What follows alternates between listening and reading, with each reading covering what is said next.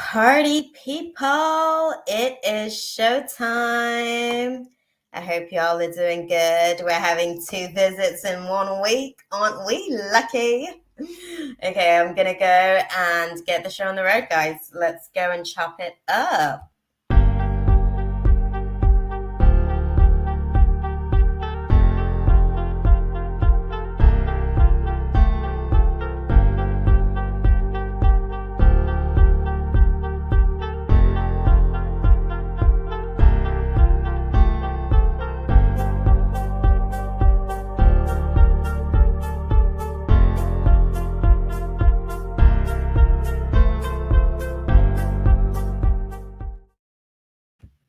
Staring at herself in the mirror on the restroom door.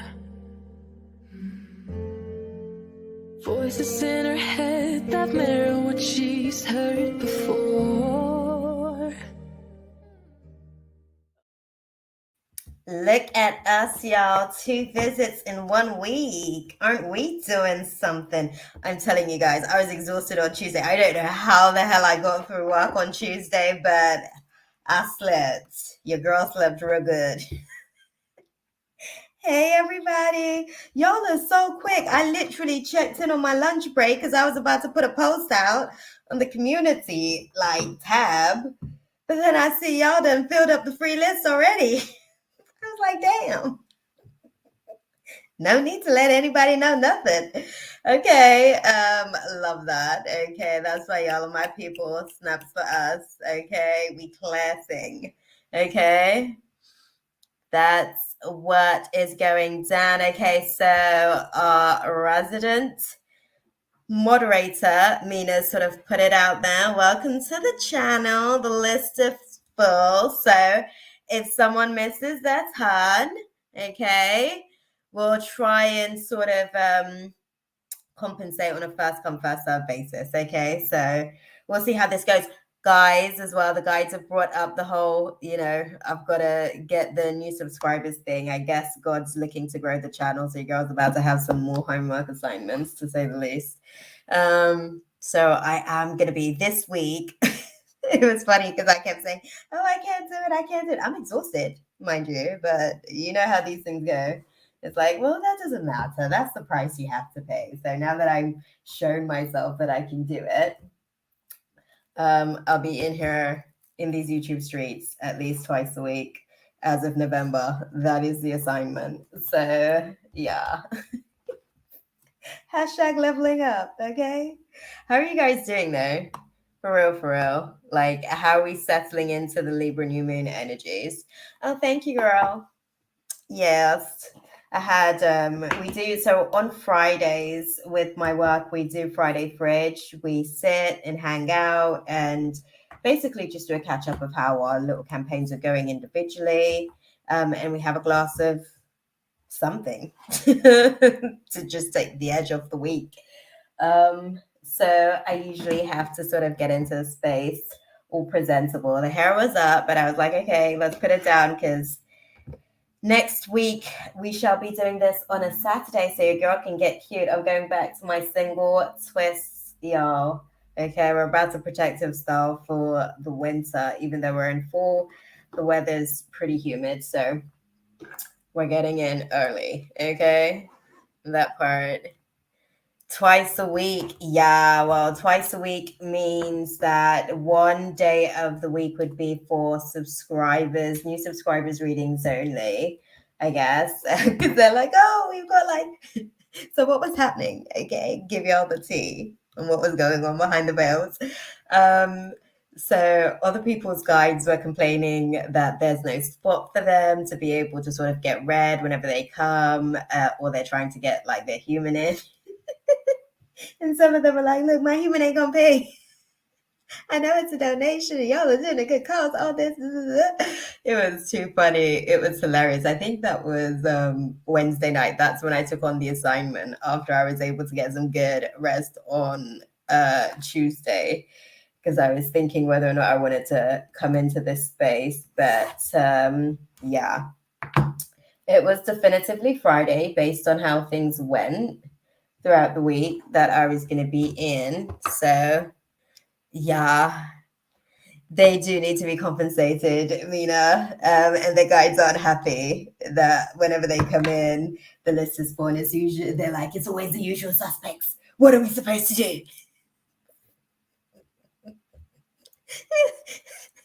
It was a whole shit show. It was a behind the scenes like trial. It was a whole court going down. Everybody was pleading their case. I was just sat there like yeah, it was something. So because of that, I've taken on the assignment. God, y'all pray for me, okay? Like the exhaustion is real, but you gotta do what you gotta do, man. And I love coming to hang out with you guys. I think obviously, like sometimes with like meeting new people, right? Let's have a like little chat, guys. We're like 5 minutes in, that's plenty of time.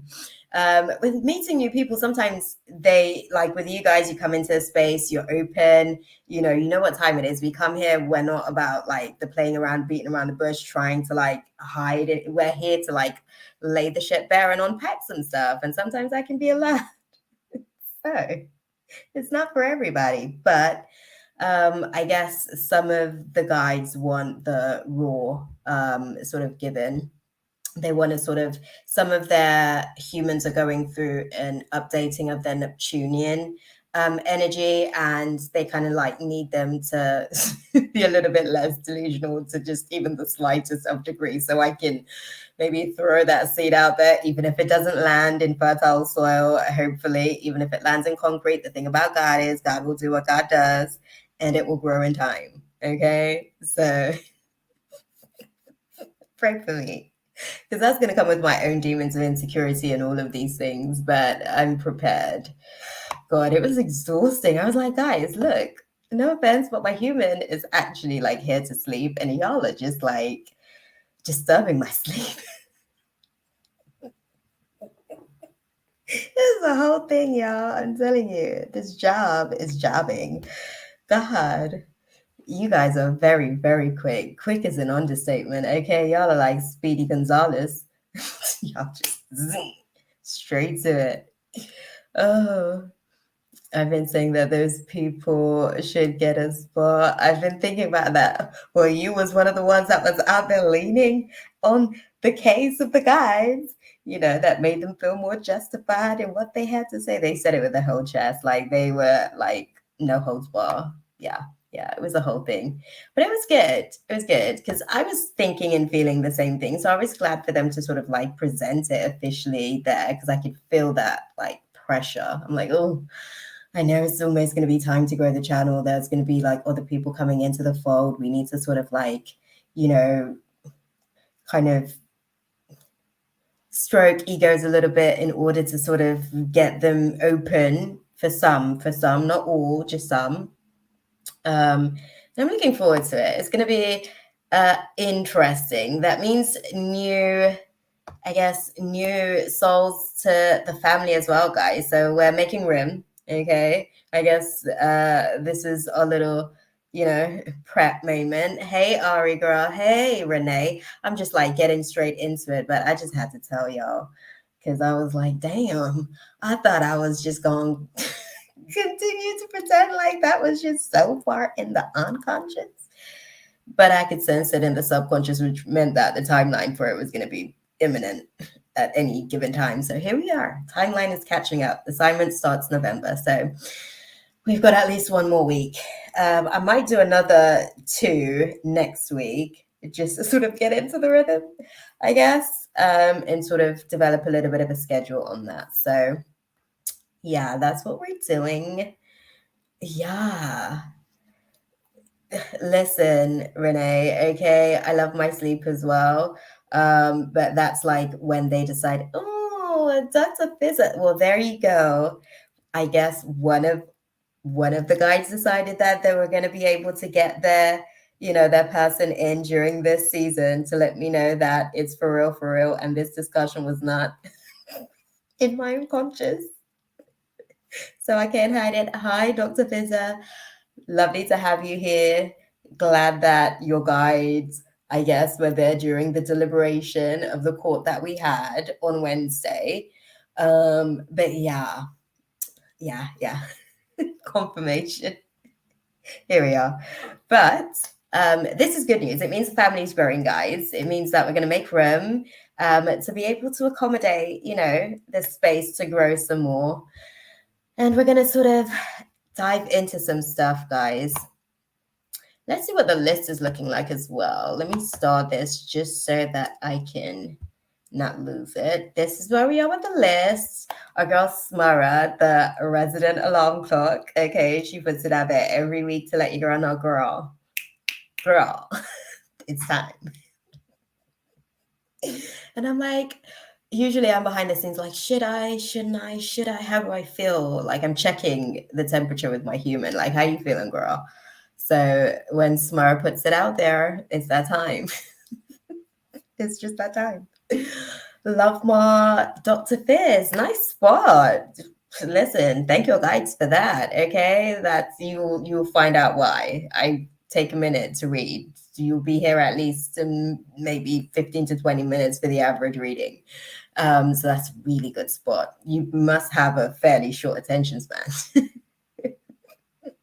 Because for those who are a little bit more patient, I guess that guys are like, we'll take what we can get. And it works too. So yeah. Okay. So we've got Love More, Dr. Fiza, Renee, Ethereal, Ash 13, Sammy, Foxy, Mina, and then the real Summer J. That's what we're doing. That's what's up. Okay. Yes. Right. Is Smara here? I haven't seen her in the chat yet, so I don't know if she's even sort of like present for us. If you are here, Smara, throw your question out there. I'm gonna scroll to see. Oh, yes, you are.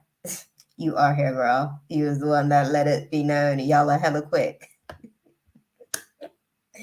Okay, cool. Okay, so let's get Smara's question out there. 12 minutes in, that's decent. We rocking with decent timing. You are, girl, and I love that. I love that. Listen, we all have a little part in these scenes that plays out, and I love how we all just show up for our part right in cue. Okay, it has to be here. That part, that part, y'all. There's a whole production. And thank you, Mina, for like being here nice and like ripe and present for us as well. We love that. Okay. Listen, I'm telling you, even myself, I didn't do my second job today. Because y'all know your girls got many jobs and many gigs.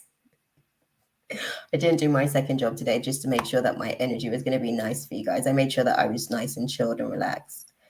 Hey, Clover, how are you doing? The free list is closed, right? But if you stick around, someone may miss their spot on the actual list. So you might actually get an opportunity. Maybe sort of come back in at some point.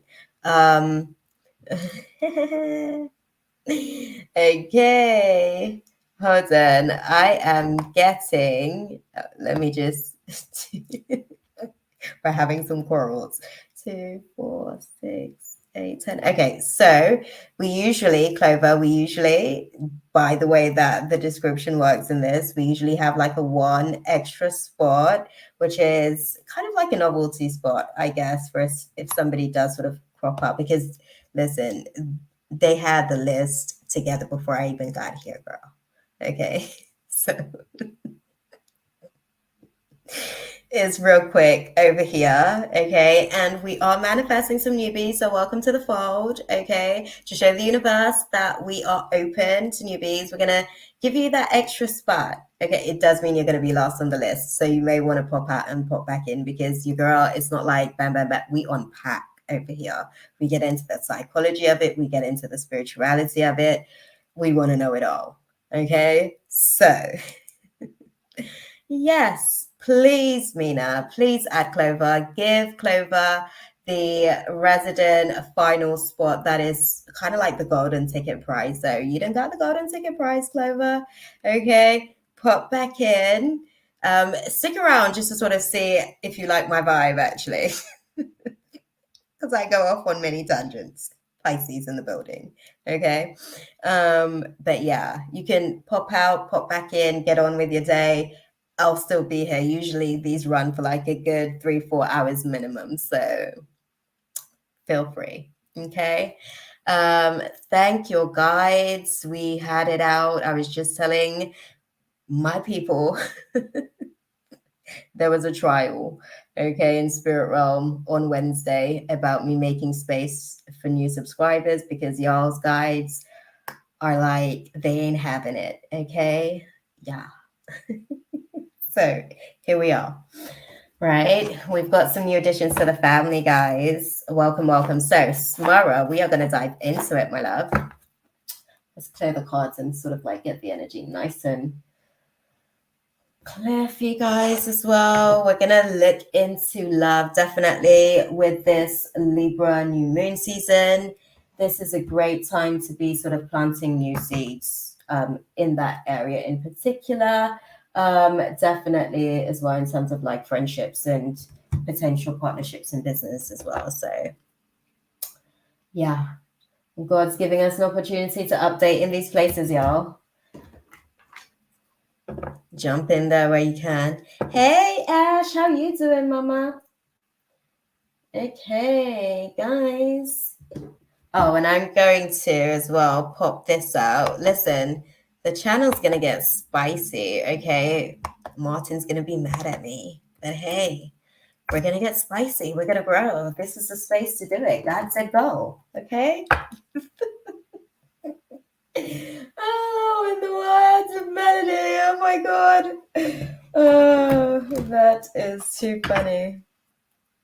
Okay, y'all. So the link that I've just popped out there is the streaming link. So you can come on the actual stream if you want as well, because we unpack. It's nice to kind of like just be able to go back and forth as well. Because I'll be asking questions. This ain't like a one-sided thing. You don't get to be the only one that asks me questions. We've got to unpack it. Okay. Oh, do you know what, Ash? I'm glad you're here, girl. I felt the download coming through from you. Over, I think it was like, I want to say in the last 72 hours, and I was like, oh my God, this feels spicy. Tell me in person. So I didn't put the link out there already. I'm going to keep putting it out there. Mina, can you save that and pop that out there or pop it in on the actual list as well, just so that people have those details. Yes, Mama Sammy. Listen, Sammy, we are taking the productions up tonight, okay? Your girl just got new assignments. I'm getting ready to be put on. Okay? I've been asking and asking, but my lazy personality, she wasn't ready for that. She was just like, girl, I am chilling. Okay? Leave me alone. Hey, Elaine. How are you doing, beautiful? Lovely to have you in the room with us. Oh, we are going to be doing bits tonight. It's a Friday night, guys. I'm excited. Yes. I'm with the guides. I was there, especially. I be seeing around when folks ask those questions over and over, waste of time. Yeah, that part. Okay. That part. Okay. Let's dive into it, Smara. Right. I want to know what will happen romantically in my life in the next few months. Do you see any relationship or any decent guy? New people, new energy, girl. I'm already sensing a March timeline for you, to be fair. But we're gonna unpack it. Okay, first we're gonna look into the first 3 months to get sort of like little snippets because time moves very, very quickly. So many decisions, so many changes taking place as well. Smallest of changes making so many big drastic impacts. So we're going to sort of have a look at the first 3 months and then we'll have a look at the next 3 months following, because any seeds that are being planted during this Libra new moon, there's sort of like a 6 months harvest season until the Libra full moon, where you'll be able to start to see like the vegetation. Okay, you'll start to see the fruits of your labor, if you will. Definitely picking up on a March timeline for you there. What are we now? October. November, December, January, February, March. Okay, so within the 6 months. So love the fact that we're unpacking this into parts. Okay. Right, guys. So let's have a look at the next 3 months in romance class for Smara. What does that look like, firstly? Let's have a look at that. Okay. Oh, some loneliness. Some isolation, babe. Okay. Talk to me about it though. Lonely how? Because there could be physical loneliness, but is there somebody on the scene? Is there somebody that's kind of like getting our girls' attention? What's the vibe? Talk to me. Oh, here we are. Okay. Okay. Okay. Interesting. Well, things are turning. Okay, it's a turning. Okay, guys. Cool beans, cool beans, cool beans. Okay. Okay. So I know, girl. I know. Yes, nice one. You did say Libra moon.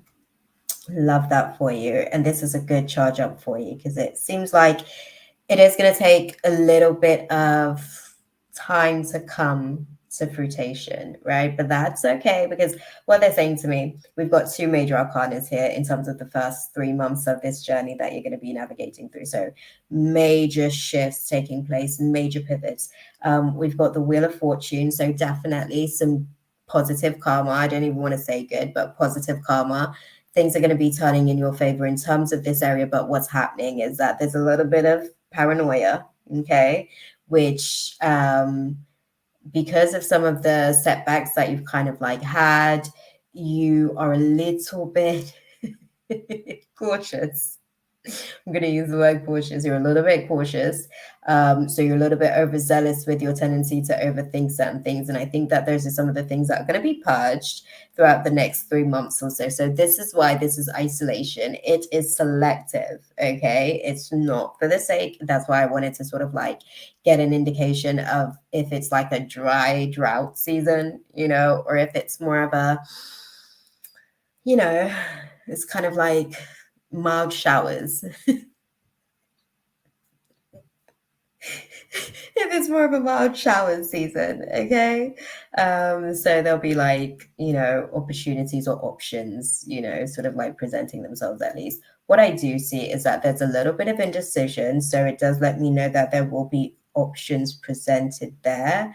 I'm seeing at least a couple, right, during between now and the sort of like March timeline that I'm sort of like sensing.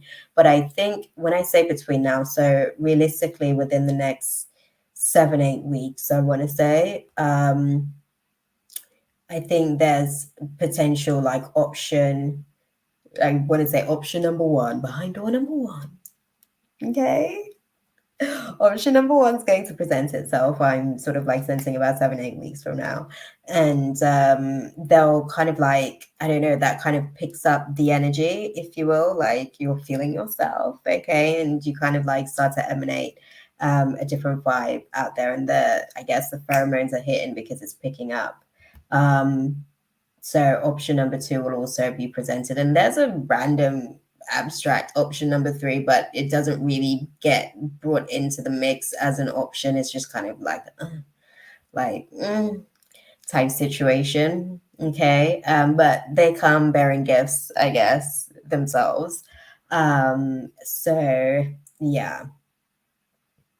Yeah. There's two potentials. The other situations, again, this will be, and this is the thing, like when we navigate through situations, yes, we sort of like leave certain situations with battle wounds and scars, right? But the thing about it is that also puts us on watch, right, for certain behaviors. It kind of like it provides us with the wisdom that we need to move forward, essentially, once we sort of leave that class, right? That part, girl. This is why we're going to get into like phase two, okay? Because March is really where I feel like shit's popping off for you as far as like these options. So we want to see where we are by like 6 months if there's a definitive, because right now we're dealing with like indecision season during the 3 months period. And I think that that's because the first option comes up and then it's like, whoa, it's all activated. And then the universe is like, let's throw another bait in. And then it's like, oh, I think I like, okay, let's see what you're about. And then I'm like probably giving you guys the whole, because this is how it's coming. Do you see what I'm saying? Like, this is how they're sort of like giving me like the little snippets of how it's kind of like playing out in terms of the scenes and stuff. But yeah, then it's a case of being stealthy with this, right? Like being methodical and kind of like figuring out, okay, I like you for these qualities, but I don't know what the chemistry is like fully like. There seems to be something that's missing, but I can't quite put my finger on it, right? That's with option number one, which is why the universe presents option number two, and then other stuff comes. So you got to be mindful as well, right? Because the first 3 months is the class, I guess. It's kind of like you're going through your pivoting moment where your positive karma is sort of like starting to flow in, right? And as you navigate through this, you'll be tested in terms of your receptivity to this good energy that's sort of coming into your space. I'm not gonna lie, I'm gonna say this to you, girl, like, you love a little bit of fuckboy vibes. I know we're like 26 minutes in, and I'm like trying to keep the linguistics nice, but the F-boy vibes, just a smidge, Smurra. There's something about it that you're attracted to. You got to figure out what that is, okay? Because those are some of the things that you're going to be sifting through, okay? I think it's the spice. I think it's the spice that they bring. I think they bring a little bit of flavor. I think because like personality, you like the personality, the charisma, the charm of it all. I think one of the main things that I guess you will be identifying during the process of this. Venus and Sag. Okay, interesting. Fiery. That makes sense.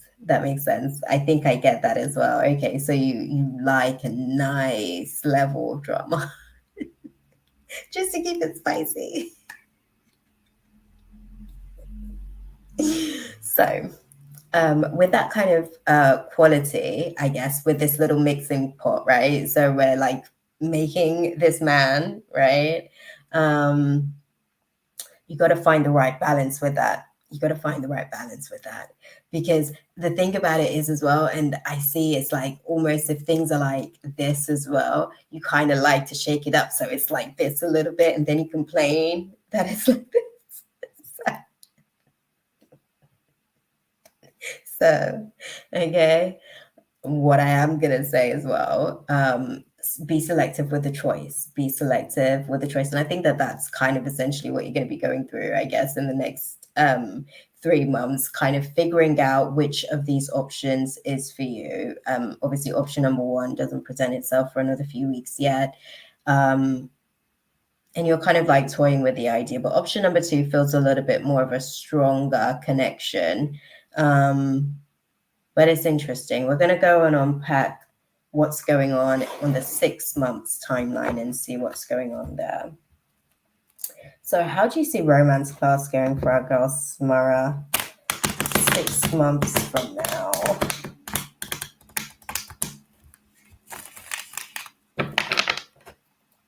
It's interesting. Okay.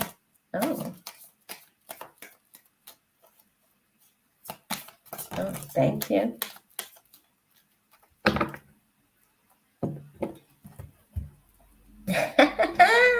Okay.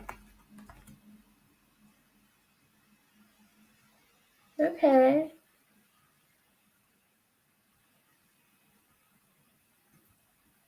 Elaborate for me. Okay, at least the 6 months timeline isn't necessarily like a it's not, how can I put it? no major arcanas, which is good. That means that you're kind of like past the biggest of the wave.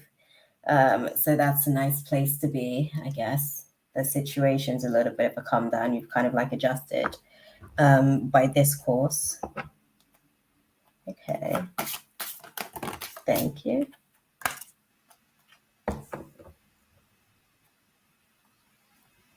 Mm, okay. Okay. Mm, okay. Okay. Interesting. So, couple of factors to the situation on the 6 months timeline.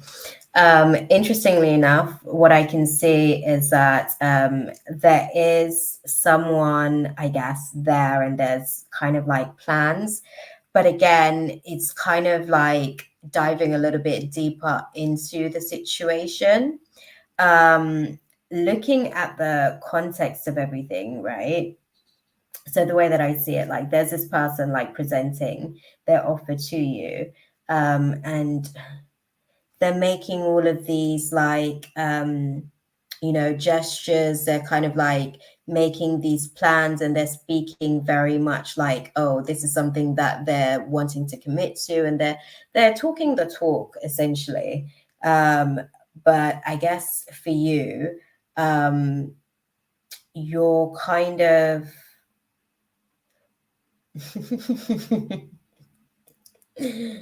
you're still a little bit indecisive about whether or not you kind of like trust their word. And I think sometimes they come off like this is more lust than anything else, essentially. Like that's really what they're sort of like. This is why I was saying to you, girl, you're gonna have to like check that F-boy energy, that like there's something that you're attracted to about it. So naturally, hormonally speaking, right, like your pheromones are emitting to attract that same sort of frequency as well. um you're gonna have to watch that, girl. Okay, you're gonna have to watch that. This was one of the things that was going on beneath the surface. So I was going to be my next question was going to be for you on what the actual spaces, I guess, are for you, to be open to someone new in this space and situation. Because I see that both of you guys are wearing masks. It's not necessarily just them in this space, because it's almost like you move forward, or the best way that I can put it, you take a wall down, but then you put it halfway back up because you somewhat don't actually want to move on, right? There's a fear of moving on. So it's kind of like FOMO with a situation, or there's like a desire, a yearning for reconciliation. Are we talking about Gianni? That was going to be my next question to you after sensing that space. Is that the key, I guess, like that's like locked away in your heart? Is that the space reserved for at this restaurant? Okay. That was gonna be my next question, because it was kind of like, I don't know, it was almost like this fear of moving forward. Essentially, like, oh, am I good. Good. Because that space and situation is not giving what it's supposed to give in order for it to move forward. It's still going to be pretty stagnated.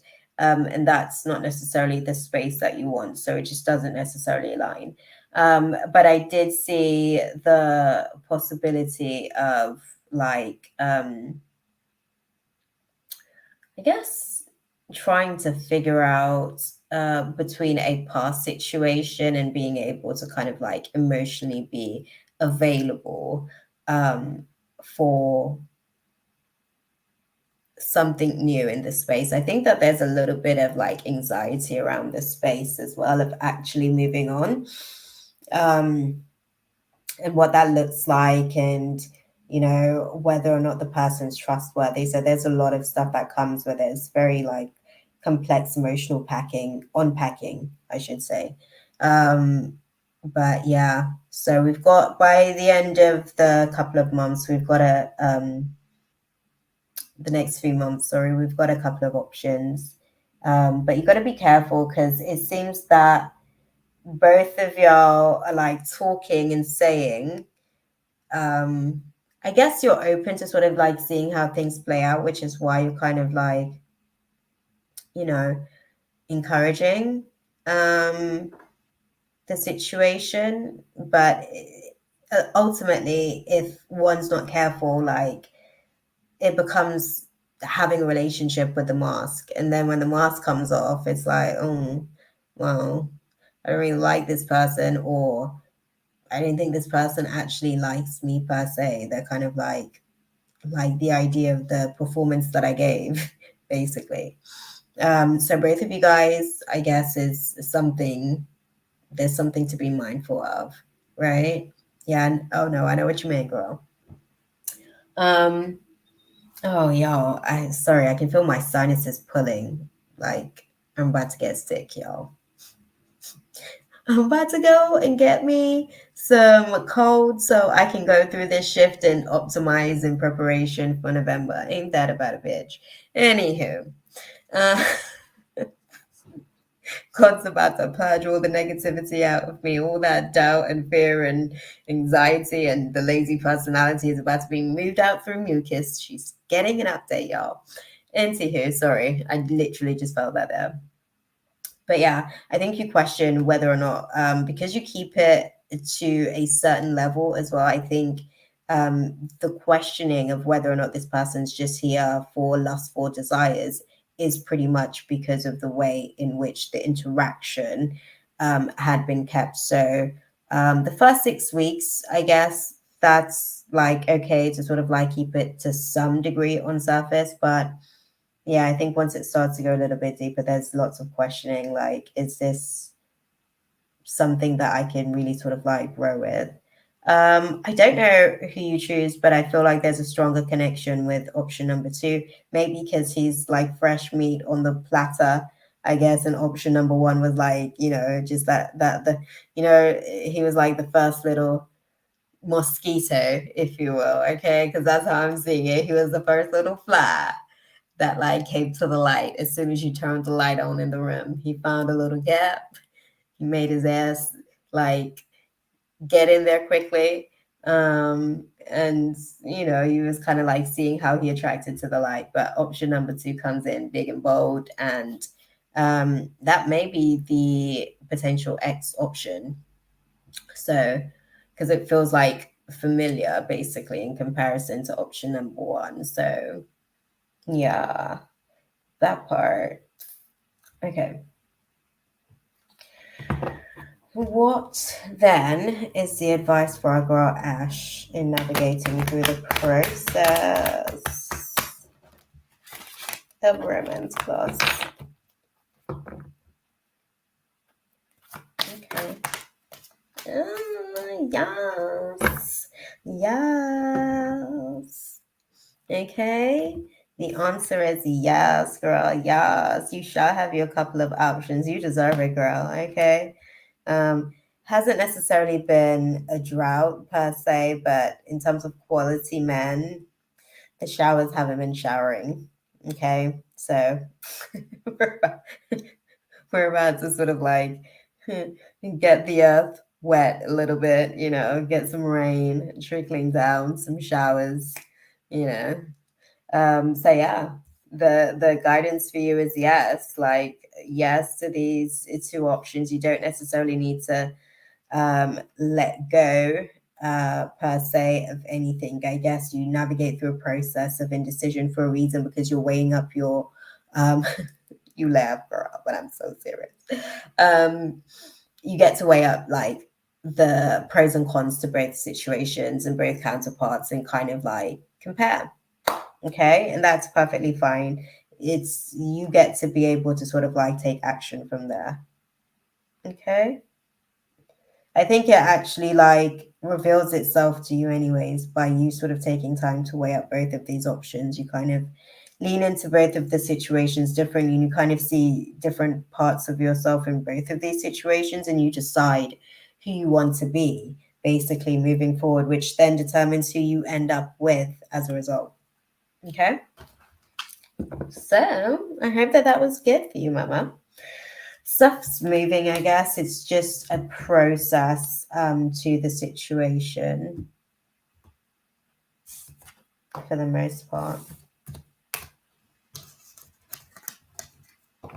Okay.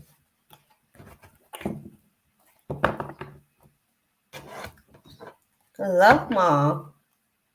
I don't think I saw you in the chat, but I am glad to know that you are here.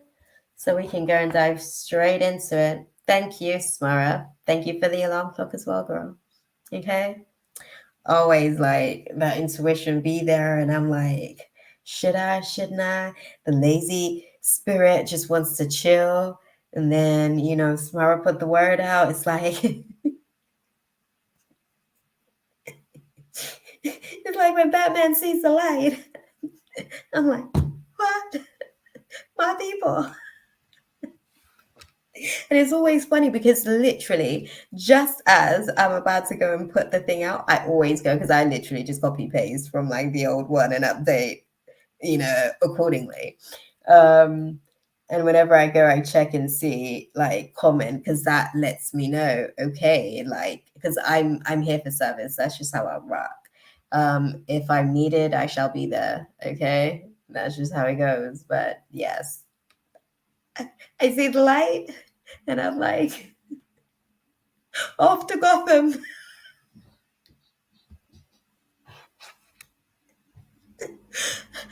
Guys, I'm Robin, okay?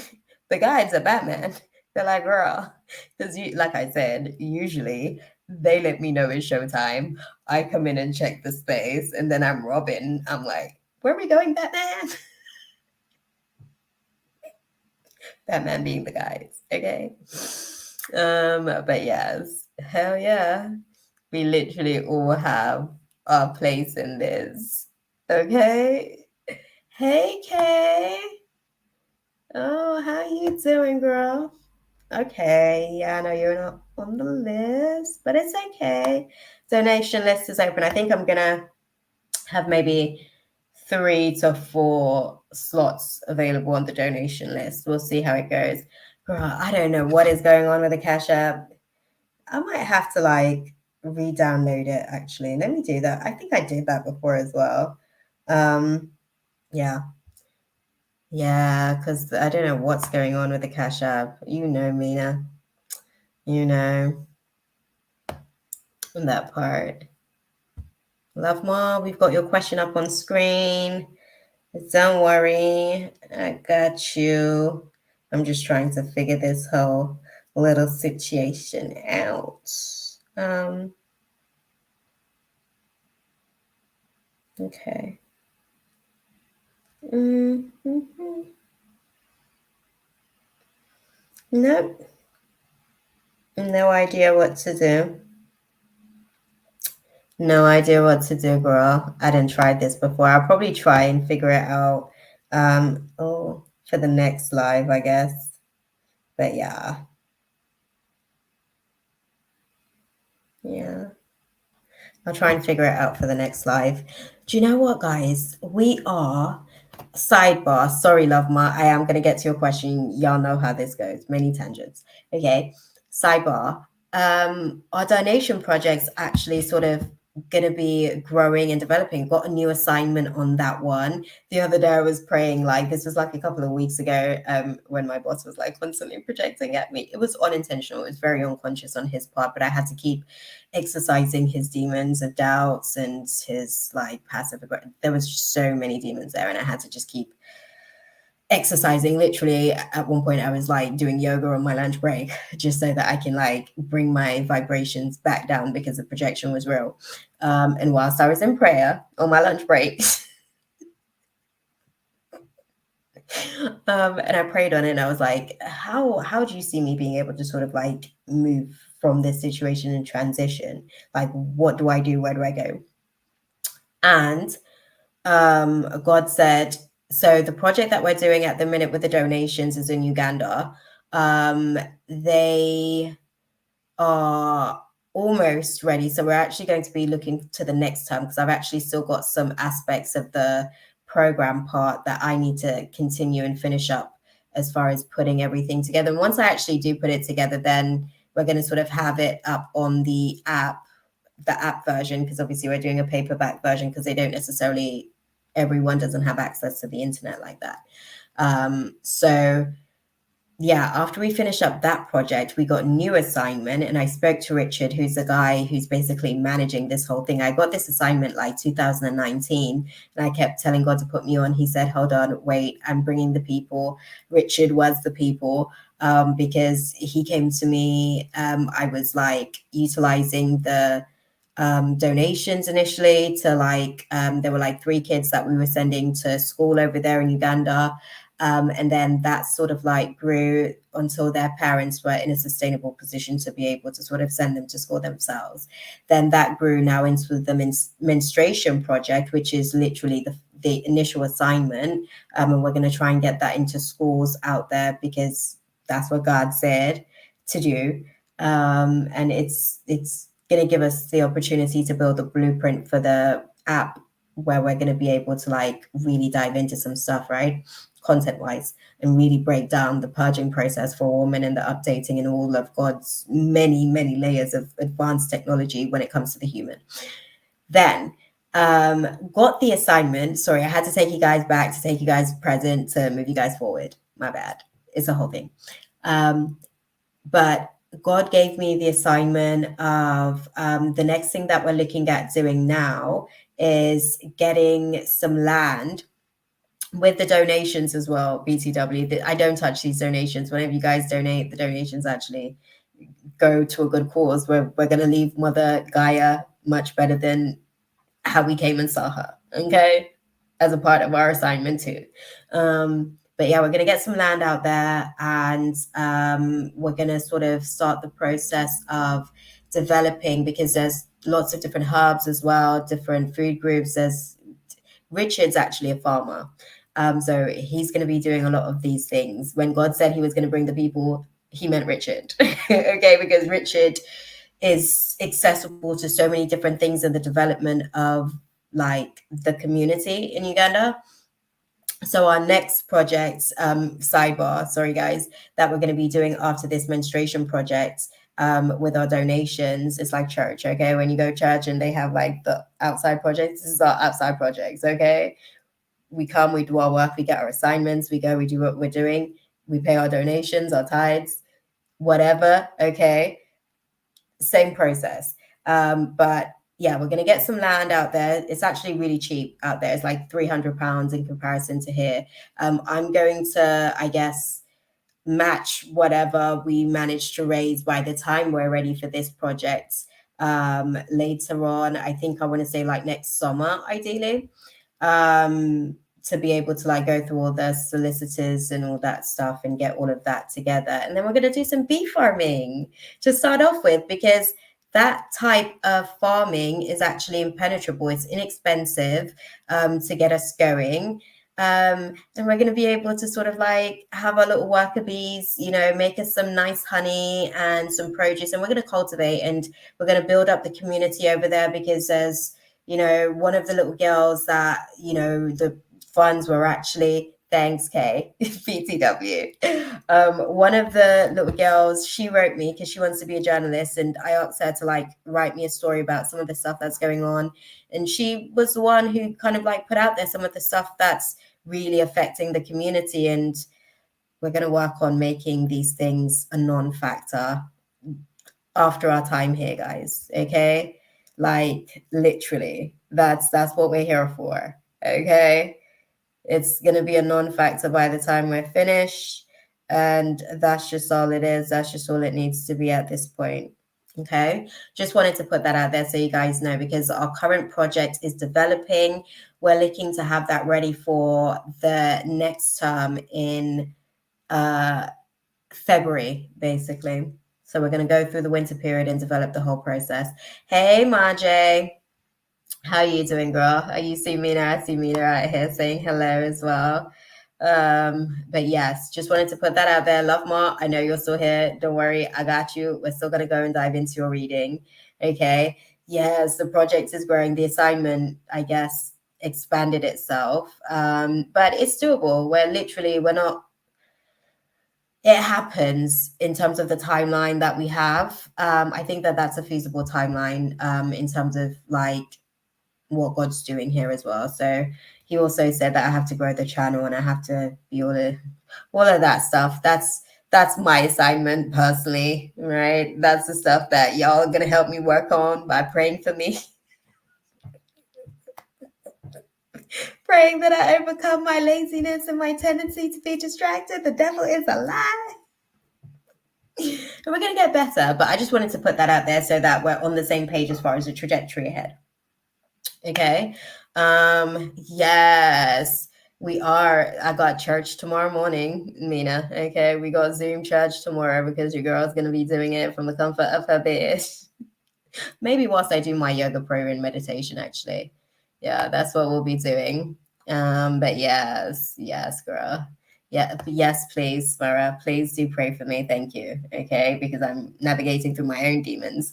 I didn't even realize that these little buggers were so erratic until I got activated recently, but the updates have been real nice. So, all of that out the way. Love more. Back to you, mama. And the photos are coming as well. I've got the photos on my phone. I'm literally just trying to figure out how to do it on here because it doesn't. But I might just put it out on the community tab and then you guys can see like where we are with everything there. Okay. Hey, can we see the space between me and Ian? Let's go and dive into you and Ian, mama.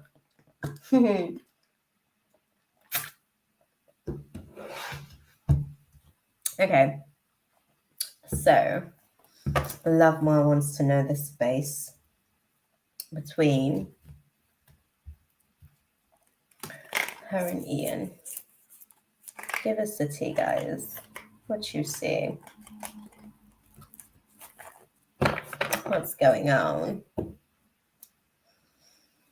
Oh, some hesitancy. Who's on edge? Is it you or them? Oh, that was interesting. This one, okay, not quite. That was a real question, Love Ma. Who's on edge, you or them? Because, yeah, it seems like there's a little. Oh, yes, Kay donated. Yes, my bad, Mina. Let me go and. Yep, did receive that. I did receive that. My bad. Thank you. Thank you, Kay. Yeah. Okay, let's get this. Yeah. Thank you, Mina. I see you updated the list as well. Let me start that. Okay, let me start that. Good stuff. Okay, so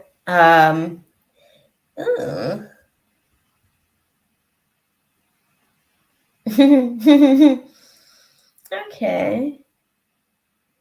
The space is still a little bit of delays. It doesn't necessarily, it feels like okay, so this is the energy that we're dealing with, mama. This is the energy that we're dealing with. It's not necessarily like a full-blown like new beginning or new start per se. It's still a little bit of delays in terms of moving into a direction where it's like, oh, this is like fully the moment where things feel happy. So the undertone of this is definitely like a major transition, a major shift in terms of the dynamic, right? We're talking about this moving from an unsuccessful situation to a more successful positive experience, right? Where it feels like we're just singing in the rain. Okay, you're kind of like loving the experience, you're basking in it. It kind of like brings your jovial, childlike spirit sort of to the forefront of the conscious experience, right? We're not there yet. There's still going to be some delays in terms of you guys being able to sort of figure out fully like what you actually want to do with the situation. It's interesting because there's actually a lot going on under the undertone of this class for you, because there's this new potential opportunity being presented to you, but it still comes with do I want to call it baggage? It comes with some consideration, some factors to take into consideration, right? Um, let's have a look at the timeline. Sorry, I'm curious. Talk to me about the timeline then, guys. Like if we're experiencing delays. Let's have a look and see, when is this like stagnation of the energy likely to be moved through? Okay, and I get that. I get that. But come on now, guys. Give me a timeline. That's what I asked you for. Okay, I get it. One is learning to trust the process.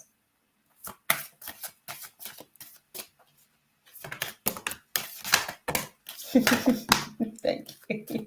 You guys are so out of order. You guys are so out of order.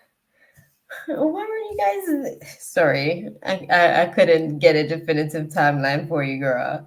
Okay, because okay, and I'll tell you why. The cards that I'm using, they are like they have different timelines in there, and that's strategical on my part. But some things, I guess, has to play out, so they never really want to sort of like. If I don't definitively get a timeline, I usually sort of like let me know by the cards what their ideal sort of like timeline on the situation. I think it's just one of those things where there's a few different factors to the situation.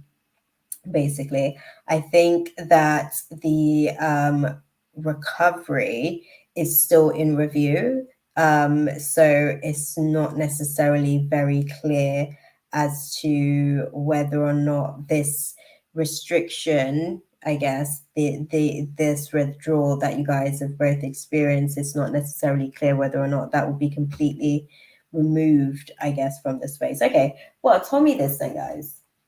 How do you see the space moving forward for them?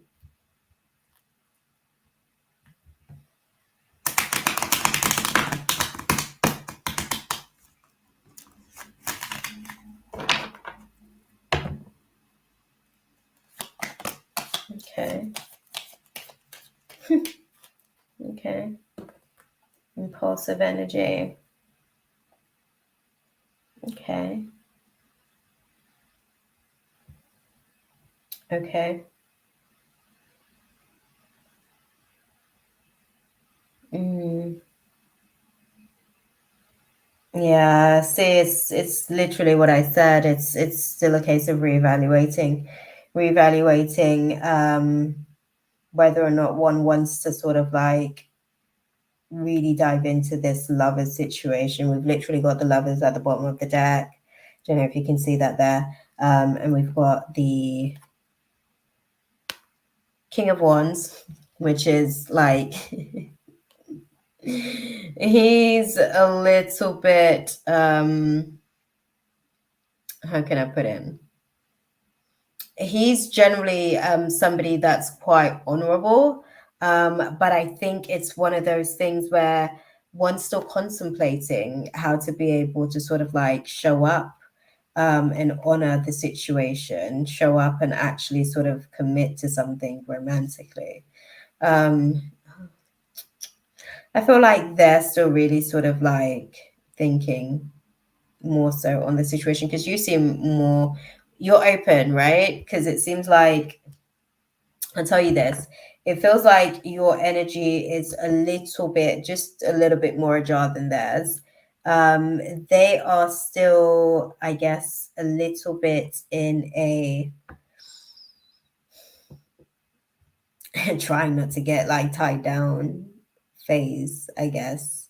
Um, mm, yeah, there's still a little bit of trying not to get tied down too quickly. Too quickly is the key word there that I'm using because I think that it's a timeline situation for them. I think that they're not necessarily sort of like all the way clear as to what that may look like.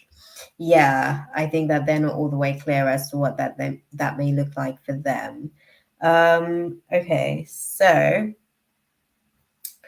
let's have a look then. What do you guys advise? I know I get it. Moving forward, you're going to be waiting to see how this recovery situation play out, right? But, right? Asking for your guidance because that's what y'all are here to do, right? That's y'all's job.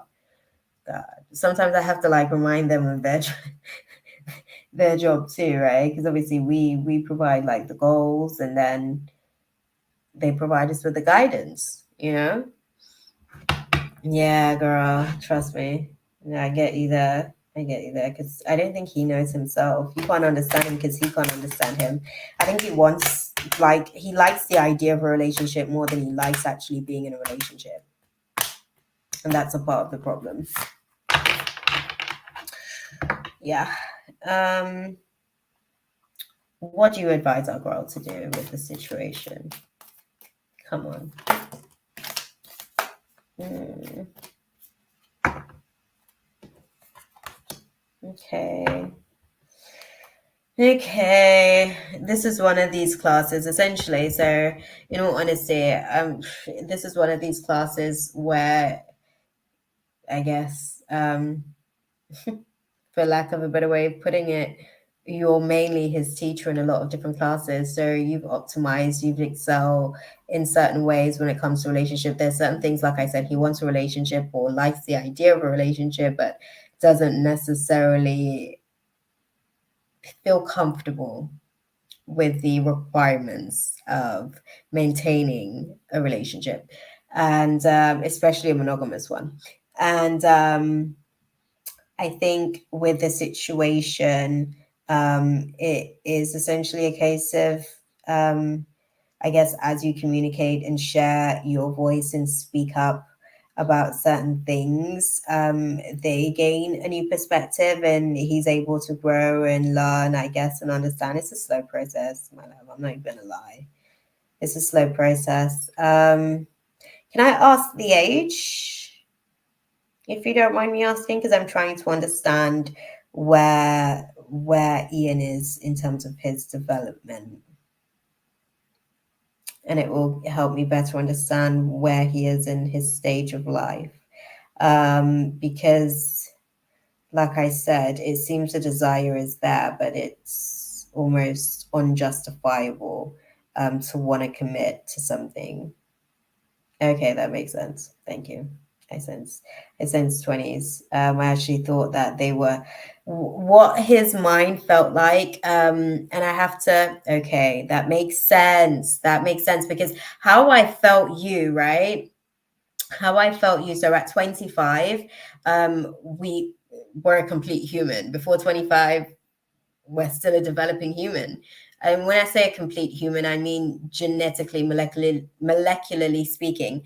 Our fontanel bone isn't like fully formed essentially until we're like 25. I felt and sensed you over on the other end of that spectrum, and I felt that he was over on the other side of the spectrum, unfortunately, which is why the desire and the idea was there, but the how to's were very much like vague and abstract. And this is why it was a case of the idea of it felt more like, oh, that's attainable, than the reality of it being something that was like, oh, I'm content with that. Also, question, when was their last serious relationship? Because I think these are some of the factors as well with the situation. Yeah, these are some of the factors that really makes or breaks the dynamics that you guys are sort of like navigating through, but you're definitely here to sort of like, I want to say train him. And I'm going to be honest with you, Mama, you're training him for the next one. I'm just being honest. It's just the process in terms of timing on these things. But yeah, thought as much, thought as much, thought as much, thought as much. Yeah, that's what I was sensing, which is why I wanted to confirm with you, because I'm not necessarily fearful for you, but girl, I'm not like, this is it's going to be a challenge. I'm not going to lie to you. There's a lot of development that would be required for him to get, like, even mentally speaking, that description that I just gave you, it seems like nothing, but it's actually worlds apart in terms of like cognitive behavior. There's a lot of bad behavior. He's not like, he just doesn't want to, he doesn't want to optimize. He likes these things about himself. He loves his life, I guess, um, as is in that way. And yeah, I think that this is one of those things where you are here to teach a few things, and your time together, I'm sure, will be beneficial. That part, girl. Yes, you do. I'm not gonna lie to you. I'm just gonna be honest. I'm just gonna be honest. I'm gonna be honest. I'm sorry. I wish I could, like, I'm trying to like fix my mouth to say all this stuff, but honestly, I just have to be honest with you. Um, the thing is, why it's a case of training him for the next one is because you're growing increasingly impatient with his timelines of his personal development. So it is by choice on your part. Um, but yeah, it is a case of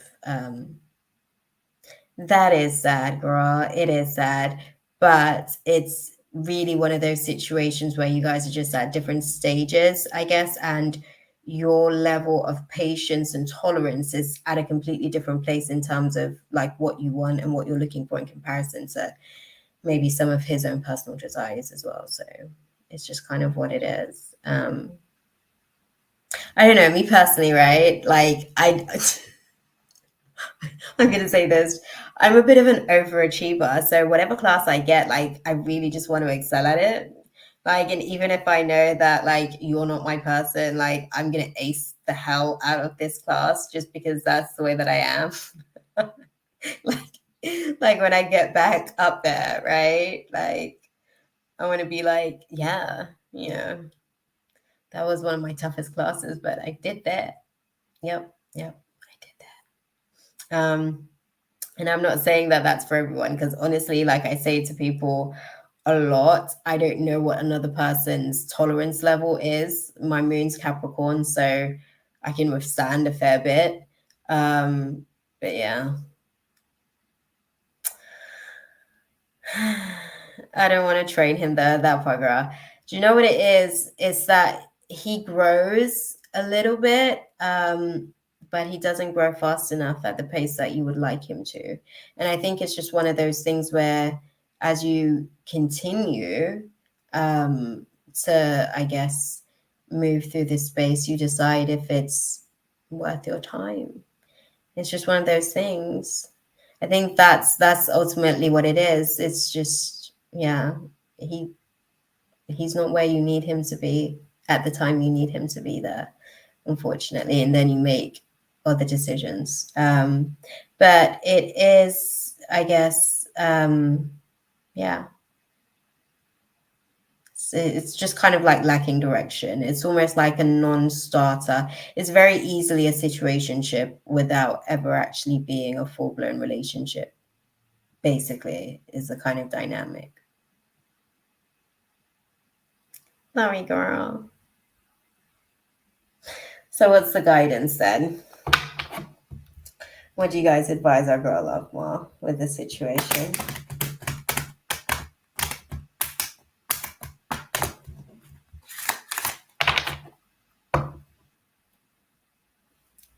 Keep an open mind. Okay? Pay attention to the red flags as you continue to get to know each other, because those are the things basically that in the long run are going to be the very things that run you away. Okay? But yeah, you guys are a cute couple-ish type thing. You know what I mean? Because the couple thing makes him a little bit nervous. He actually doesn't like the whole labels thing. He feels uncomfortable in that space. So I think that's why it's kind of like a situationship for a minute, as opposed to like a full-blown context of relationship. But yeah, pay attention to the red flags, mama, as you get to know each other. Yeah. Hope that was useful for you. They're beautiful. And I see you've put your question out there, Kay, already. So this is what we're doing. Okay.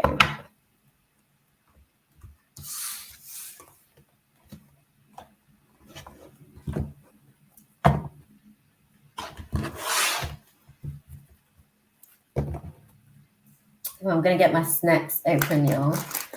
Now that we're getting into the stuff, I'm like an hour in. I need snacks to keep me going. Okay.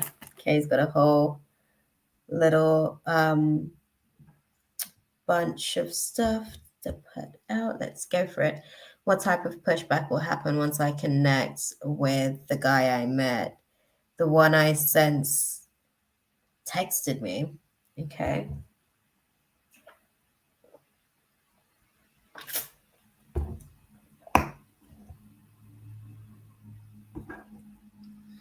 Okay. Sorry, I'm going to put my hair up, guys. I'm getting hot already. I don't know if you guys can see how shiny I am. But yeah, I've got the heater on because we are in fall. And I also, mind you, sidebar, you know how it is. Okay. I'm growing my hair, but I actually don't like hair on me. I find it very irritating, actually. Which is why I'm going back to my single twist real soon. Basically next week. I've got a couple of days off work. We're actually going to be live on Saturday next week as well, so your girl can get cute. Okay. It's weird. Like, why are you doing this to yourself then? I couldn't find the logic in it.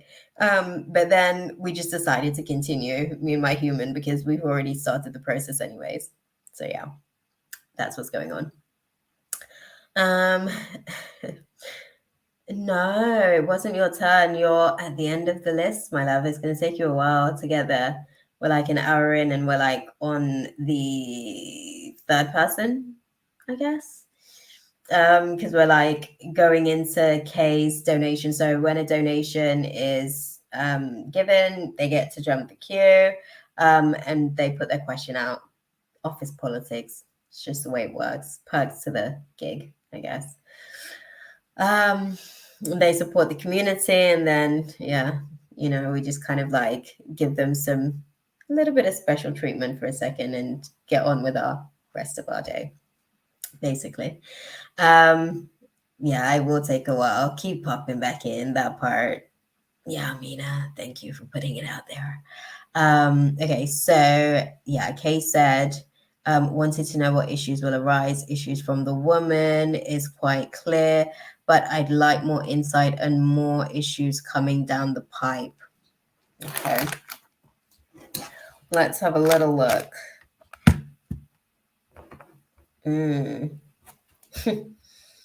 Okay, let's talk about it, guys. Ooh, this one's already shifting my neurology to get into the channel, bro. I literally just felt that shift right in the center, right here to my left eye. I just felt it. But yes, let's dive into it because I saw the timeline. I was seeing some stuff there. Okay. Talk to me about it. Some of the challenges. Oh, thank you. Much appreciated.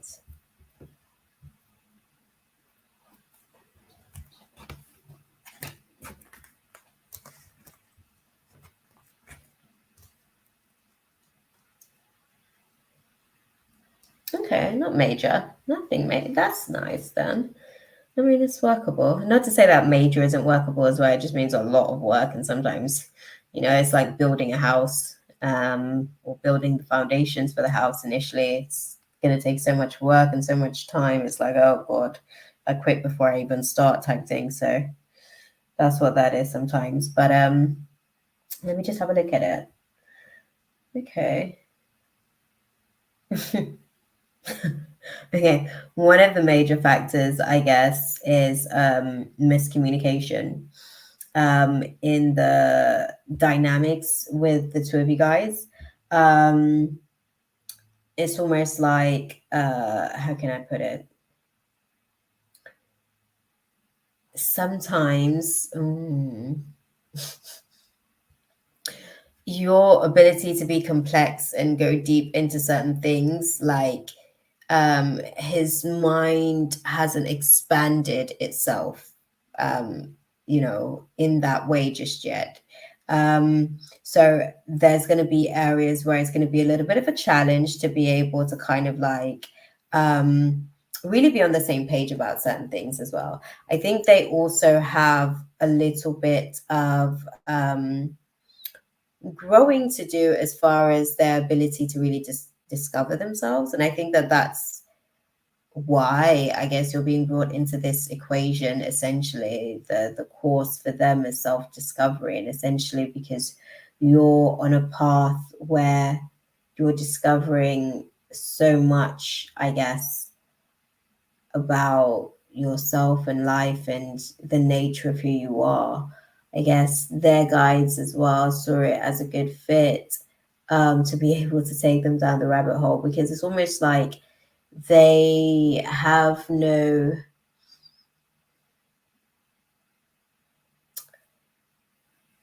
they're not doing enough to basically like allow for themselves to tap in as deeply as they possibly can. I think their guides wants for them to be able to kind of go a little bit deeper in getting familiar with themselves. They're quite powerful in ways, but they keep that to themselves for the most part. They don't, I guess, I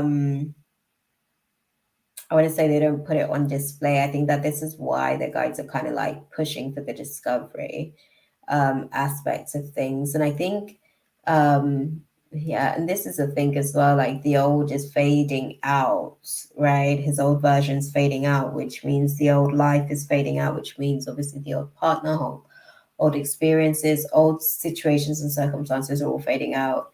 And as you guys are kind of like figuring out how to merge your worlds, yeah, it's all very complex for him, but he wants to be able to understand and where he fits into it all. But he's quite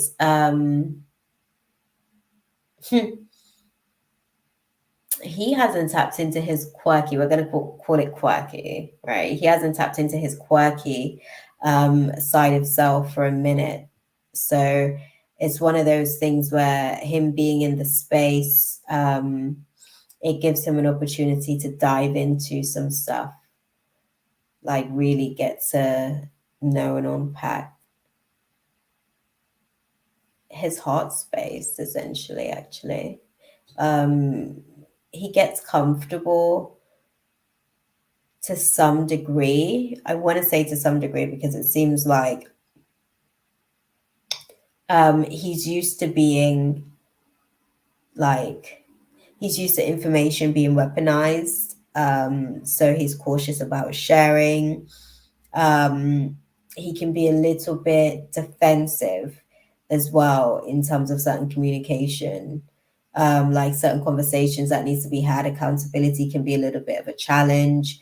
Um, and I think that these are some of the things that are likely to cause a little bit of disturbance for you in this space as well.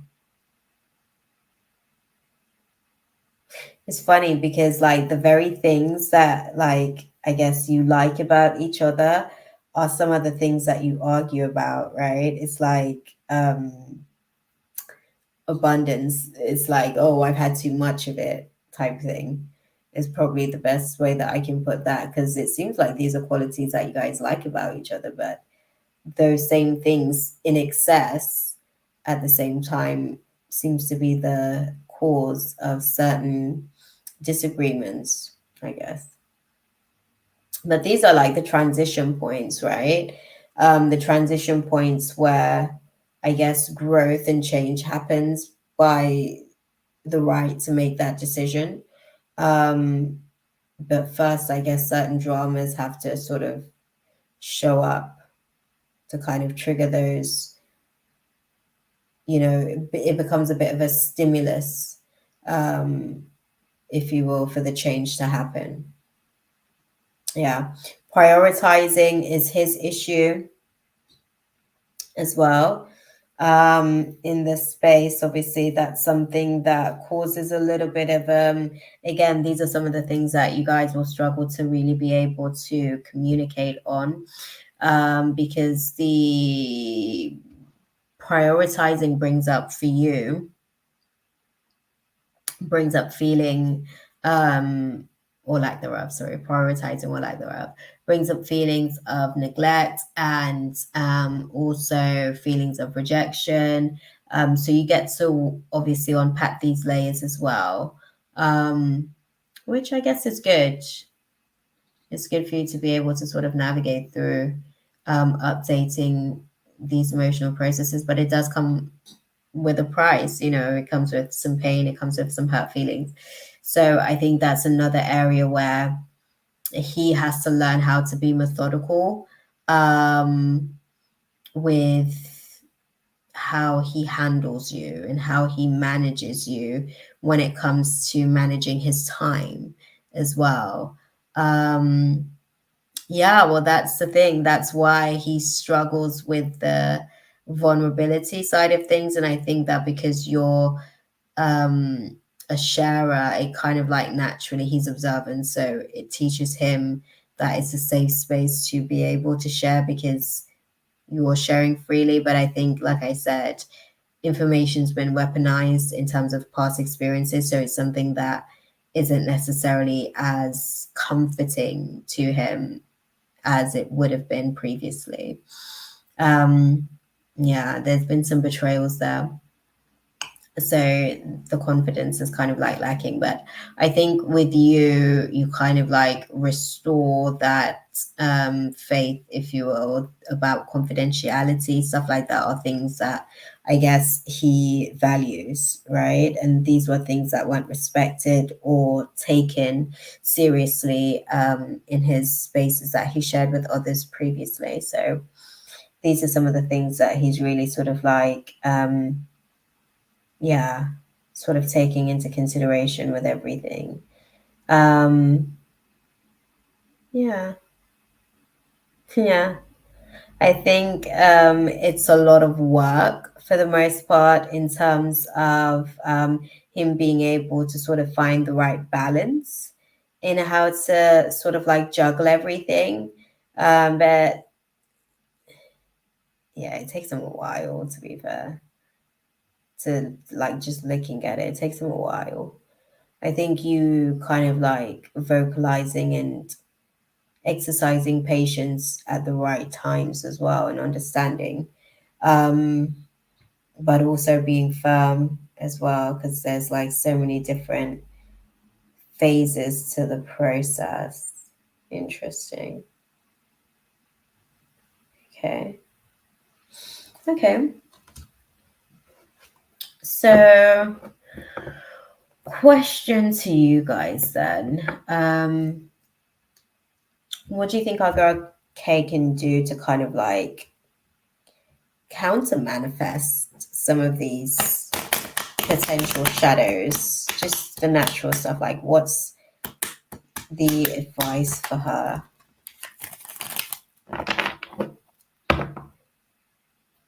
Okay. Oh, damn. Well, damn, girl, it's a whole story. The rest of the cards are like all the way over there, so bear with me. Let me go and grab those. I don't know if you guys saw me look back. I was like looking back at it. I was like, damn. Well, dang. Okay, so we've got quite a few cards actually.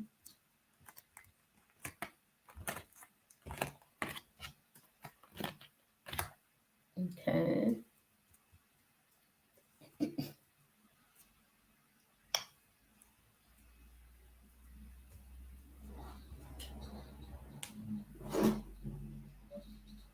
Okay. And this is a second phase. Okay.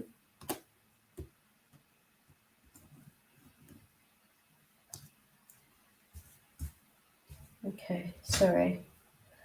I'm just having a little setup here. There's quite a few cards, so I just want to have a look at it and see.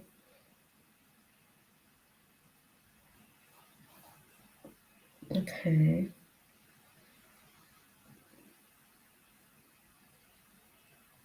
We've got a couple of major arcanas like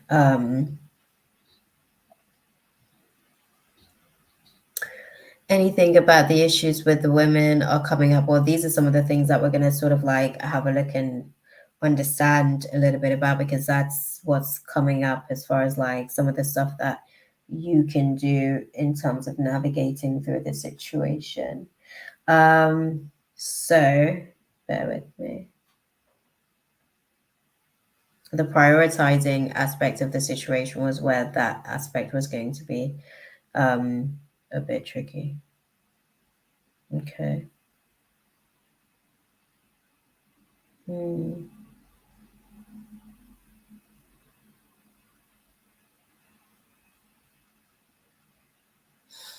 So I'm gonna play it out for you in terms of like how they're giving it to me with the cards. They're saying it seems like there, I guess, essentially is competition, if you will, that will definitely sort of like, you know, it will kind of like stagnate the process of things really developing in terms of the initial start, right? Because it's a constant like non-starter. It's like a stop-start situation, very much indecision. So nothing can really sort of like be built on that sort of foundation, right? But for you, as you kind of like continue with the situation, it's really more or less interesting. Sorry, this is interesting. At the bottom of that deck, the first lot of cards that we pulled on the situation, we've got the Knight of Wands upright. On the bottom of this deck, we've got the Knight of Wands in reverse, which is speaking about scattered energy, delays, making hasty decision, which again is what makes it very frustrating dealing with the results, because when we're very like quick and on methodical, we can manifest lots of resistances. So we don't necessarily take the path of least resistance, if you will. So that's interesting. In this dynamic, this is essentially what you're sort of like navigating through, the consequences. And this is obviously why I said initially, like, not to necessarily rush things. So that's good because you're taking your time already. So that's a factor that isn't necessarily like all the way, you know, you're not playing into that aspect of the situation, which is good. Okay. But that is the undertone. The universe is sort of like testing, because they tend to be a little bit quick as well in terms of like when they sort of like feel like they're getting into a situation, they're quick with the love bombing.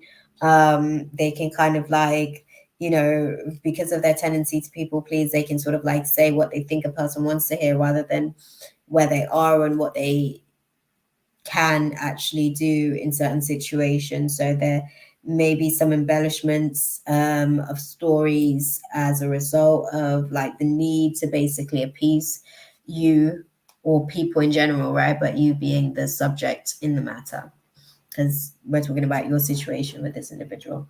And yeah, it seems as though like there's a little bit of doubt, I guess, that I essentially you'd be sort of like navigating through some doubts yourself, but I think that's because he has doubts himself about let me clarify what this doubt's about actually and get some insight into that. Clarify this for me. What's the doubt about? Okay.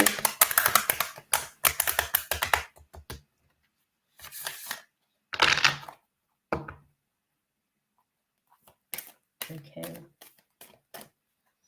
Self-identification. Put it into context. Thank you. Okay. Okay. I've got so many cards out. It's a bit tricky to find room. Okay. I'm now out of space. Yeah. Right. Perfect. So, let's see. Okay. Okay, again, we have the sun in reverse. So he's thinking about the fact that, there's a lack of direction with the situation. He's also looking at some of the relationship dynamics that hasn't necessarily been successful for him in the past. So his doubts are really stemming from past trauma. Your doubts are stemming from observing present behavior that is indicative of that actually. He's a hurt person that is showing hurt behavior, basically, is the best way that I can put it.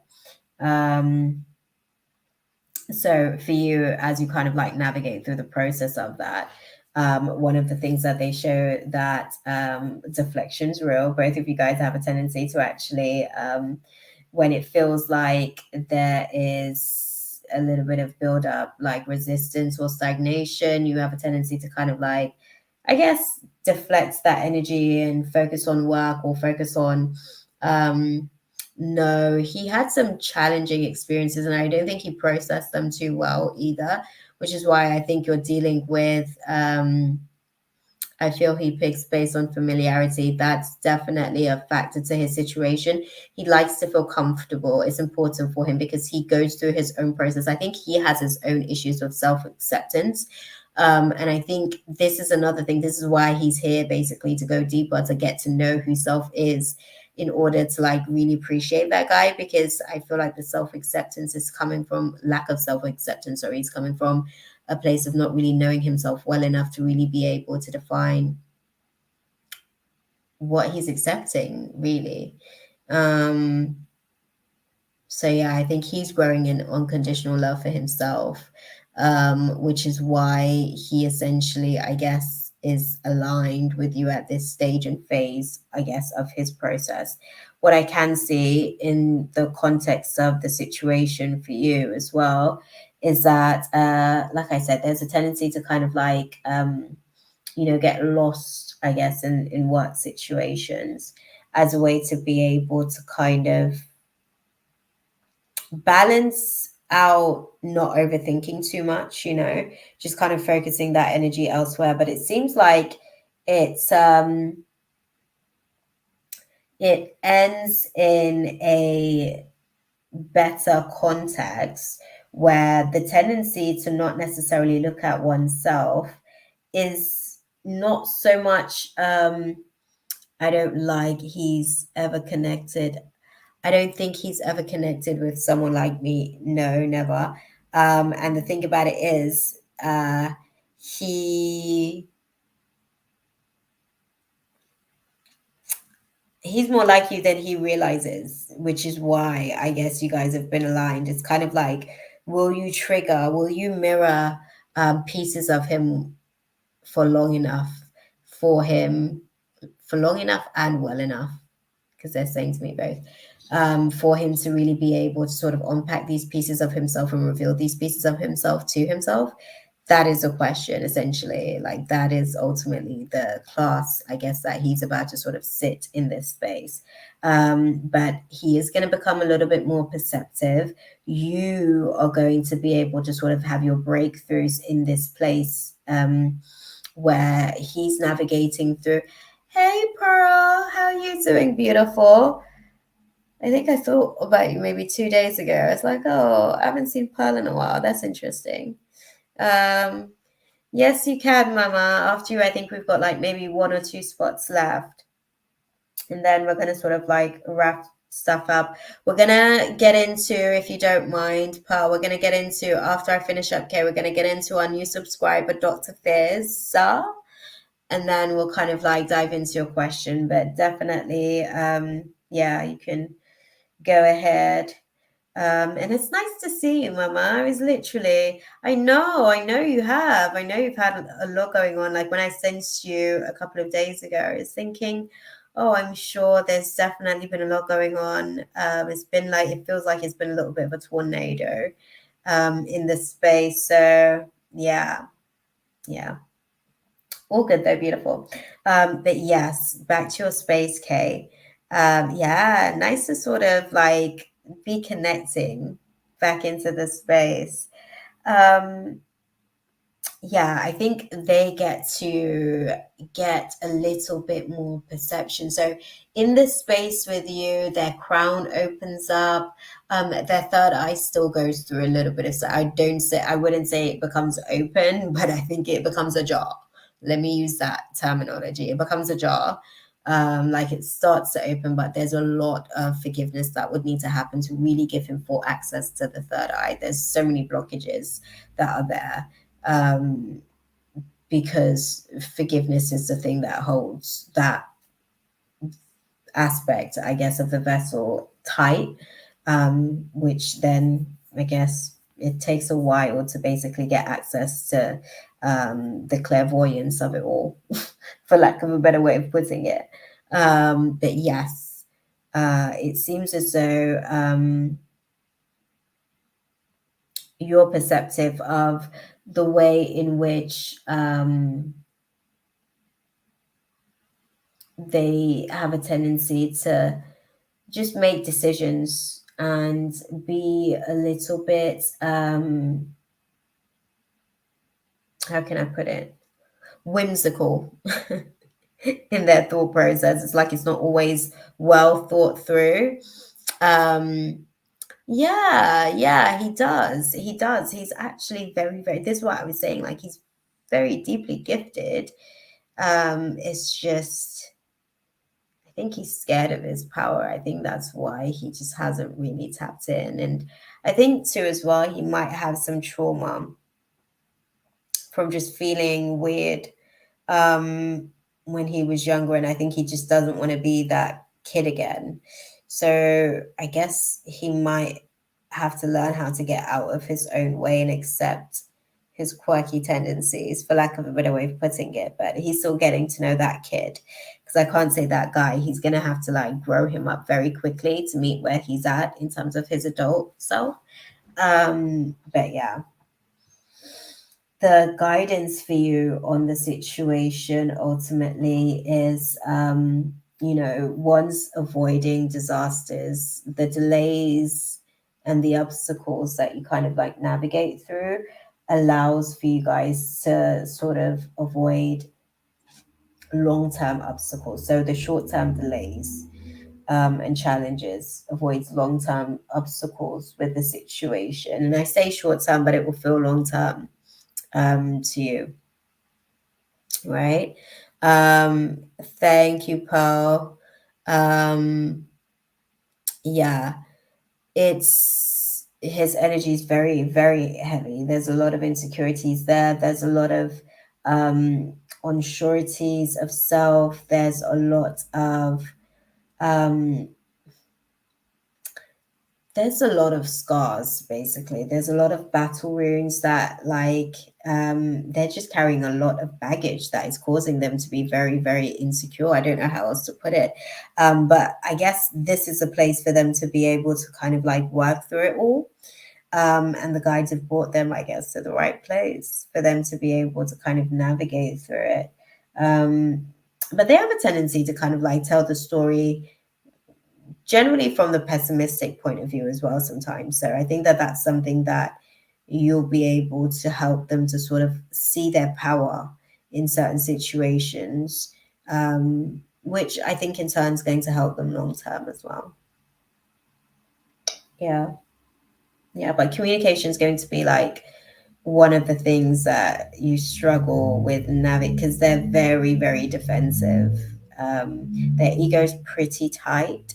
And although they want to be free of like the trauma, um, they're still a little bit cautious about, yeah, just how how to do that and what is required of them. And yeah, they're a little bit out of nowhere. I felt his energy. We weren't even talking. I'm like, whoa. Yeah, yeah. There's a lot. There's a lot in his space. There's a lot of stuff in his space. And also as well, I think that I'll tell you this, this is a gag, right? He is I guess his body clock has woken up, so it's time, I guess, for his awakening. But he has kind of like chosen to be in this somber sleep for a little bit because he hasn't necessarily known how to navigate being awake. And I think that it's funny because like the guides are like, nah, like his guides, like, nah, wake up. you you got to do this for the rest of us. We're all relying on you. So he's he's got, I guess, bigger fish to fry, for lack of a better way of putting it. He's needed for not just himself but for others as well, whose, I guess, transitions into the heavens are also banking on this as well. So yeah, because as we basically level up and achieve certain things, they get to get access to certain powers. Basically, they also um get to level up in the different levels of the heavens. And I was speaking about this last summer. I was like speaking about like Islam speaks about the seven levels of heavens and the seven levels of the hells. But yeah, his family, they're like the third level in from the bottom, and they're trying to make their way up. So yeah, he is not really around people that are awake, and I think he kind of like set things up that way so that he could support his sleeping state, because he didn't like the potential of what his power could actually sort of like do in terms of changing his life and circumstances. I guess he doesn't necessarily want to be on that path. As far as where he is right now, it's more of a universal calling, more so than anything, to be fair. Um, but yeah, I think you guys, you have the ability, I guess, to be able to break things down and put certain things into context. I think he's just, yeah, he's a little bit broken and tattered in ways, which is going to require your patience, I guess. Yeah. I'm sensing behind the scenes he's still doing similar things, hanging out, etc. Yeah, yeah, yeah. He is. He is to some degree. There's definitely going to be some elements of frustration here with the situation. That's the thing that you're going to have to manage in this space, because he's going to trigger some spirit of frustration for you to navigate through, particularly to do with the prioritizing. And the prioritizing thing isn't even about you, it's about prioritizing himself in essence. I think the people pleasing tendency is ultimately the thing that is overriding his ability to show up authentically. And once he gets rid of that shadow, he's onto something.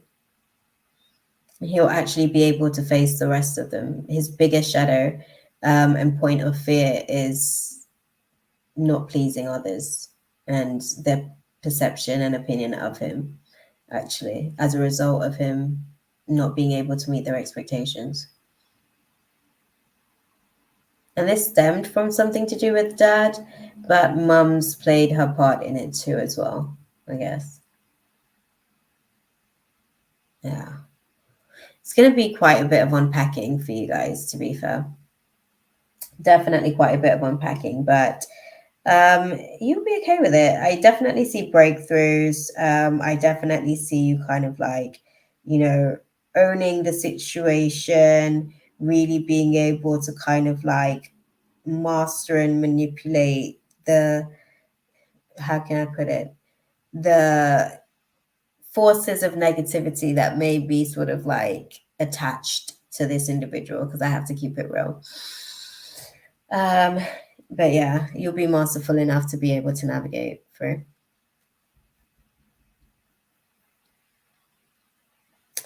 That woman will be heated and stirring. Definitely, she's just naturally a part of the process with the situation.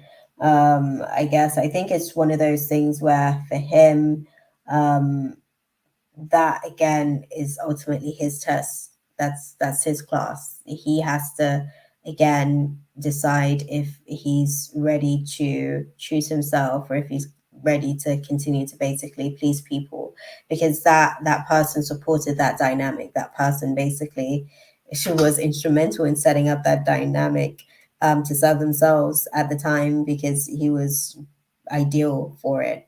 But that will naturally fizzle and fade as he continues to kind of like grow into his authentic representation. Um, Outside of the people pleasing, that dynamic will naturally just fizzle, because it's there because of that shadow. Essentially, the relationship is, the foundations of the relationship is predominantly based upon that shadow, people pleasing. On his part, at least, that's kind of what allowed for him to be able to kind of like migrate to the relationship and sustain it for as long as he had done. So yeah, that situation will play out as the growth happens anyways. Um, but yeah, let me give a final guidance as far as the what's like how to sort of work your light in the space. I don't even have any more space for any cards, but yeah, final guidance for a girl. Okay, then guys, what do you guys advise her?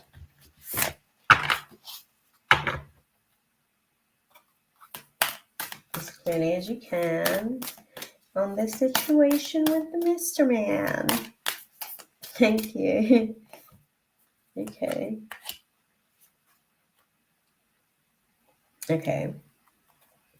So they're saying that it's not necessarily about just externally, giving the visuals of,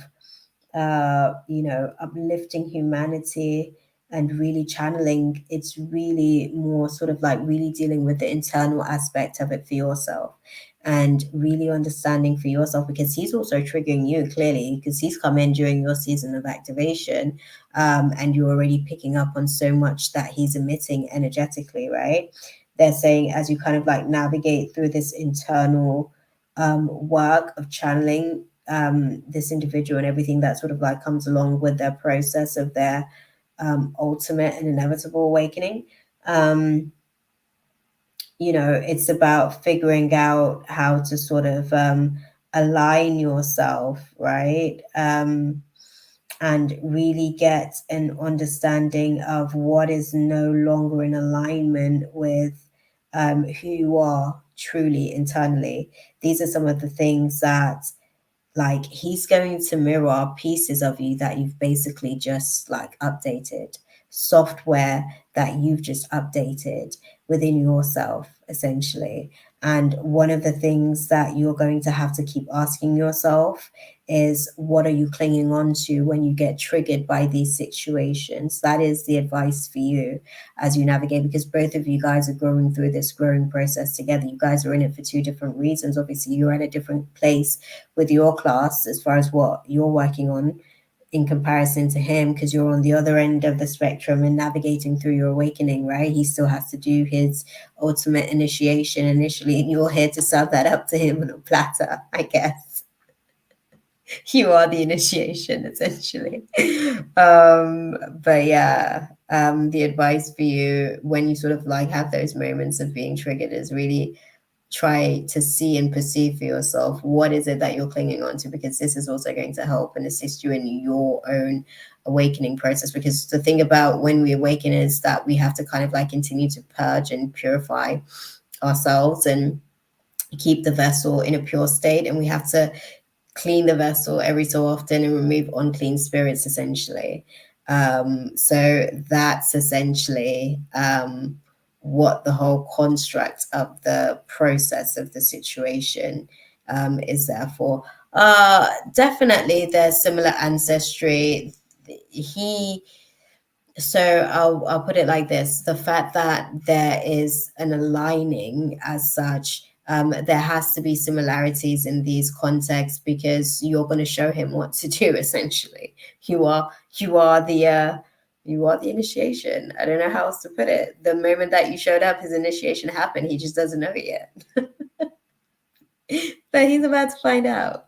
Okay, things are about to play out very soon. This is why I'm saying like slowly does it, because it can be a lot in essence for someone to sort of like take on, especially when they've been running from themselves for so long. So slowly, nice and slowly does it. But yeah, this is going to be a great process for you too, in terms of like you leveling up to the next level as well. So yeah.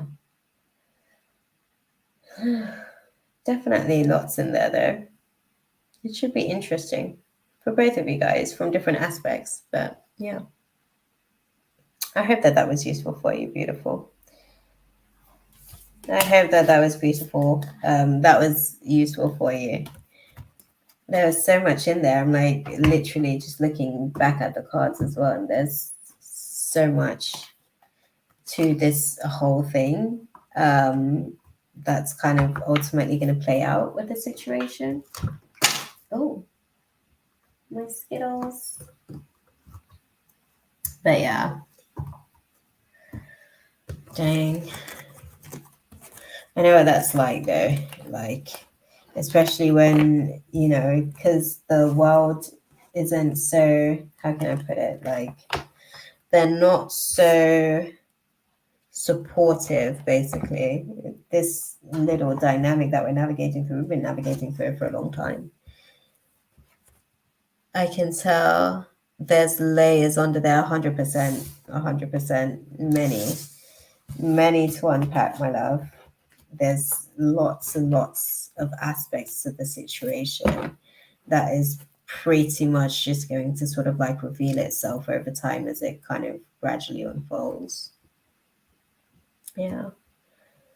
But yeah, keep us posted. It's a nice little assignment, I guess, you've got there, because he's fresh for the picking. And I like those. They come with their own challenges, though. It's patience is definitely required. That's a requirement. Because yeah, you know how you're enthusiastic about your awakening and you kind of like run and lean into it. Like I learned the hard way that not everybody feels that way about it. And some people genuinely have their own sort of like personal, you know, yeah, fears, I guess, about it. So yeah, Dr. Fizzer, are you here?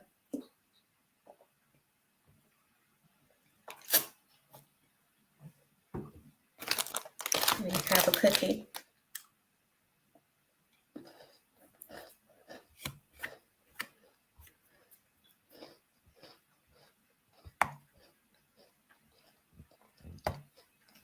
Mm.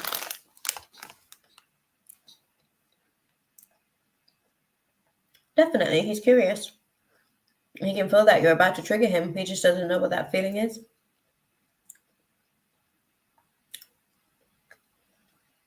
Is Dr. Fizzer here? Because I think they've left. I haven't seen them. But you can post, my love.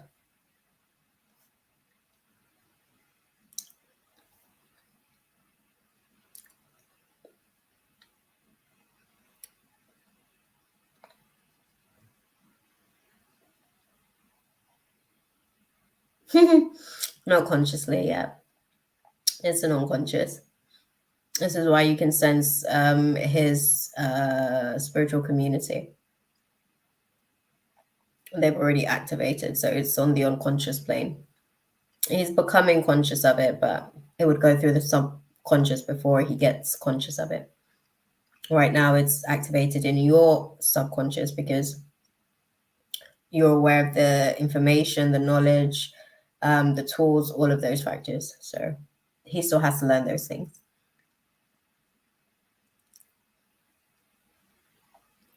Yeah. Who have we got in the room as well, guys? Presently, because the list is still like what it is. Don't get me wrong.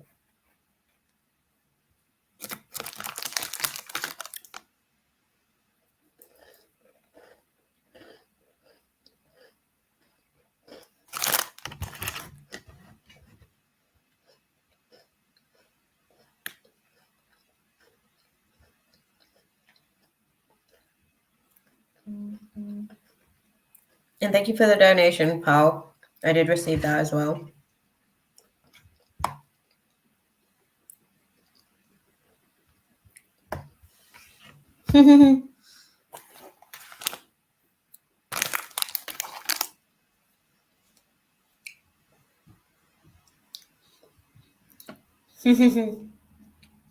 Yeah, beautiful.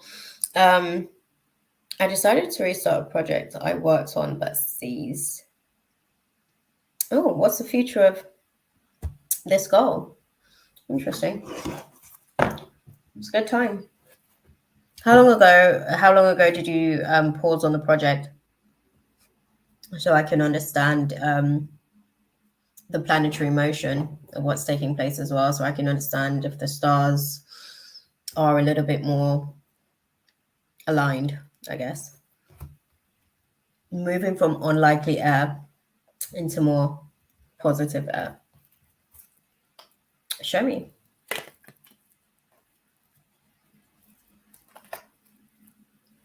Okay. Okay. Month. Let me understand what retrogrades were in effect at the time. That kind of like brought the idea and then iced it.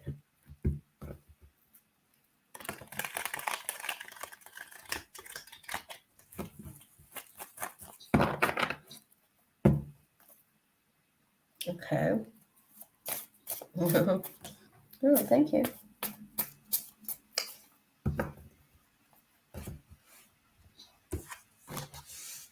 Okay.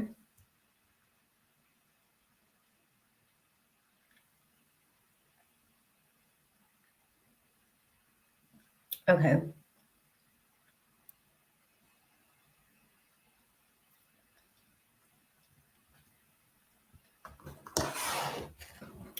Put this into context for me then. In what way? So what they're showing me with the dynamics of the situation is that there may be a little bit of lacking focus on the situation because of the need for it to be perfect. So that's one of the things that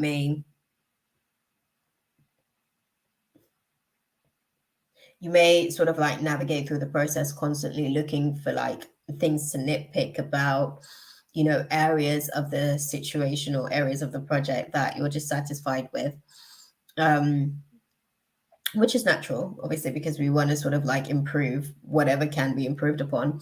But I think it's a case of like also finding the right balance with that as well, because it creates more problems basically, which continues to delay more. And then it's a case of trying not to allow for that to cause a setback to the idea in itself. So those are some of the things that you kind of need to be aware of when navigating this particular situation.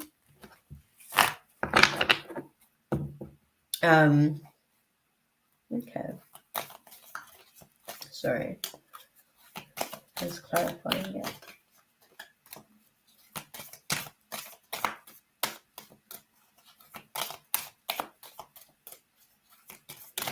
Thank you.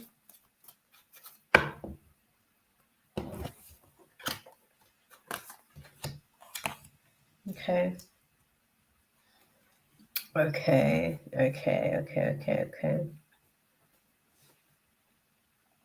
Okay.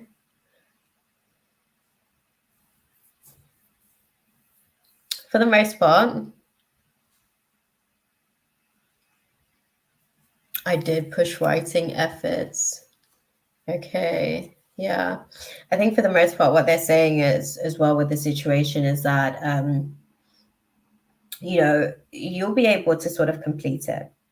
You will be able to complete it. I think it's a case of just being tactile as you kind of like navigate through the situation.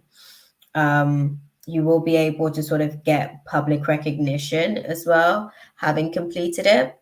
And it's one of those, I guess, goals that then helps to sort of pivot things in your favor moving forward as well. It kind of like it shows you why certain delays were necessary. I think this is going to take about 13 months to fully develop as well, to be fair. This project that you're speaking on. Or has it been 13 months since you initially got the assignment on this one? Check and let me know in terms of when the download came through and you started the project.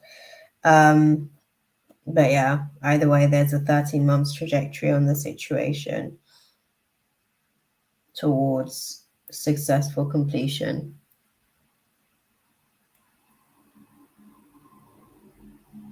Yeah. I started in 2021. Okay. Okay, definitely not 13 months. So there's a 13 months from when you're starting back now with the project. There'll be about 13 months to completion, like fully. Because I think what I was speaking about with the whole perfectionist thing, the start, stop situation. Yeah, I think those things are like major factors as to why that timeline is, I guess, extended longer than you would have naturally anticipated. But it's necessary. It's necessary because one of the things that they showed is that the delays were just allowing for all the variables to sort of come into alignment for your favor, basically, as opposed to, moving towards a path of resistance that had many resistance along it if you were to have had it, say, 7 months, 8 months in. Because that's ultimately like that would be the intended timeline, and that gets pushed by another like 4 to 5 months. So, yeah, that part beautiful. Let's close out the space and have a look and see what the overall guidance is for you, because I think on that project, ultimately, those are all the variables, those are all the facts to the situation. We've got a timeline as well, because it needs to kind of, there's still pieces to the puzzle that you're going to continue to get, so it's going to continue to grow as well. And this is, again, tying into the whole, like, this is why the perfectionist thing is a necessity as well, because it's going to give you the opportunity to sort of like get attention to the finer details of everything. But yeah, what is the advice for our girl Kay? Oh, Let me. Where is it? I have sworn I saw. No. Well, what is the advice for okay? In navigating through this assignment there, guys. What you say? There we go. That was funny. The advice is don't stop. There'll be incoming signs, not necessarily in the near future. You won't necessarily feel like the situation's improving. And it's not about being assertive, but it is about finding the right solution that's going to be like peaceful for everyone involved. You know, it's not going to cause any more tension. Listen to your intuition throughout the process. And know when to bend, but definitely don't stop is the advice for you, because there will be some bending and compromises that you may have to make along the way. One of those major compromises will be time, because that's one of the factors that they're putting out there. But the stars will align to support things literally the moment that it does sort of like complete itself. You build the network along the way as well. That's relevant to what it is that you're doing for the project. So, yeah. That part, beautiful. I hope that that was useful for you, though. Oh, Dr. Fizza, you are here. I wasn't sure if you were. Do you want to start getting your questions together and put it out there in the chat? I do hope that that was useful for you, though, okay? Definitely. It's gonna change a lot more than you actually like. What you started off with, it's gonna be very similar because that's the blueprint, but you're gonna get a lot more to the puzzle. Like it's gonna reveal itself to you. So by the time you finish it up, it will look like what you thought it was going to be, but it's going to be so much bigger than what you actually sort of like anticipated, in terms of like just little things like God's just going to continue to expand that vision, like that vision in essence, right? So yeah, that part. Okay, I hope that that was useful for you though. Hey Ash, you back in with us? Okay. Dr. Fizzer, I sense being known, but not necessarily by faith. What do you mean? Break it down for me, because I think I sense what you're talking about, and I think that that's probably similarly to what I would explain it to be. Yes, okay, because that makes more alignment with what I was sensing. Not by face, but you do build not just one, but several brands, essentially, that does become known. And this project is one of the first, I guess, stepping stones in that direction, basically. Right? That part.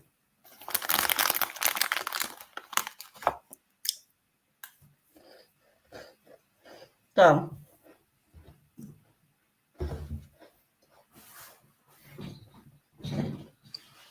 let's go and dive into it.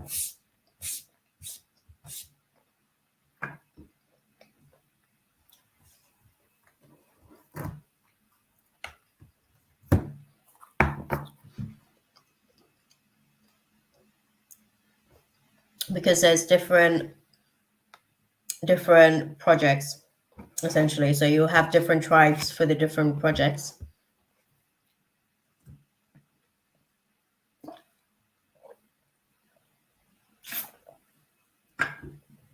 So the different circles would be in reference to the different tribes for each individual project. And they all sort of somewhat tie into each other. Let's be clear as well. I'm gonna just put that out there. They're very similar. They're not too far abstract. It's kind of like a continuum. Each idea is like a extension of the previous, project before as well. That part. Okay. Start getting your questions ready as well, pal. I'm gonna do Dr. Fizzer, and then I'm on to you, beautiful. And then I'm gonna nip to the loo. Sorry.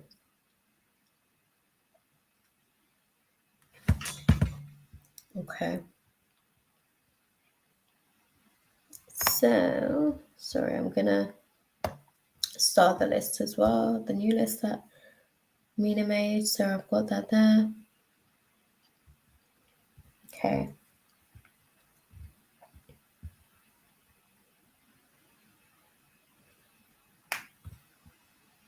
Okay.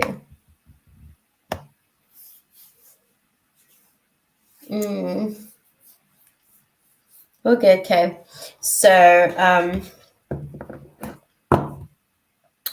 the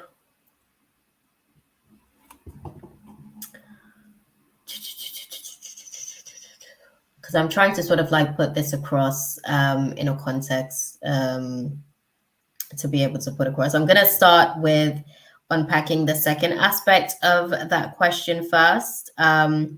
When we ask direct, this is another thing that we do over here as well, Dr. Fizza. We learn how to try and get clear-cut answers from the guides, because the first question's too direct, you'll just get a riddle. They'll tell you like, oh, when you've worked through this, or when you've done that, or when you're looking for a timeline, is what I'm assuming. That's not going to happen with a question like that, which is probably something that you tend to do and communicate, and maybe with your guides, if you're fairly frequent with communicating with your guides, and you get riddles, I'm sure. Yeah, I'm going to start with the second question, because that was a double question in there, essentially, which is then going to take me into unpacking that enough to be able to then lead into your actual question to get context of the timeline that you're looking for. So yeah, that's what we're doing there. Let's have a look. Past or present? Past, present, or new person. I know you didn't put present in there, but there may be somebody that's already like currently in your space. When I say past, they may sort of bring someone from the past who isn't necessarily in your space presently. And then obviously future is entirely somebody new. So sorry, y'all. Yeah, we want to get the tea. Okay, so let's put it into context, guys. Past, present, or future? Thank you.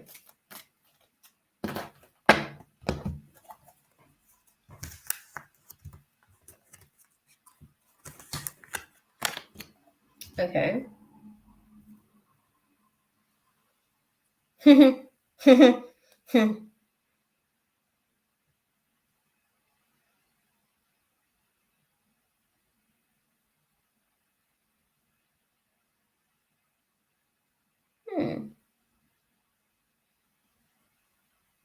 Interesting.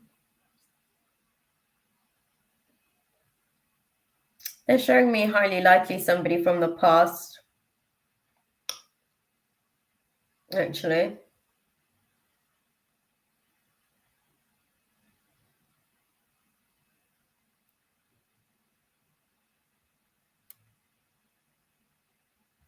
Yeah. Sorry, we're going to sort of like have a little look at the context. I'm literally just looking at the story of it.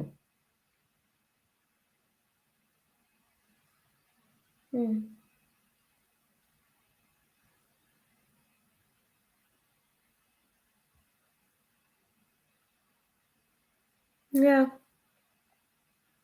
Yeah. They aren't necessarily sort of around per se. Um, they seem to be at some sort of distance, interestingly enough.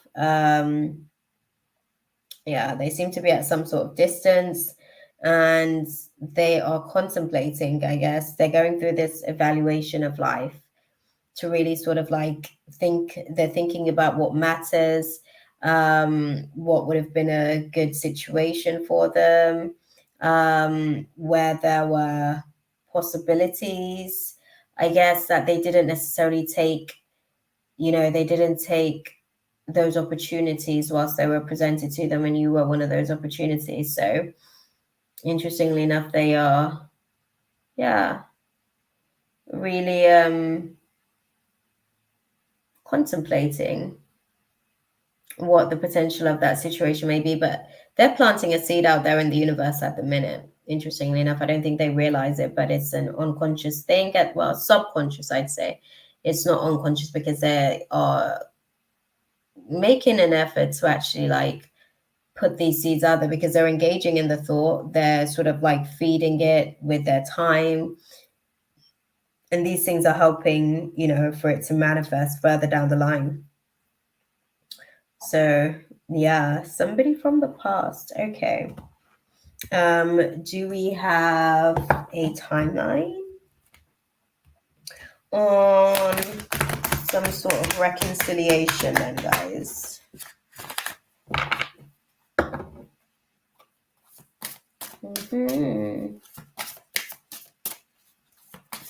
Do we have a timeline on some sort of reconciliation? Yes. Okay, so waiting season. Okay, it's not the right time. Okay. When is the right time for a reconciliation, do you reckon? How old are you now, if you don't mind me asking, Dr. Fizzer?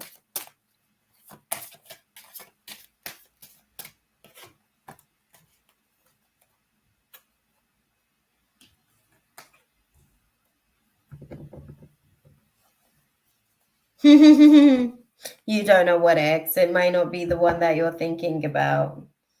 That part too. It's somebody from your past. It doesn't necessarily have to be an ex as well. Doesn't necessarily have to be an ex.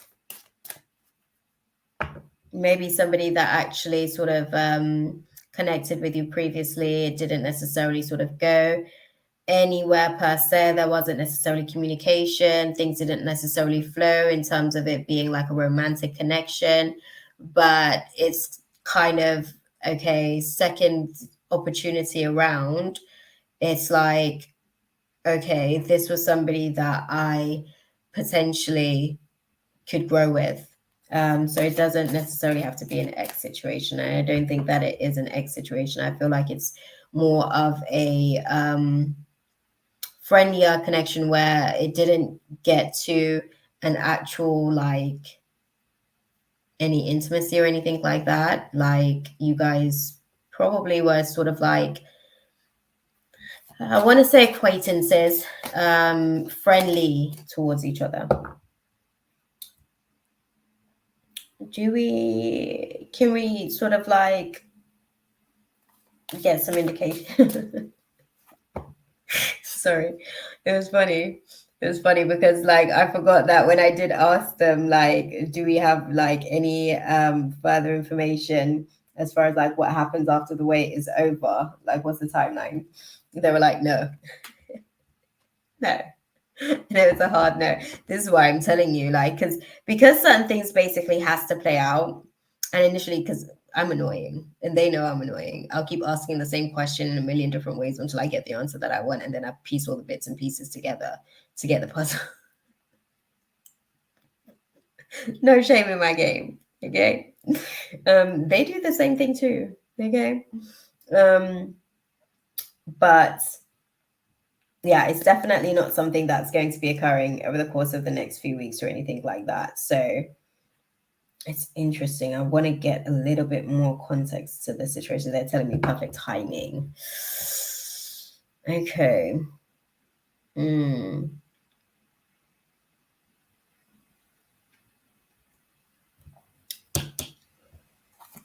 That? Sorry. I'm like,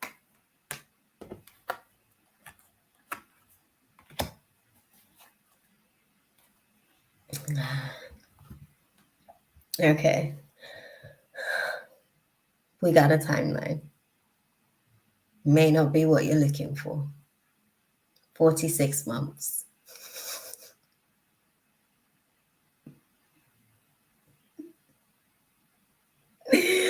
Almost 4 years, mama. In terms of the marriage, though, I think that's because there's lots of factors that goes into the situation. First, this person from the past has to come back in, right? The dynamic of the situation.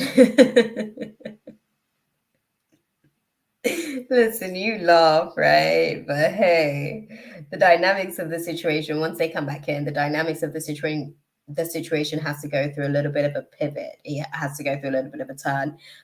You kind of go from like the awkward stage of what the relationship dynamic was prior to making that something more, because it seems like this person has definitely been thinking about you. I guess they've thought about you in more of a romantical sense. And I don't think that, like I said, when you guys were initially interacting and engaging, it was like a romantic situation in essence.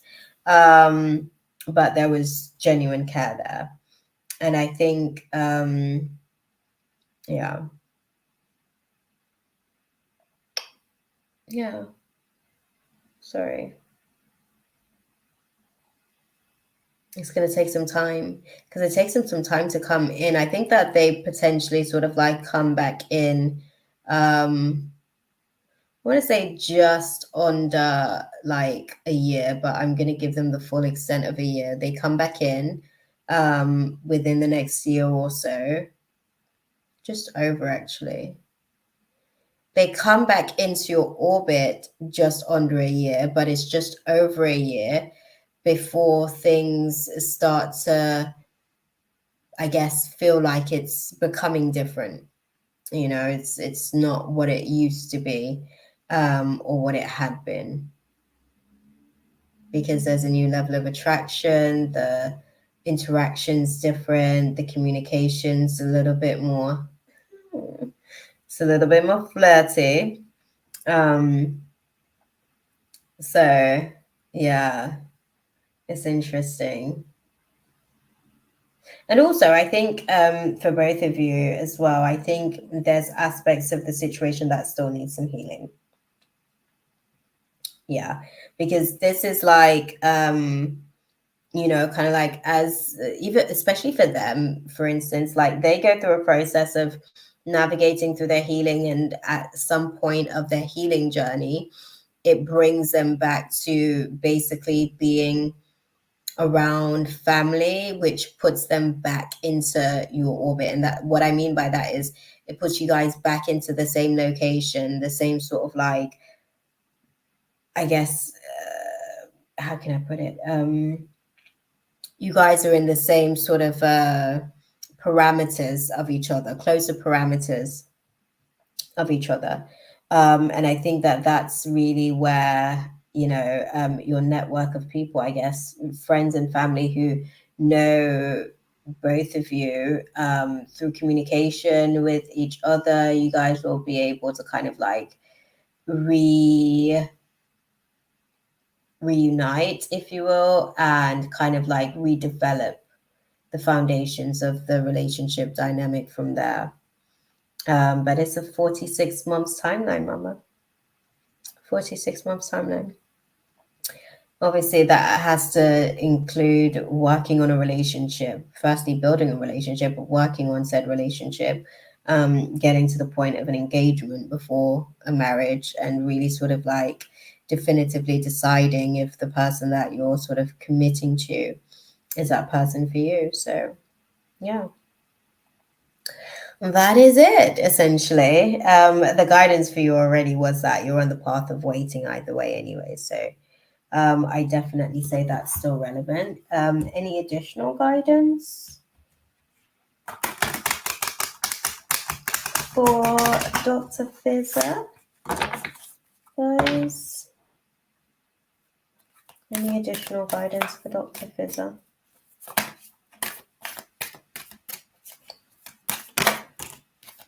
Okay, thank you. Okay, they're saying essentially the guidance for you is to call back your power in the right places and cut the cords where you need to and retrieve your soul. This is going to be good for your own protection going into this space and also being able to protect yourself from self-sabotaging when you get into the space as well. Okay. You're sort of, yeah, this is the age of light. You've been training for this for lifetime. So, you know, in previous experiences and situations, as far as like what you've done, you're going to do things differently. And this is a different situation, a different dynamic. And by you being able to sort of like, you know, redefine some of the fragmented pieces of yourself that's still traumatized from certain experiences that you've had, it's really going to help you to be able to kind of like birth this new experience into life. So, yeah. Okay. I hope that that was useful for you, though. All right, Pearly, we are going to dive into it tonight. I hope you've been sort of getting your questions prepped for me. The downloads are coming through thick and fast, guys. I'm going to go and get a cotton bud. I'm sorry I had to. I need to. Oh, I was asking how like the space is going in terms of a new space for you. So I'm glad that we like that. Snaps.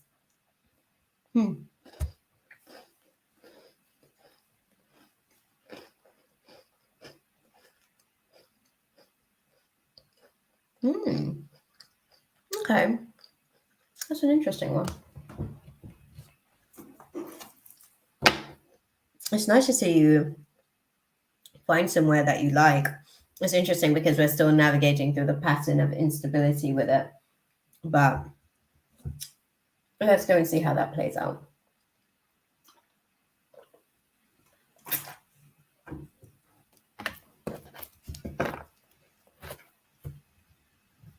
All right, guys. How do you see Pearl's job playing out for her?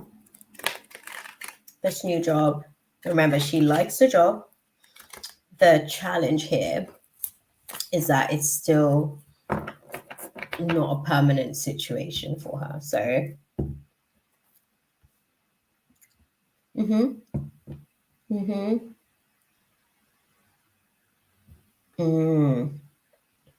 Okay. Okay. And I hear you there, because that's usually the case in most places where they're kind of like navigating through those phases. Okay. How do you see things unfolding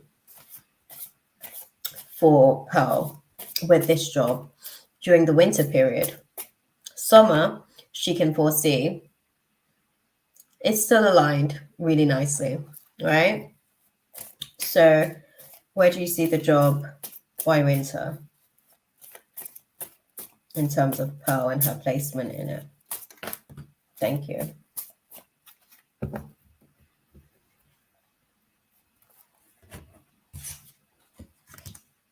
Okay, it's looking pretty good. It's actually looking pretty good. Sorry, I'm gonna go and put that into context.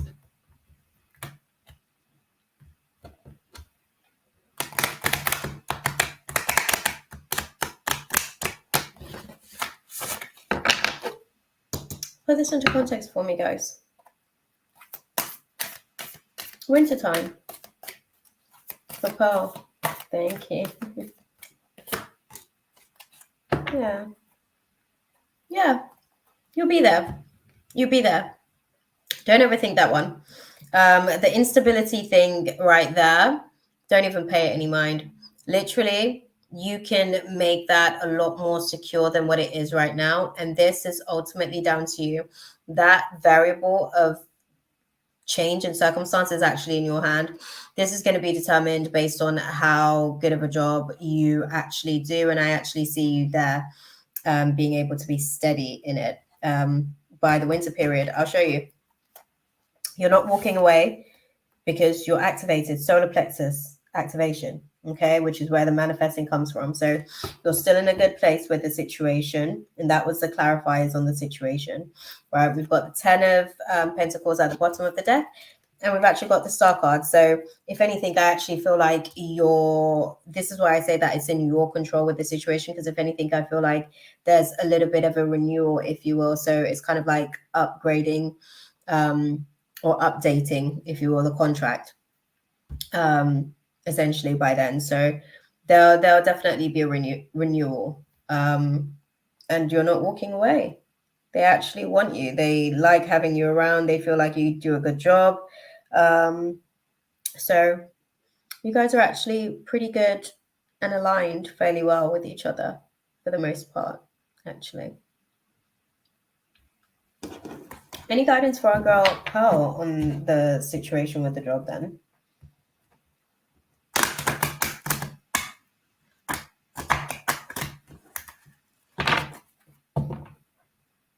Yeah, straight to the point. You've manifested this anyways, and you're gonna sort of get it into a more secure situation. Actually, by the end of summer, to be fair, by the end of summer, you'll be having offers of a more secure situation.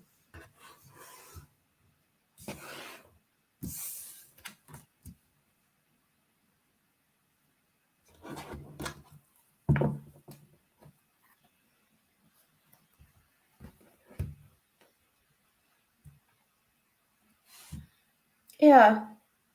Yeah, they're saying the advice for you on this situation is don't stop. They actually like this one for you. I think you like it for you as well, from what you've said. So I think this one's a good fit. I think you had to get in. This was the only way that you were going to get in on the opportunity. It had to be a little bit of a unsecure, I guess, situation to just kind of like get you in through the door. But ultimately, it's inevitably secured for you. Do you see what I'm saying? It's a secure position for you. But because you're capable, you're able to do the job and you can execute, great. And those are qualities that's going to take it from where it is right now into more of a secure situation for you. Their advice for you is don't stop. Everybody's in agreement with this one. Okay. So that's a good place to be with that. Right. Throw your second question at me, girl. That was nice and quick and easy. Okay. And they were like, and they were clear as well with the situation. Solar plexus activation, you're doing really well with the situation. And this is going to be a major arcana for you in terms of like breaking that pattern of instability when it comes to like the work dynamics, because I know you've had to sort of like do some jumping from different timelines in the last year or so, since we've kind of like been in this space quite a bit. So yeah. Hey, the real goddess. Good to see that you're still here. Are you on the list? I don't think you made the list this week. Oh no, you are. But after Renee. Okay, so Renee, where are you, girl? Are you still here as well? Pearl's gonna get her second question together in the meantime. In between time.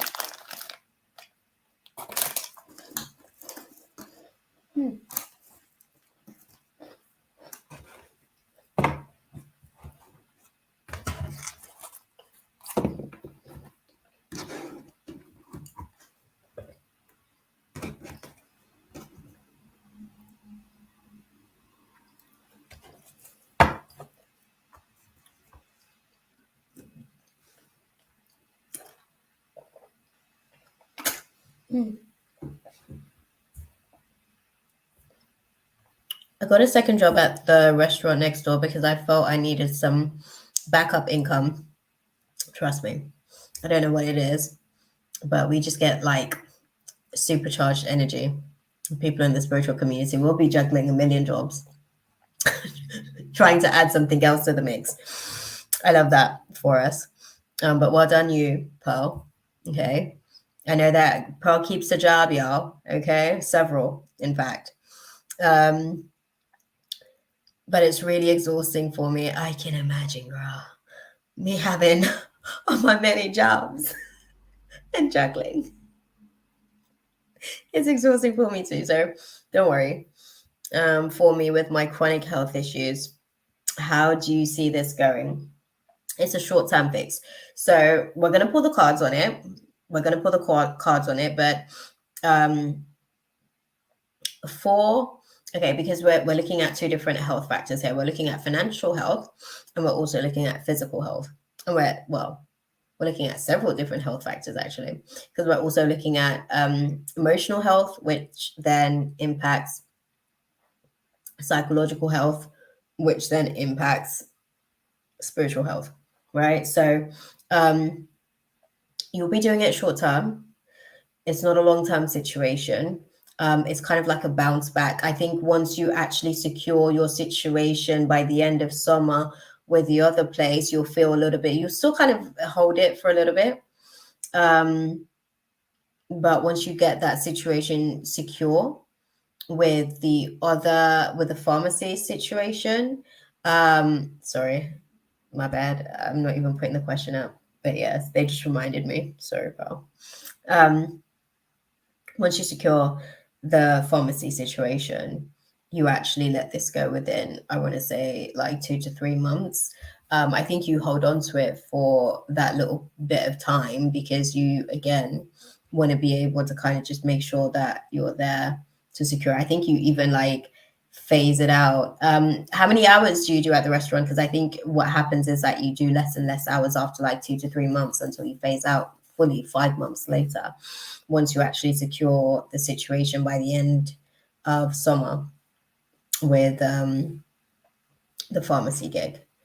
So, yeah. What's the question that I just asked? That happens a lot because I'll ask, like, I'll see the way that the timeline's going and then I'll ask a question, but that's when I'm like in the channel. My bad. I don't even remember what question I asked, but put the answer out there if you caught the question, anyways. I'm gonna go put some cards on the situation for you, though. Okay, guys. So,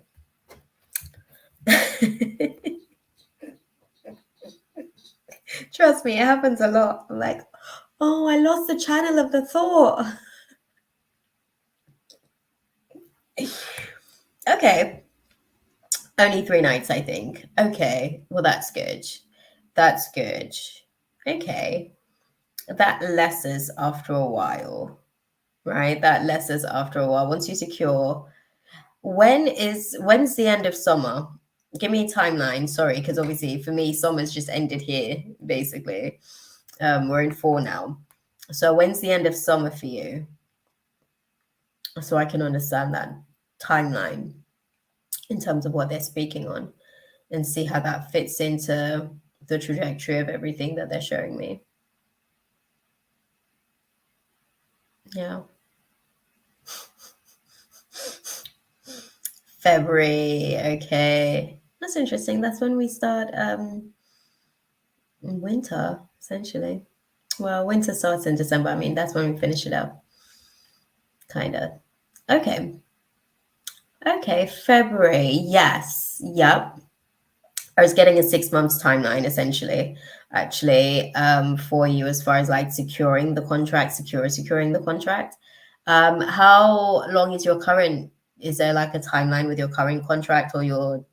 Is it a temporal with the pharmacy?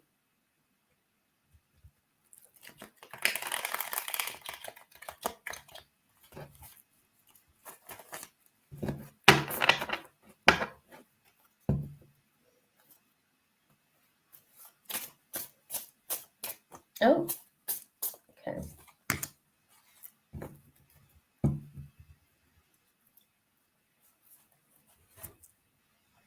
Okay.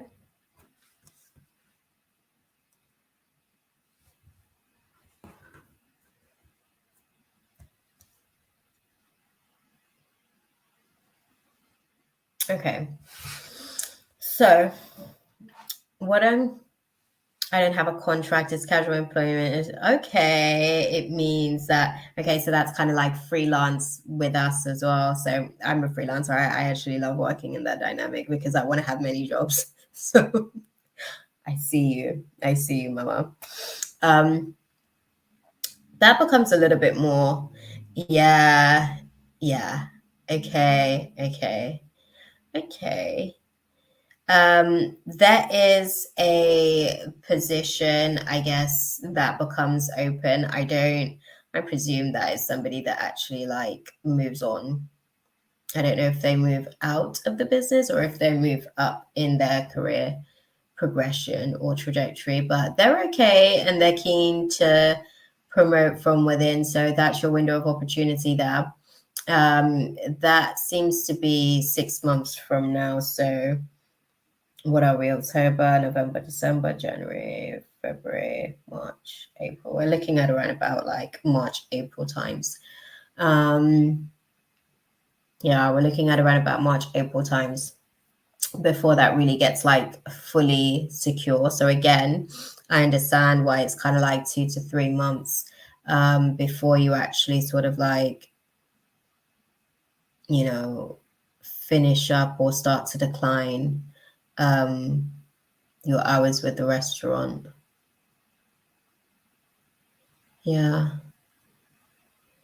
You'll be in a different position by next August with the situation. I think the restaurant gig is completely finished up by around about like end of July, maybe early August, right? Oh, it's just awkward with the restaurants because they're friends with the pharmacy, but I'm not sure the restaurant likes me. Interesting. Why'd you say that?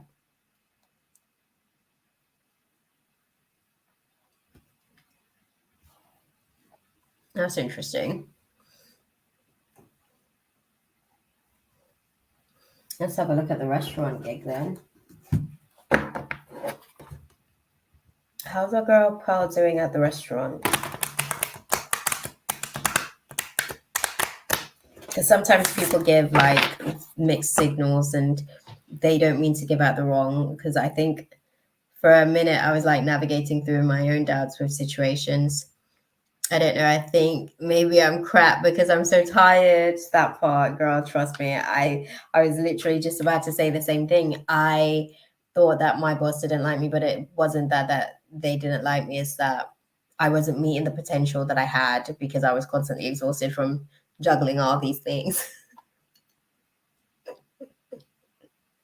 So um, that's not necessarily true. So um, the truth is they just want you to be able to meet your potential. But let's see what the cards have to say.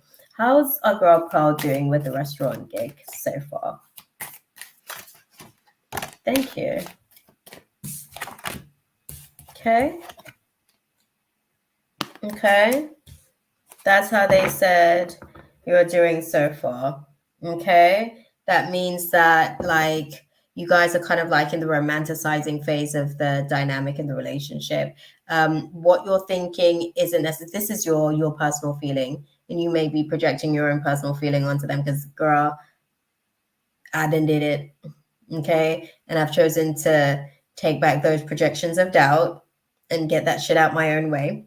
I would definitely recommend you do the same. I literally just finished going through the hard drive, updating with that, and it's been great for like my career trajectory at work now that I've taken my own doubt out of the equation. So you know that you're not performing to the best of your ability because you are tired and because you are exhausted from the many jobs that you are doing to juggle, because that's just how we are, right? And to be fair, you wouldn't even per se necessarily want it just from the one job. You like having the aspect of, lots of different variables basically because you get bored essentially, right? So this is fine, but you got to be able to manage the situation tactilely. I don't think that from what I can see, they don't seem to have an issue with you. I think this is more your insecurity about what you're not doing because of where you are actually, based on your circumstances and all the things that you're kind of like navigating through at the minute. Um, okay. What would you guys say to Pearl about this situation with the restaurant then? What do you guys advise?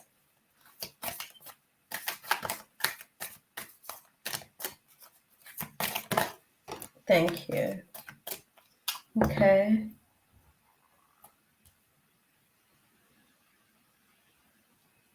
Okay. They're saying with the situation, it's still not necessarily like a completed perception in terms of what you're thinking. You're looking at the situation from a different lens and a different perspective. Um, yeah,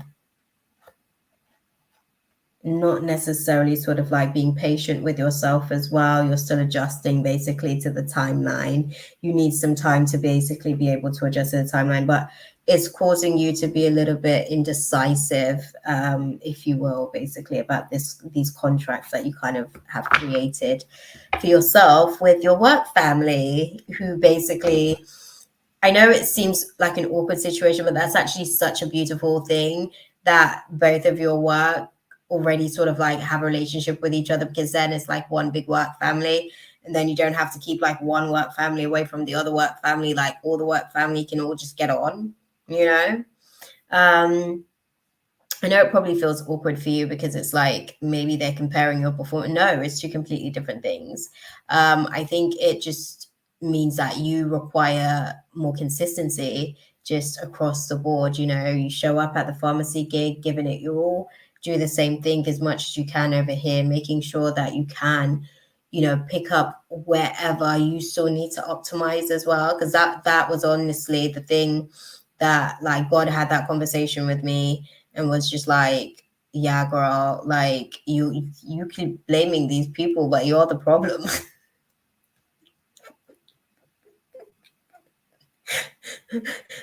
God's like, you're the problem. You're inconsistent. Okay. And because of your inconsistency, you keep letting your doubt get a voice in this game, in this pegging. And then you let your doubt basically override what you intentionally manifested for yourself. I literally just came out of this class beautiful. Doubt feels like it's, spinning heads and everything like that. And the only way that it's going to be able to do that those are my variables. I was overworked, I was exhausted. I wanted to make sure that I was in a certain position financially in terms of certain things that I want to do. Because like I tell you guys, I don't touch your donations. Your donations goes for our project for Mother Gaia, for the stuff that we're doing in Uganda. And we're going to branch that out into other places once we develop as well. That's the plan. So I understand this little class that you're sitting here, Pearl. So this is how the situation plays out.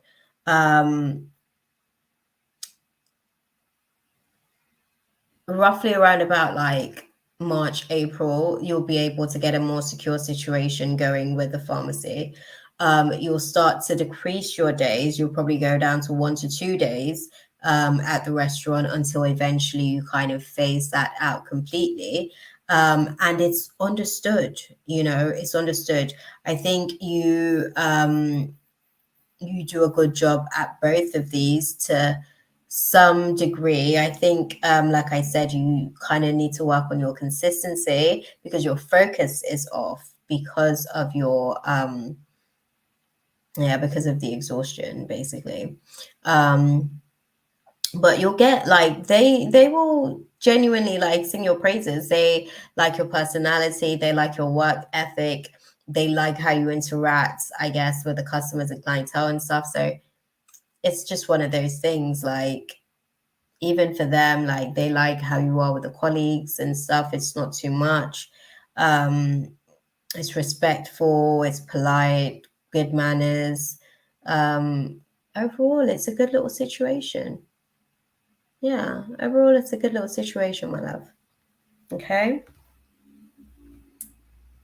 Don't let the spirit of doubt just kind of like tell you lies because he's just out here to see what he can sort of like sabotage.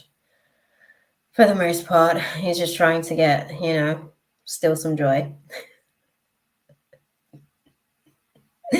Not intentionally, I guess. He's like pretending to be a part of the team and stuff, but really it's just here to steal some joy if it can, you know, because those meals are much better.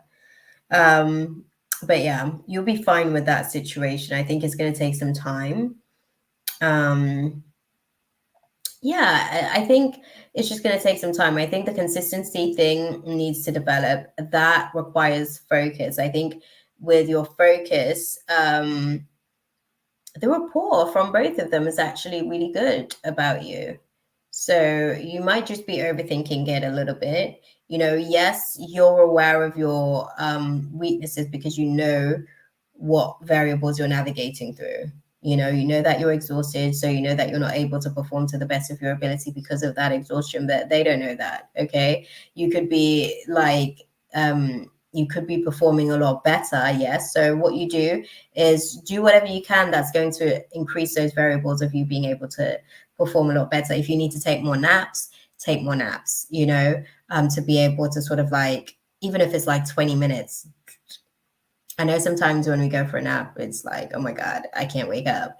But even if it's like 20 minutes, that's going to optimize your mind to be able to bring your focus together once you are up, right? Because the brain's had some downtime to be able to sort of like process certain other aspects of the day. So those files will be closed, and at least you can focus on what it is that you're focusing on in that moment.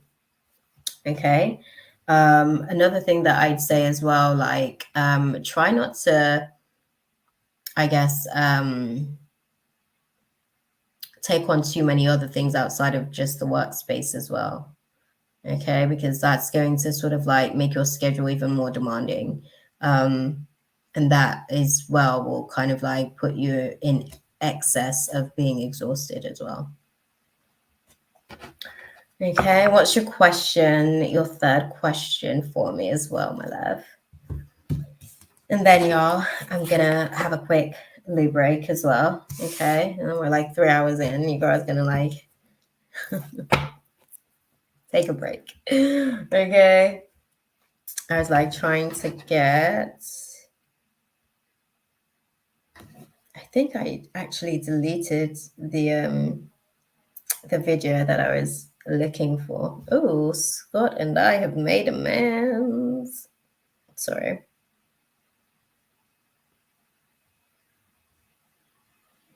Oh, girl, I was literally about to say, where is Scenario? I see you, girl. I see you. I see you. Oh, you are fun too. You are fun too. Yeah. No, I see you, beautiful. I did get Scenarios donation, Mina, so you can pop that on there as well. Please and thank you. Yeah, she came in like she even like whacked it out there before she even like came in to check into the space, man. She's like, yo, I'm here. I am her. Okay. One more spot available on the free list, and then the free list and the donation list, and then the donation list is completely closed as well. Yes, please, Mina. Thank you so much. And if you don't mind, Scenario, we're just going to sort of like tap into one person from the free list and then pop back to you just to make it a little bit fair on them, so they're not just constantly like waiting around for donation after donation after donation reading. But yeah, this one's like a 3-questioner as well. So thank you, beautiful. Appreciate your patience. Okay, guys. Yeah. I was thinking about you too, girl. I was like asking God some stuff. I can't quite recall. I think I was asking like, is he gonna sort of like be go easier with you, like because you seem to be willing. I was like pleading, okay. So I was like, you're gonna like. She seems like she's willing. She seems like she's willing to like, go through with her assignments and stuff. Like, are you gonna make it more clear and stuff like that? So don't worry. We'll talk about it when we get to you. But yeah.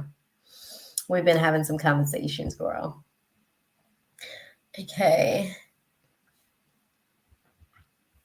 Oh, let's start from the other part of the question. So, Pal says, Scott and I have made amends and run into each other a few times. He wrote me a good reference. I remember you saying that part. He knows I want my job back for the money and hours. Okay. But he's holding back. What are his thoughts? Oh, that's a good one. Okay. The women who I fell out with at the Scott job came into the restaurant last night. Wow. It was Mexican night and I was wearing a sombrero and poncho. Oh, dude. Look at that. How was that for you? How was that for you, like having them in your new workspace? Oh, okay. That's what's up. I love that. I was polite and friendly towards them. They asked me about what happened at my pharmacy the other day. A man came in with a sledgehammer and tried to attack us. Well, damn, girl.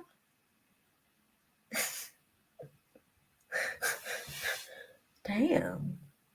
Okay. The current pharmacy or the old one? I know they were looking down on me for waitressing. Listen, a job is a job is a job. Okay. They can look wherever they need to look, but they ain't paying your bills. So their looks are irrelevant, if you ask me. Okay. Unless that look is on a check that they are offering, it is irrelevant. Okay. Damn, girl. It happened on Tuesday. Oh, wow. Well, dang. Okay. I guess he decided that that day was the day. He just had enough. I'm telling you, people, the way that people are just like just not controlling their demons these days, I'm just like, oh my God. Okay, that's what we're doing. He's just, he's decided that everybody's going to get that energy that day. And that's what it was. Okay. Right. Let me get back to the original question on Scott there. So we can sort of put that into context. Thoughts on that one.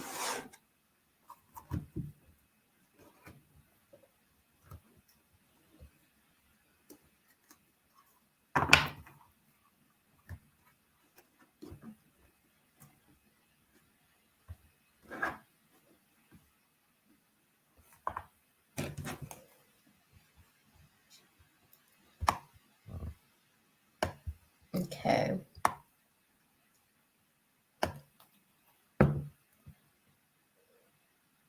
Oh, oh, oh, oh, oh, ouch. Well, what did the owner do?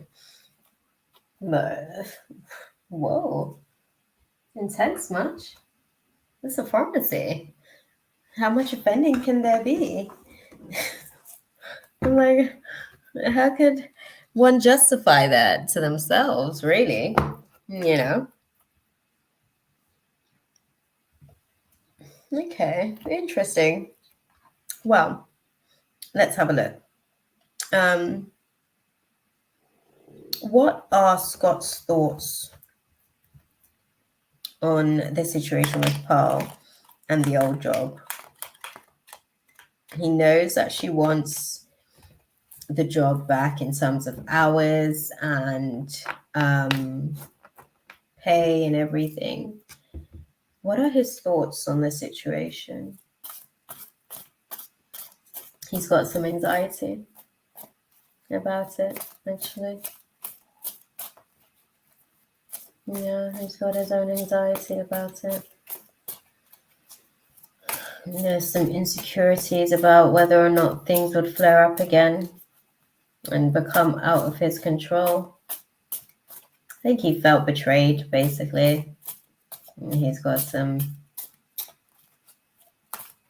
I guess, feelings of anxiety around the situation.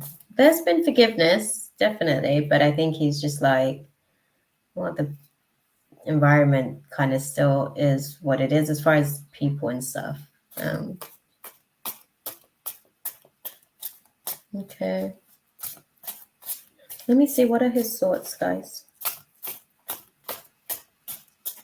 As clearly as you can, please.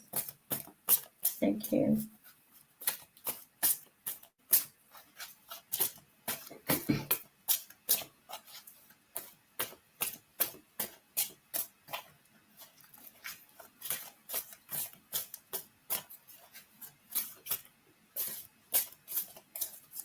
Oh,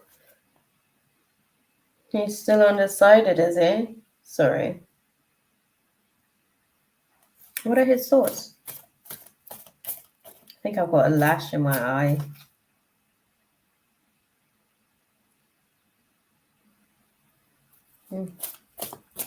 Come on, guys. Clearly as you can. What? Thank you. Okay. Okay, I thought so. I thought so. Okay.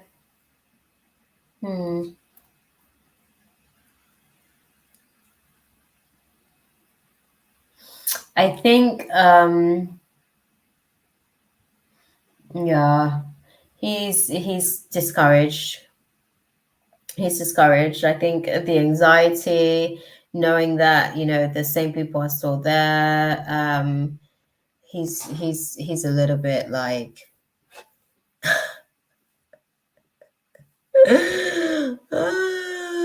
I hope you don't fall asleep when it's your turn either, girl.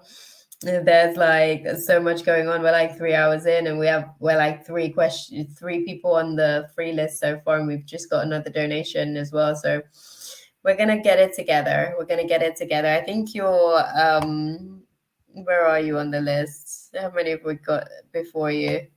Damn, girl, it's a little bit of a while. We did do Dr. Fizzer.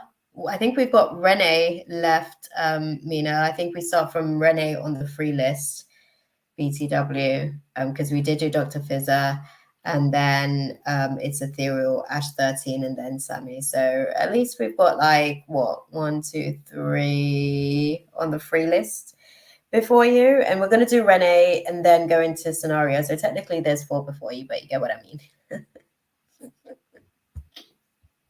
That's how I like, get stuff around my nephews. I'm like, 3 + 1, and you're done. No worries. But yes, Pearl, I think he's discouraged. I don't think that he wants to renew the situation.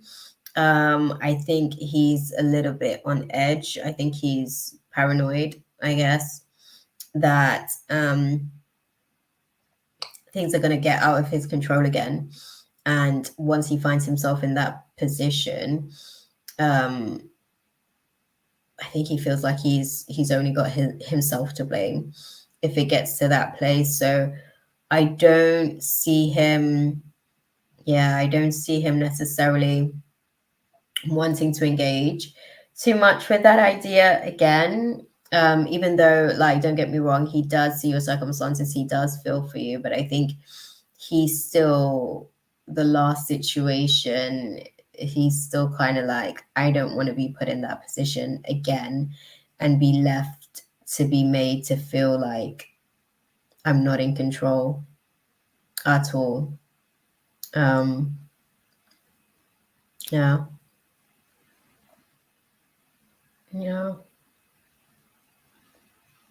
He's okay with the situation as it is. He's okay to be pleasant-ish enough, and cordial and all that kind of stuff. But I think as far as like getting back into a work situation or dynamic, then definitely not. No, definitely not. Okay. What do you guys advise Pearl to do about the Scott situation when it comes to this next job,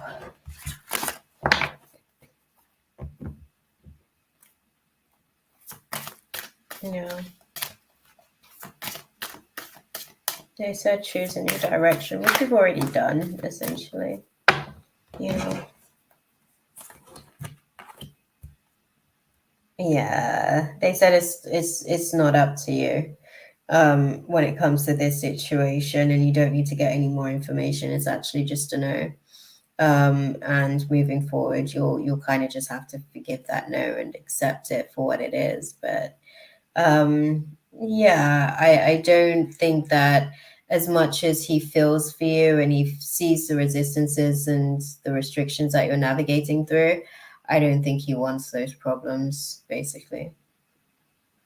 That's the best way that I can put it. I think he feels like, yeah, those would be like situations where he's just going to be on edge having you back in the environment. So he'd just rather not, to be honest. I'm sorry, beautiful. I wish I had better news for you on that one. But I know that he is like dealing with the situation. And it's a lot easier for him to deal with it if you're not necessarily in the space. Okay. I'm sorry though. The situation balances itself out. Don't worry about it. Like with this new job situation that you're navigating, it's only temporary. Like just ride out the wave for these next few months, and you'll be able to get to a little bit of a better situation in terms of balancing it all, right? And prioritizing. You may end up with like one day at the restaurant if you even want to, for an extra month or two, once you're in a more stable situation at the pharmacy job. Okay. And enjoy your good work, family, beautiful. Trust me. It's great stuff. Okay, so right. Show me. Oh my god, my mom loves Twilight. She literally plays that like a million and one times. Yeah, it became a thing where we had to ban her from watching it, at least with us, anyways, because she was just like watching it over and over and over and over again. It's just like, woman, come on, you're killing it for the rest of us, okay? But yes, right, guys, I'm like 3 hours in. Just to let you girl have a minute, a little bit of a come down. I'm gonna nip to the loo. I'm gonna open the Skittles next. Okay. And then we're going to dive into some ish once I get back. Once I get back, that is. Okay.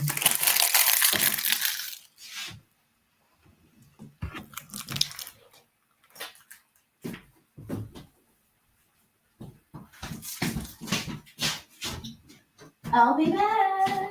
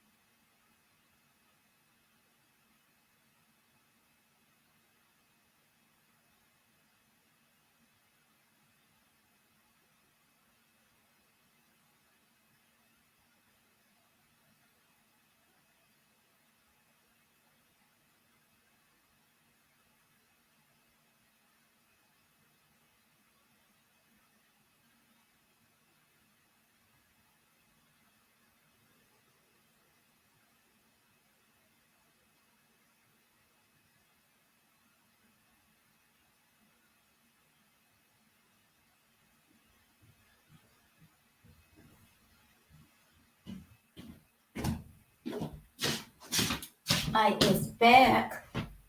It smells lovely in here. My incense. Okay, Ethereal got it. Oh, what's your question, girl? I should have probably said that before I left. I needed to go. Oh, Skittles. Love me some Skittles.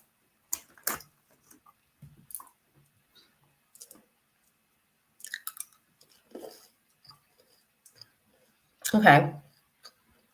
Ethereal Goddess is going to post her question, then we're going to go to scenario. And then, oh, wrong thing. My bad. Okay.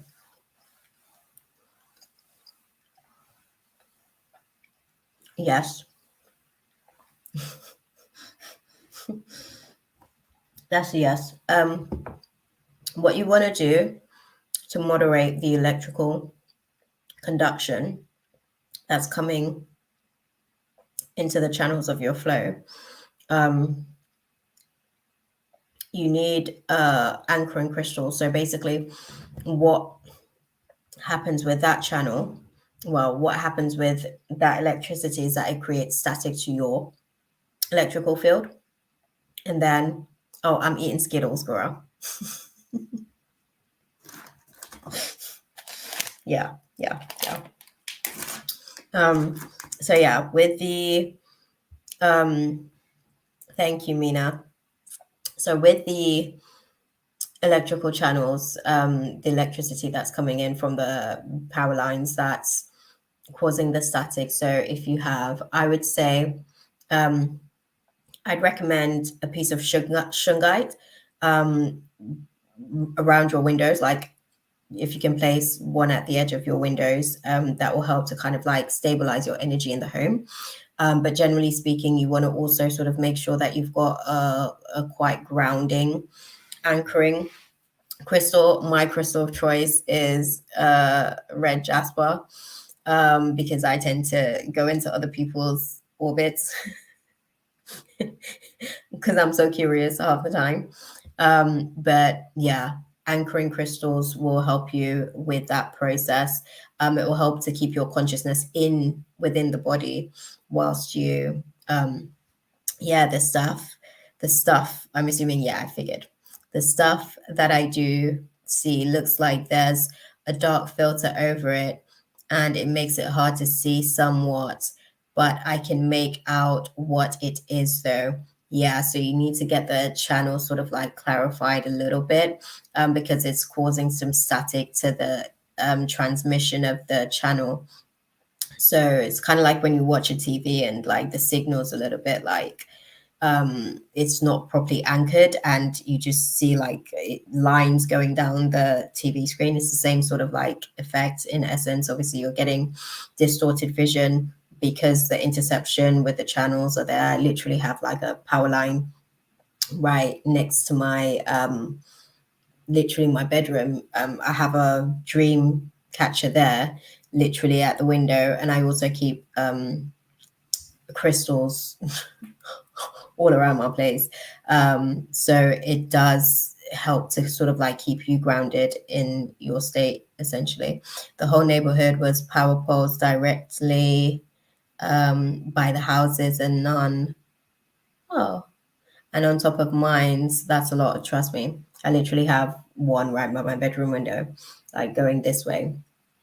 But I make sure that I've got like stuff to keep my energy inside my home, like bouncing back to me, basically. This is why I like to just sit in my own little hub in here, because this is literally my hub where the main stations of what goes on up here can be executed. So I'd recommend shungite.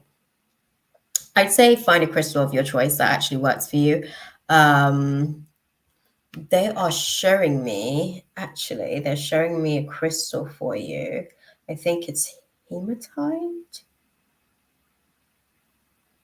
Yeah, I think it's hematite.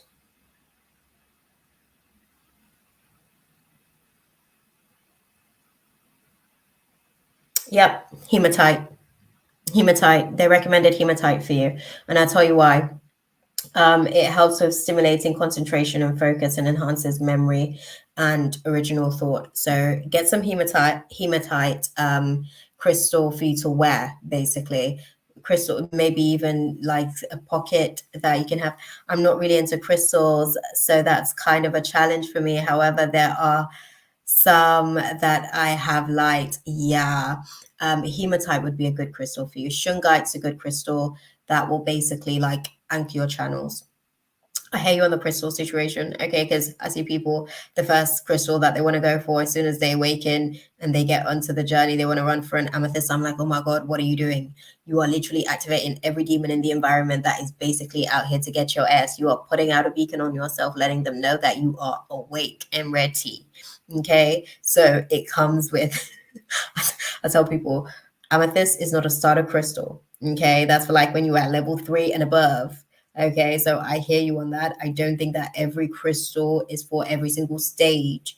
Okay, I listen, I couldn't have dealt with a red jasper when I first awakened because my ass did not want to be anchored. I did not want to be grounded. I wanted to be up in the 5D and above. Okay, give me some 7D channels, 9D if I'm like real spacey. Okay, but it's useful. As I grew, I did not want to be anchored. I was like, what?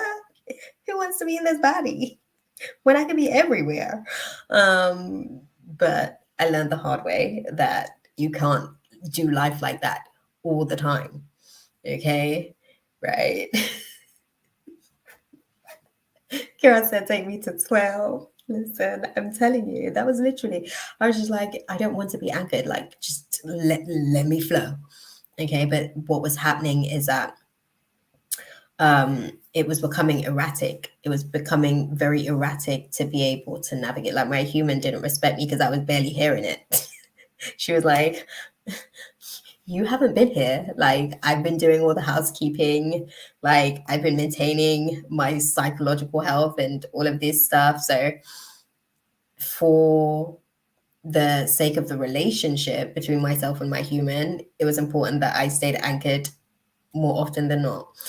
So you may not have had an affinity to crystals in the past, and certain crystals may have called you because those were the crystals that were great for the stage of the process that you were on. But trust me, try out the hematite, okay? Very, very powerful for just focus on concentration because that's essentially the thing that you need for the third eye clarity in the vision, right? And what I would recommend, are you into wands? Because I would definitely recommend a clear quartz wand, just to sort of keep that around. Maybe put a shungite in one windowsill and put a clear quartz in other windowsills where the energy of the power lines isn't as directed to the house. Okay. Yeah. Yeah, not all, but I feel drawn to it. Yeah, that's it. That's precisely it. You're going to be drawn to the crystals basically that are aligned to where you are on the journey and what you need basically because they know like what you need in essence. Like the first crystal that I got in Portugal actually. Um, and that's where I got my dream catcher as well. And this crystal was the sodalite crystal. I didn't know what it was at the time. I just picked a crystal. But I don't know if you guys can see, but listen, my sodalite done taken a few hits for me. Okay. Like a few hits for me, but it has also healed as well. It's so interesting because like the metamorphosis of the crystal over the years as well, I've like observed it, like it's also healed. Um, I grew from like my social anxiety because I would be shy. I grew from so many different layers of like my throat chakra. So obviously, it depends on what chakra is basically needing the right balance. Yes, clear quartz and selenite. Selenite is amazing. Okay, 100%. 100%. Okay. Selenite's amazing for like just clearing negative. Girl, I got a selenite wand. I've got a selenite. What? Listen, half the time when I'm like dealing with stress as well, selenite ones are amazing for like drawing negative energy. So sometimes when I'm going through stress and I'm carrying my stress on my shoulder, listen, quickly with that wand, quickly, okay, remove some of that tension that your girl build up carrying all this weight, with all these expectations and stuff. So definitely, I'd sort of like recommend that. I'd say then if you're already sort of like with the clear quartz, go for the clear quartz, because the clear quartz is actually really good with the again, this is sort of like bringing me back to a hematite. Get a hematite wherever you can, maybe have that one in the home, seeing as it's not necessarily the one of the ones that resonates directly with you at the minute. But see how it helps for the channeling, because I think they're saying that that one's going to be, so basically with the frequency that's being emitted from the power lines, the hematite is going to be able to be a good conduit of being able to sort of like conduct the electrical flow that's coming in. So all of the energy, the hematite will be able to sort of like grab and grasp it. Whereas like with the selenite, the hematite, the selenite will kind of like retain it and purify it, right? So the selenite would be able to sort of like transfer the conduction of the flow to a more feasible frequency coming into the home. Clear quartz for yourself is going to be great because the main thing that you're navigating through is distortion of the visuals with your clairvoyance senses. Another thing that I'd say as well, definitely meditation. Like you probably hear it out here a lot in these streets, but when you're dealing with third eye sort of like activation and distortions, meditation is going to be great because it gives you access to the 3 different layers of the mind. So it will be easier for you to move through the different layers and access the different files that you need, and kind of like lucidly be able to sort of organize the files yourself as well, from within, I guess. So that would be my recommendation to you with that. My vision can be staticky sometimes, so that's spot on. Everything is basically open already. It's just that power pole, 100%, 100%. It doesn't, but I'm gonna look at it. Yeah, have a look at it. I think that's one that is needed potentially in the home. If you see it, it's kind of like it looks metallic in form, but it's kind of like you see like how foil paper is. That's literally how this is going to be working with this, like with the science of this. Basically, the electrical flow is going to come in and it's going to be able to be captured, whereas the other crystals will be able to still sort of like have the electricity conducted in some format, basically. That's why I also recommended the shungite as well, because it's pretty much just going to trap the energy as opposed to like have the energy go through a process of transmission. It will be transmitted into a different frequency by different crystals like the selenite and the clear quartz and stuff like that. Yeah, I got that perception too. I discovered the real meditation before I knew it was the real meditation. That part, right? Trust me. Um, it really revives my energy when I do it. Exactly, just not that often. Yeah, guys, 100%, 100%. I think it's one of those situations. Hey, Kayla, I don't think you were on the list, Mama. I don't think Kayla was on the list. I didn't necessarily see her on the list. When I keep my eyes closed, I do see the shadows floating around. I didn't know what it was at first, but once I found out, I was like, wow, those are the spirits 100, 100, 100. And they're here to kind of like help you sort of like navigate, basically. You let them know what you need, and then they basically go and sort of like grab it, essentially. Like, such an amazing like teamwork. That's why the meditation is like an important part, because then you tell them what you need and then they tell you where you find it and how to acquire it for yourself, because obviously they can't do the thing for you, only you can do it in the physical realm, but they can assist in the 5D and 7D. They're up there doing some stuff in the heavens. But yeah, that's what I'd recommend because I have the same issue and I have to sort of like make sure that I have, I guess, the right tools, even where right by my window, I have one of my candles. So I make candles as well. And I usually use like sigils, like magical symbols, to be able to sort of like set my intentions with certain things. And literally, because I've got the power line literally right at my window, I've got a candle for lucid dreaming. So that again, like I said to you guys when I was talking about like the whole conversation, the whole trial that happened. This is how I lucid dream with my little magical candles.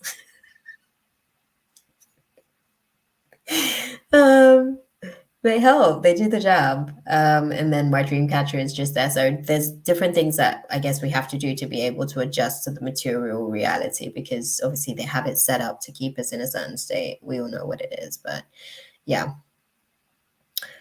Imma just move out the whole house. That part too, but you know, it takes a minute to be able to sort of like get the whole manifesting done. You know what I mean? And whilst you're there, you want to sort of like set your energy because what you don't want to do, right, is like have your energy be what your energy is right now whilst you're manifesting where you're going because like I had the same situation where I lived, and the power lines were even further, actually. I didn't take note of it because I had trees in between. One of my favorite trees, his name was Fred. Well, he said to call him Fred because if I was to, he couldn't pronounce, like, his name was like, I couldn't pronounce it. But where I had that connection in between, I have the same dynamic here, except now it's a lot closer, right? Because of what my energy and my vibration was when I was manifesting this particular place. So uh, utilize the little trust me. Okay. Fred was coming with the downloads. Like when I was going through some shit, the suicide demon came after me. I would go and talk to Fred, and Fred would let me know what to do because Fred is used to leave. He's used to like using and leaving his leaves, right? Autumn season is here. I'd see Fred like shed his layers. I'm like, how do you do that, man? Like, I'm having to sacrifice some stuff and I'm struggling right now. Like, how do you do that? And Fred taught me to like lean into my roots and like go into my roots to understand like why these things are necessary to be released. You know what I mean? Like Fred taught me some shit, man. I'm telling you, for real talk. Um, yeah, I would say utilize the little stuff that you've got as far as like the tools that you're about to sort of like incorporate into your process, right? And after the facts, that will sort of like help to make sure that your energy, because the universe already knows like what sort of environment basically you're sort of like looking to move into. So it would just bring the static of your energy down at least a little bit, you know. I was floating at the time when I manifested this place as well, girl. Okay, since I've got to this place, I was like, oh my God, I need to like adult. I cannot be that girl that is out there. Like, that is not going to work. I need to be grounded and in this body. So, yeah, that's what I'd say to you about that situation. Okay, beautiful. Get you some crystals, albeit temporarily, whilst you're sort of in the space so that you can reset your vibration because I think the frequency gets intercepted with all these other channels, so it actually shifts the context of the vibration as well. But yeah, and work on the meditation sort of aspect of things as well. That definitely sort of like helps as well. Crystal meditation is always really good as well, actually.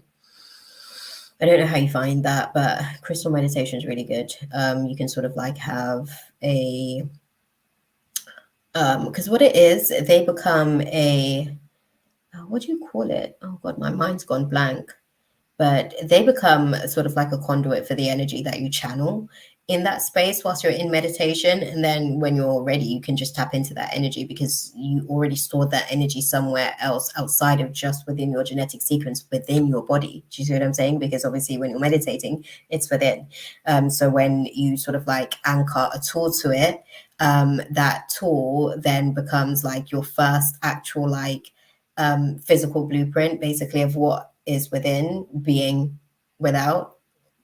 external. And then you can basically, it has all the codes and stuff for that, and you just navigate it. Obviously, it will come with its own resistances depending on how many blockages you have in your different chakras, but you know how that goes. I'm sure you work through this stuff all the time. So, yeah. Good luck with it, beautiful. Because I've been like navigating through that little situation myself as well. Once I moved here, that's why I had to get anchored. Yeah, it sucked, but then I still learned to float. I just make sure that I'm tapped in more times of the day than not. Okay. So yeah. Thank you, beautiful. That was a good question. That was a good question. For real, because sometimes the way that things are actually set up, it's just, yeah, it's tricky. It makes the whole like human thing tricky. But yes. Okay, scenario girl. I'm gonna eat some Skittle. Put your question out there for me. These power lines as well, right? Like sometimes I'm literally sat in my bed and I can feel the static being created from where I am, because I'm so close and my mind is like, because you know, your field is actually sort of like up to 10 feet outside of the body, the field of thought. So sometimes I can feel the interception there as well. Mm. Mm. Oh girl, what are we unpacking? Mm.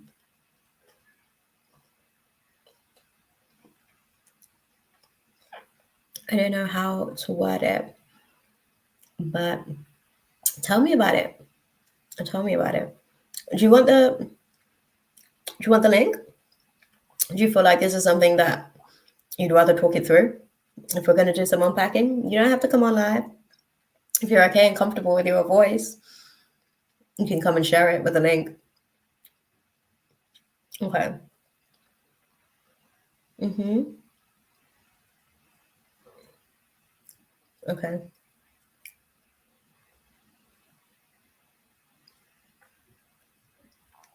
Okay. Sorry, I'm gonna read this stuff because I see it. It just looks like I'm like, okay, okay. So scenario says, hey girl, so I want to unpack something. I don't know how to word it, but I can tell you about it. So our girl's putting it into context. I'm sure she's still typing because this is a little bit of a cliffhanger. So I'm just getting y'all up to date. Basically, I've dealt with harassment since I was a child, even as an adult. Like recently, I was at the store and I was walking away from this guy, but he kept following me because he wanted to talk. Today, he messaged me on Instagram and asked me to see me again after I ignored multiple messages. What I want to know is, why do people harass me? Like women, co-workers, guys, family. What is on me? Girl, charisma. Charisma. Show charisma.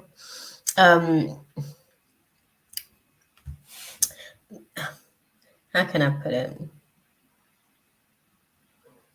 It's your charisma. They're just drawn to it. It's like something that makes you a sociable person. It's something that makes you a likable person. It's something that makes you a person that other people want to be around. It's your charisma. There's nothing that you can do about that, unfortunately. To be fair, my partner was navigating through the same class of like, you know, just figuring out how to gauge his levels of charisma. Because sometimes it can be, is it a spirit? I've got a dark feeling today. That person was a dark. So this is what I was I wanted to explain with that situation. So with charisma, it can attract dark spirits. So basically, because it's like the ultimate light, if you will, kind of thing, in terms of like personality and like a network, like people that have charisma in abundance, right? So like when God was giving away charisma, girl, you was like at the front of the queue, you was like, I want me some of that. Okay. And what happens with that, because there are certain things that you're here to do as well, which requires you to have a certain level of charisma, because it means that you will have a certain level of influence. So now with said influence, what happens is that it attracts dark spirit, particularly narcissistic spirits, to be honest with you. Um, particularly narcissistic spirits, because it's usually vibrating at such a high frequency, like the personality trait of charisma vibrate, because you have to have a very diplomatic sense of a personality, in essence, to some degree, right?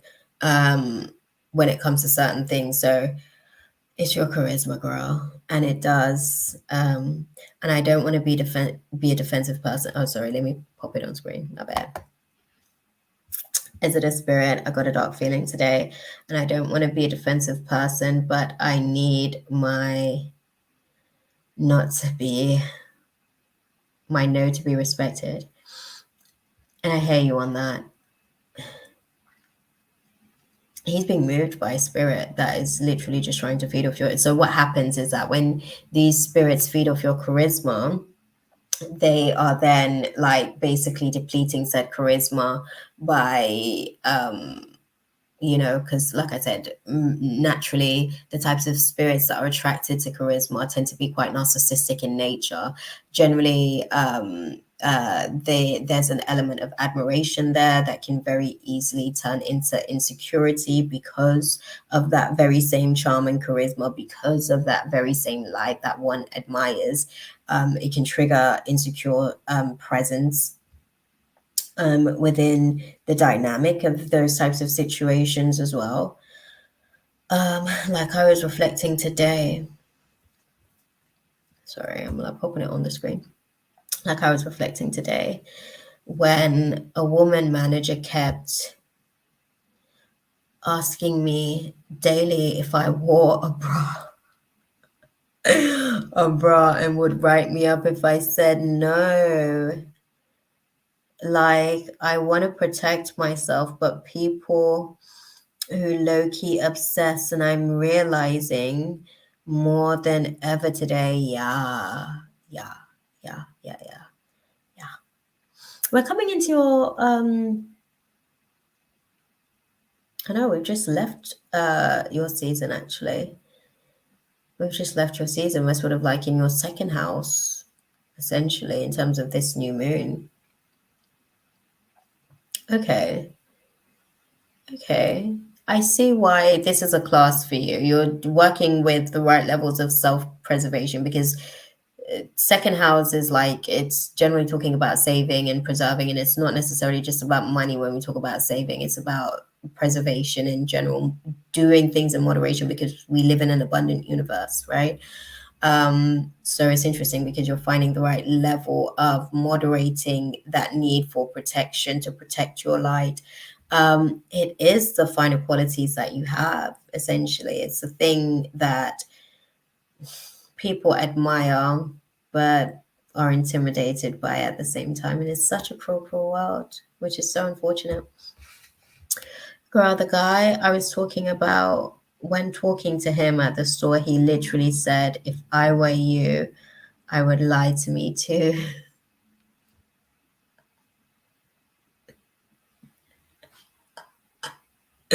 Yeah. And trust him, because that's not even just him speaking, that's the spirit that's trying to feed speaking through him to you to let you know, yeah, okay, what you're doing right now is what you need to be doing, but I'm not happy about it. But it's what you should be doing. So well done. At least you passed the class, girl. I'm telling you, these demons are out here. No, like, no chill. No chill. No chill whatsoever. Um, That spooked me. Yeah, because there's a whole demon speaking through his ass. Hell yeah, it should spook you, girl. I'm telling you. Like, these demons are out here. Like, they're just on display. Like, and that's the thing. Like, I'm not gonna say that I'm not scared of it because I don't want to challenge no demon to come out here to try and like evoke the feeling of fear within me because I'm a pretty fearless BITC. H. Okay. I'm on that sort of spectrum in managing my fearlessness, actually, because it sometimes makes me unrealistic in going into situations. But, and however, you should be spooked. No word of a lie. I just don't want to live in fear, and you shouldn't, because I tell you what, that's another thing as well. It's your fearlessness that the spirit wants to feed on. If it doesn't get to feed directly off the thing that it came for, it wants to at least leave you in fear, because then what does that do? That drops your vibration, that then creates shadows around your light. So that charisma that it was once like sniffing out and was like drawn to, if you will, it goes down in value as well, basically. So it's almost like, okay, like this is a meal that isn't really so much of a meal as it were anymore.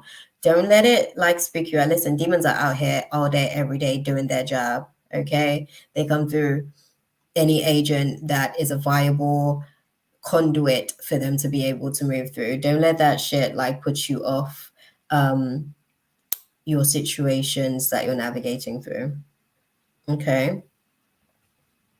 I just don't want to live in fear. And when I'm scared, I'm angry.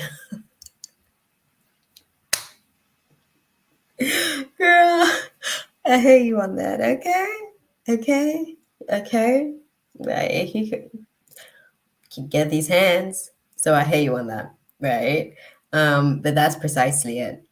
It wants to be able to sort of like have you drop your vibrations, and then that makes you an easier target for you to be able to sort of like feed. I see y'all putting your questions out there. Sorry, I think I starred the wrong thing.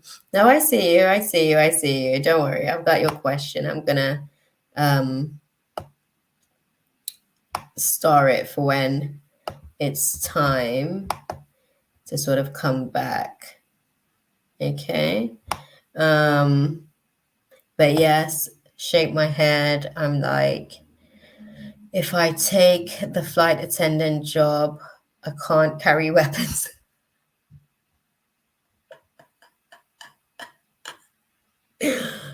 Yes, you can, Mama. I'll tell you what weapons you can carry. You can carry scriptures. You can carry crystals. You can also like literally like just make sure that your field, your grid is actually sort of like in protective mode.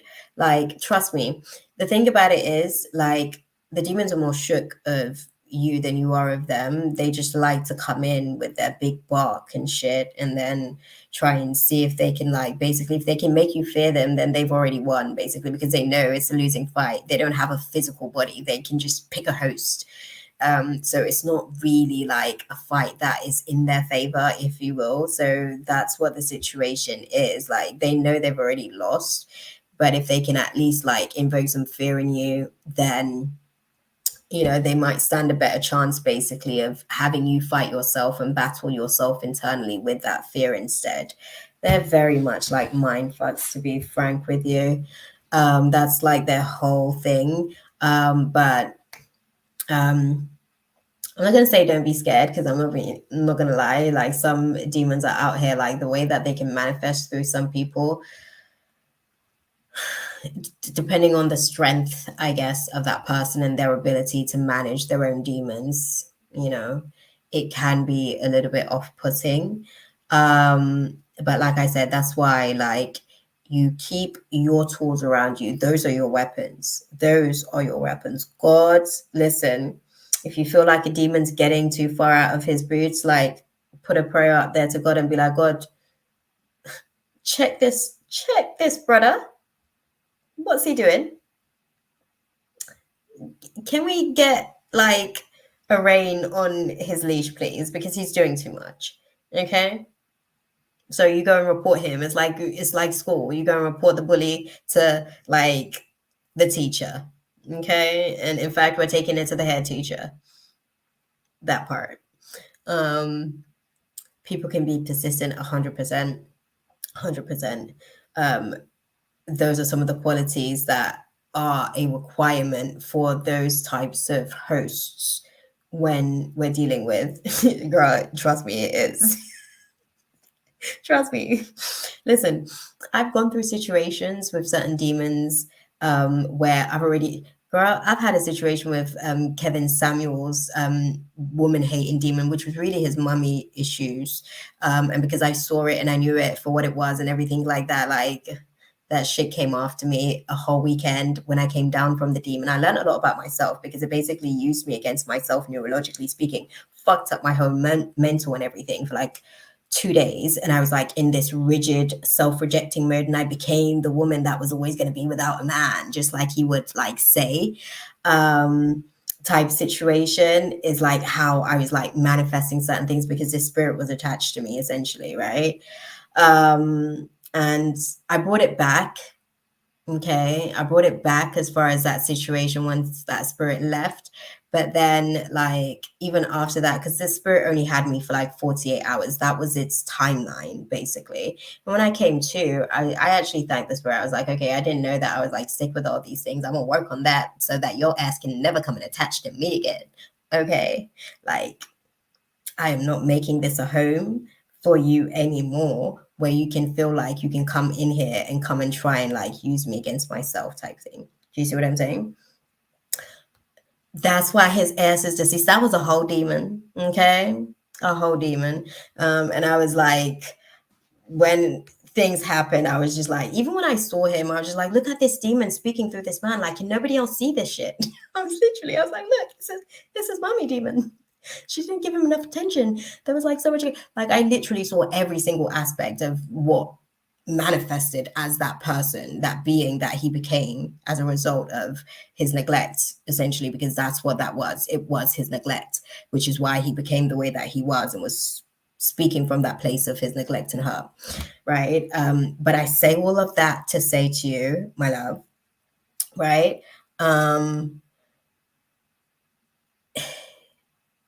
You're not a victim and you won't be a victim. Don't worry. The thing about it is, like, sometimes God will allow these spirits to be able to have access to certain things, to be able to teach us certain things at the same time as well. If you look at any biblical scripture, it was always a case of going through the battles and the spiritual warfare of it all as you go through your ascension. You don't get to the next level. Like, you got to go through the next level. It's not a boop. It's more of a it's a flight going up, right? Yeah. And cause this pretty hurts, that part, that part, okay, okay, that part. What I'd say with the situation is just keep yourself protected, right? Things that I do to make sure that when I leave my house, I make sure I'm like, y'all ready? Like, I'm with my team all day, every day. Okay. Even when I'm leaving, I'm like, oh, how you girl look today? I literally have like a whole relationship with my guides. It's weird. But okay, this is a community. Okay. And I couldn't be me without them, and vice versa. They couldn't them without me. So get into the habit of just making sure that you are protected at all times, because what essentially happens, especially because you're aware as well, is that they will come for you. Because it's one thing when the demons are playing with food that doesn't know that they're there, but it's another thing when they're playing with food that knows that they're there, that can't really sort of like say that they're actually there, because they're a spirit and it's more of a sensing of their presence more so than anything else. You know what I mean? But yeah. Yeah, girl, I'm telling you. But they see your glow up. That's what that is. Like, every time I see it, so this is what happens, right? Like, after the demon will come through whoever he can, more than likely he'll try and come through my partner because he's like the closest person to me, and he's the only person that actually gets to see me more so than anybody else because I'm too busy for everybody else. To be fair, I see my nephews like I have them for the month and everything like that, but yeah, that part, you can feel it. You can feel it. You can feel it. And I tell you what, when they do show up, they're literally just there to rob joy. So whenever I go through like a little quest and I see like an insecurity demon show up, for instance, I'm like, oh god damn. Okay, I'm gonna work on my own insecurity so that I don't have to see this reflected at me ever again in this sort of like dynamic or state or whatever. And I'm gonna make sure that whoever you're sort of like coming through as well is aware that they need to work on that within themselves as well. So you don't even get an opportunity to attach to them again. Hell no, we ain't doing this again. Like I'm playing this scene one time and one time only. Okay, we're not developing this into a cycle. You are not becoming a regular in my movie. So things like that, right? They the more that they can become like a default in the algorithm, um the more they feel like they're able to kind of like, you know, integrate themselves basically into your ability to influence others, because that's the whole thing. They want to be able to have you like influence others, um vibrating at a lower than ideal frequency, like to be able to manifest some of the things that you want to manifest, because then that creates resistances for you, and that continues to sort of like keep you on the testing phase as opposed to the blessing phase, right, where you get the blessing because you done already passed the test. You know what I mean? But yeah, don't worry, girl. They're out here everywhere, but you can sense them. You know that they're coming. And quiet as it's kept, they're more shook of you than you are of them. That's the gag. That's why whenever I'm like, bruh, you coming in all hot and heavy, like you're gonna do something. Like, hello. Like, I don't know as well if it's a Jamaican in me as well. Okay. Because I'm like, I dare you. Bet. And then I regret that. So I'm not gonna lie. That's what happened with the whole Kevin Samuels thing, because he like told me he was gonna come for me. I was like, bet. I'm gonna be ready for you. And then he came unexpectedly threw my man, threw me off. I wasn't ready. But yeah, I'd say don't play with these little shit bags because they're not even worth it. They're just finding some attention. They're trying to get some attention from somewhere. Okay. I've always wondered like what's on me, because people be trying to girl, trust me. And I'm like, let me start flipping tables like Jesus. Girl, I'm telling you, okay? I am telling you. 100%. 100%. Like, I literally, like, sometimes when they be trying me, I come with that one as well. I was like, I don't remember what it was. I was like, not even Jesus had this shit from y'all. Y'all better get to know. Y'all better get to know she came out in here. Let's for having a proper. Trust me, it's a whole thing. And then after that, I think not too long after that, a couple days, they activated in me genetically. They activated my own demons. And I was like fighting them off and shit. I was like, no, no. It was a whole thing. I'm just like, oh my god, if anybody could see me in this moment, like they would think this girl is like full on crazy. But then I had to then start fighting the demons internally because they had activated on my genetic sequence. And then it was shifting my neurology and shit. And I was just literally, I'm like in here in my body, and I'm like, oh my god. And people will ask me like, how are you doing and stuff like. I'm like, yeah, I've got a whole demon attached. I think he's like calling in the suicide demon to sort of like take it to the next level because I seem to be holding on. Like I would literally narrate what is going on. So,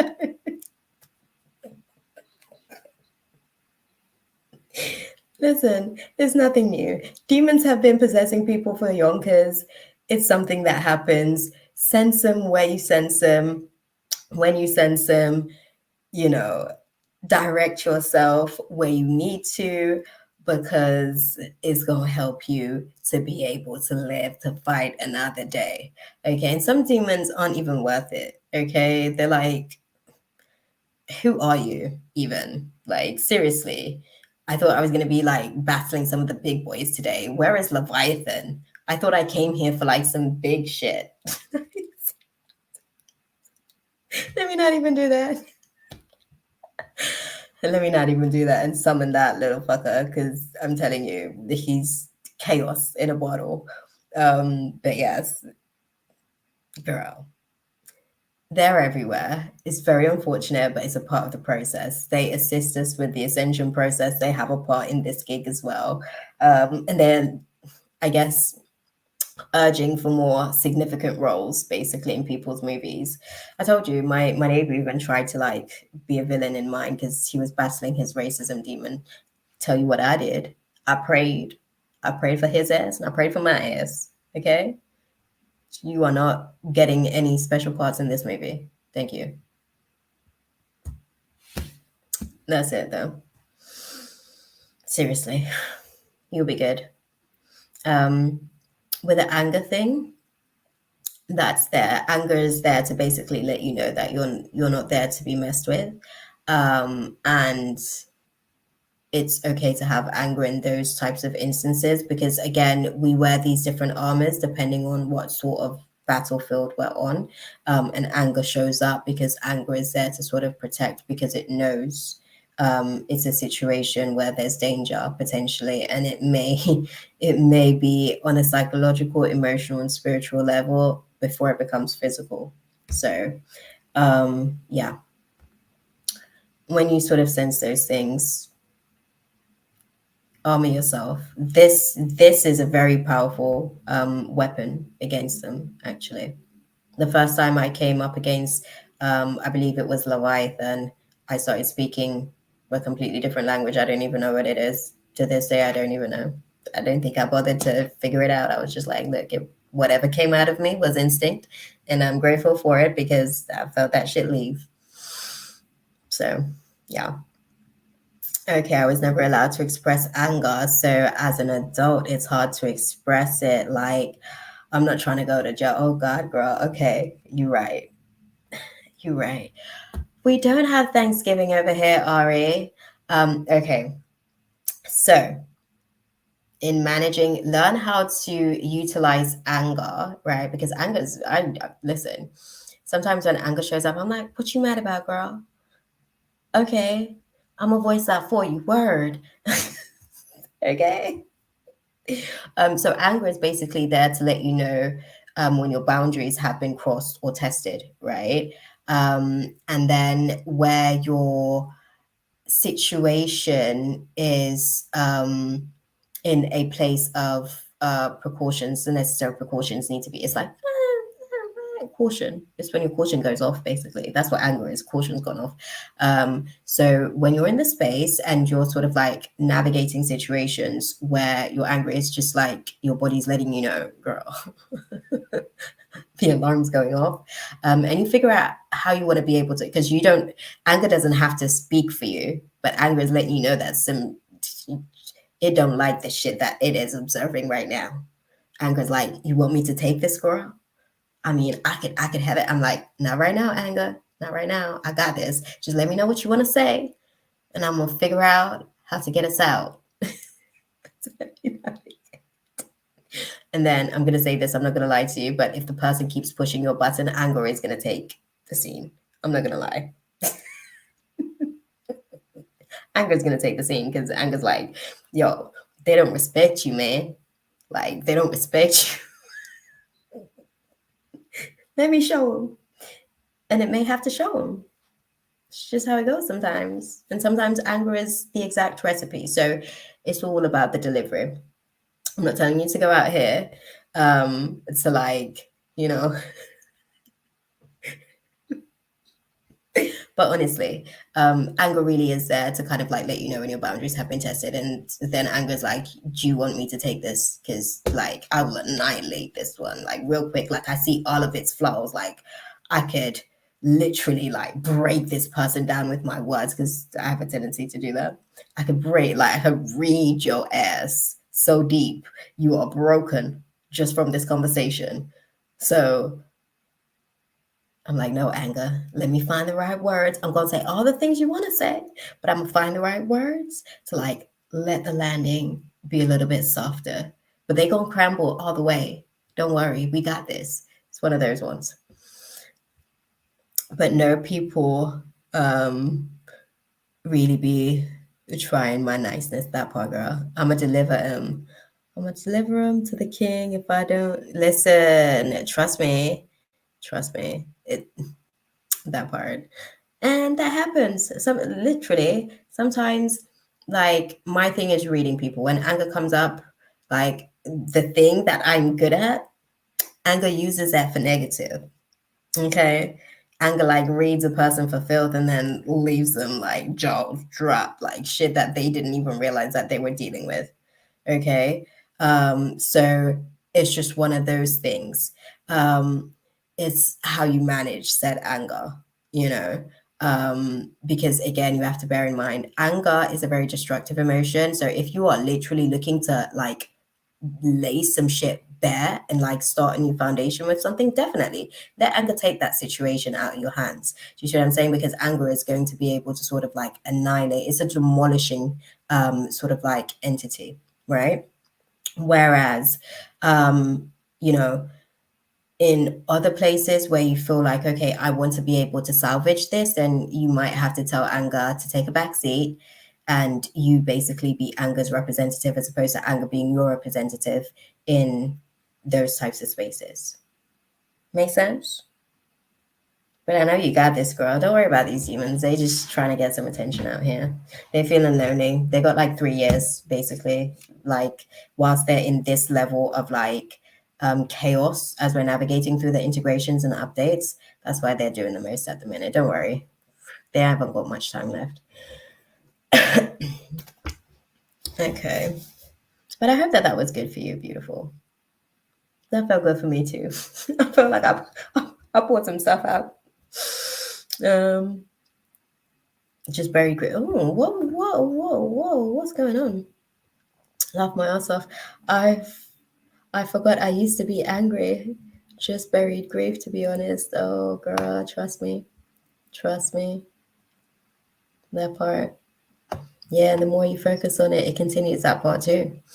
It's gonna irritate out you. You gotta get balance and stop emitting that signal because it's calling more of it in. That part. Okay. It's literally just trying to sort of like bring your vibrations down so that it can continue. What it is that it can't feed off you because you're not on the frequency that it needs you to be so that it can feed. So it's using somebody else to bring your vibration down so that it can get an opportunity to feed through the back door. Don't give it no chance, girl. If anger shows up, and it's a situation where you don't care to be in that space, there's still a way to even sort of like execute the landing on the information because anger is just coming up to let you know that, look, nice ain't going to work in this situation. You're not dealing with one of those types of spirits.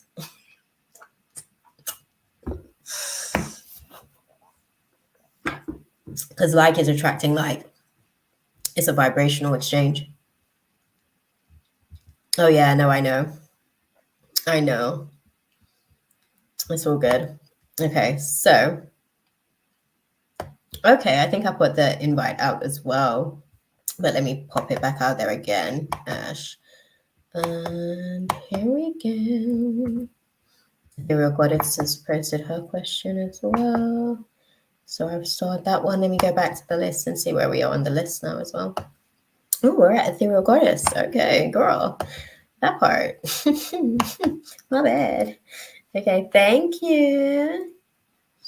Oh my gosh, girl. I love the way the crystals you told me about. Look, hematite is metallic, and I love metallic objects.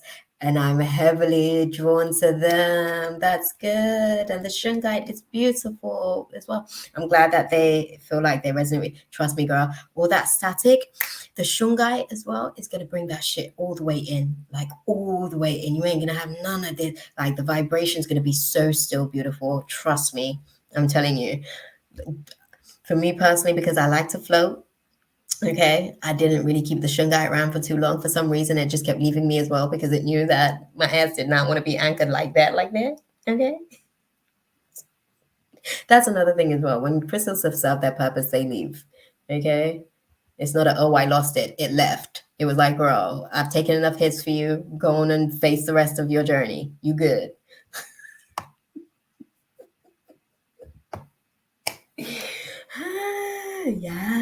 Yes. Yes. Perfect. I'm glad that that resonates, Renee. Trust me, those are going to be like some good ones. They're going to be good for like all this stuff. And you'll be good, like incorporating like the clear quartz to be able to like clear that distortion. Trust me, you're going to be like static. What? Where? Oh, oh, and I'm going to be so intrigued to see how your channel sort of like grows as well in terms of your distance with remote viewing. Yeah. That's going to be dope for you. I'm looking forward to that for you as well. Beautiful. Okay, so going into Ethereal Goddess's question, we're almost there as well. Don't worry, guys. After Ethereal Goddess, we've got Ash, who's going to be coming on to chat with me as she does. And then we've got Sammy. Then we've got Foxy, Mina, the real Summer J, and then we've got Clover. I don't know if Clover is even still in here. I think Clover's probably left because Clover was like, oh my God, she said 3 to 4 hours. It's been 4 hours. And the list is still listing. Oh, that's another one I love. Stuff like that. Yeah, yeah. Yes, the real Summer J. I'm glad to know that you're still here. Don't worry, Mama. I've got your question starred. It's on the list of starred questions. Yeah, yeah. I've got you. I've got Sammy as well. Yeah.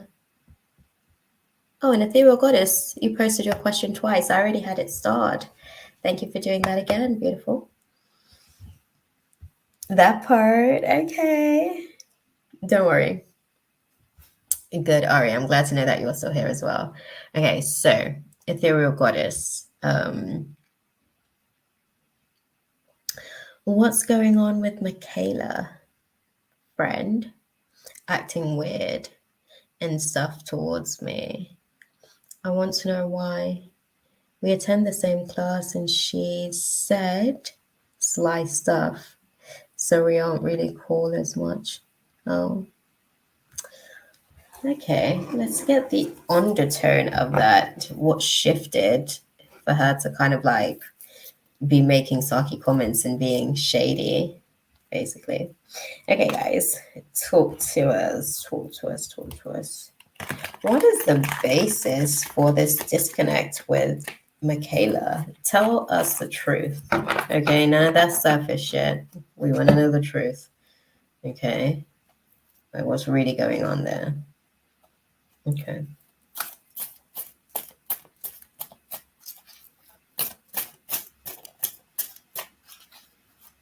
Okay. Thank you.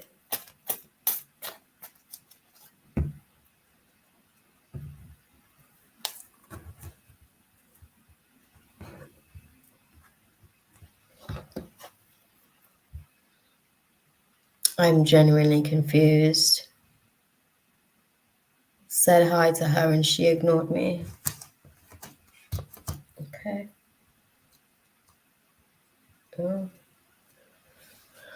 Interesting. The relationship is going through a major arcana. You guys are navigating through the Emperor energy. So the foundations of this relationship is being tested. It was never on solid foundations in the first place. So this is what you're learning about the situation. So now I have assumed she doesn't like me very much. I think it's deeper than that as well. We want to understand the why they're not liking. I think she feels threatened to some degree. in some context, but we want to unpack it. So let me just see, because y'all's foundation, this may be a Saturn, more than likely. Y'all probably just think, let's see. Sorry, I have to go and have a look and see what's going on with Saturn. Trust me, Saturn's out here like breaking down friendships and relationships that the foundation's just not there to hold. Okay?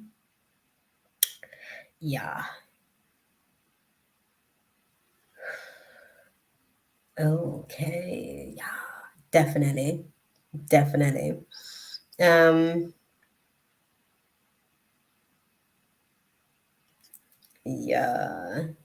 So a few areas are being tested in this space, basically. I might know why. I do well in class, but she approached me to be friends and I was cool. And now all of a sudden it's weird. It could be something else, though. I don't know. Wow. Wow, wow, wow. See, this is the thing. She was insincere to begin with. For her, this was a relationship of convenience, mama. I'm just going to call a thing, call a spade a spade. It was a relationship of convenience. Some of the things that are being tested with this sort of like climate, basically, with the Saturn being retrograde in Aquarius, because Aquarius is the 11th house. It's all about the debut of self, right? It's how we kind of like interact and socialize within our network, right? When it comes to society, right? Truth of the matter is, I don't think that. So why it's crumbling down is the lack of sincerity. I don't know how sincere it was to begin with. I believe that this may have been a relationship of convenience, and once she stopped being convenient, she stopped allowing herself to relate. There was no more relations to ship with. I don't know how else to put it. There was no relation to ship with. Once you stopped being what she needed in the space of, okay, I'm being around this person, I'm rubbing off on their energy, I'm kind of like, it was beneficial, I guess. Well, see, this was the thing. This is what I want to really sort of unpack. So thank you, Mama. Okay, so let's have a look. No, I don't think it was a material thing in that sense. I think it was more of a situation in terms of certain qualities that you actually have. Like you said, you being the brains in certain situations. Outside of that as well, I think it was like your natural character, your natural nature. I think for the most part, you know, how can I put it? When people sort of like get into relationships for like convenience, right? And obviously Saturn comes and tests those relationships of convenience. When they go into those relationships, they generally observe their victim, for lack of a better way of putting it, because you're a victim of how can I put it? And I don't want to call you that so you can feel a certain type of way, but it's just the truth in terms of these dynamics. Somebody has to play villain, somebody has to play victim, right? In this dynamic, you would be playing the victim, and they would be playing a premeditative villainous role, okay? Because their intention was predetermined. You see what I'm saying? So it's one of those situations where, because she would have observed what she needed to observe, I'm literally going to sort of like put this into context with Transformers, but I don't know if any of you guys have seen Transformers, the movie with the bots and everything, and one of their abilities is to be able to kind of like see a car or a plane or whatever it is that is a vehicular sort of modality, right? Some sort of vehicle, and they can then replicate that. They can become that. It's the same thing. We activate our chameleon shield, okay, through absorbing information through observation of people, and then we can simply become, right? But yeah, I think she was able to observe enough.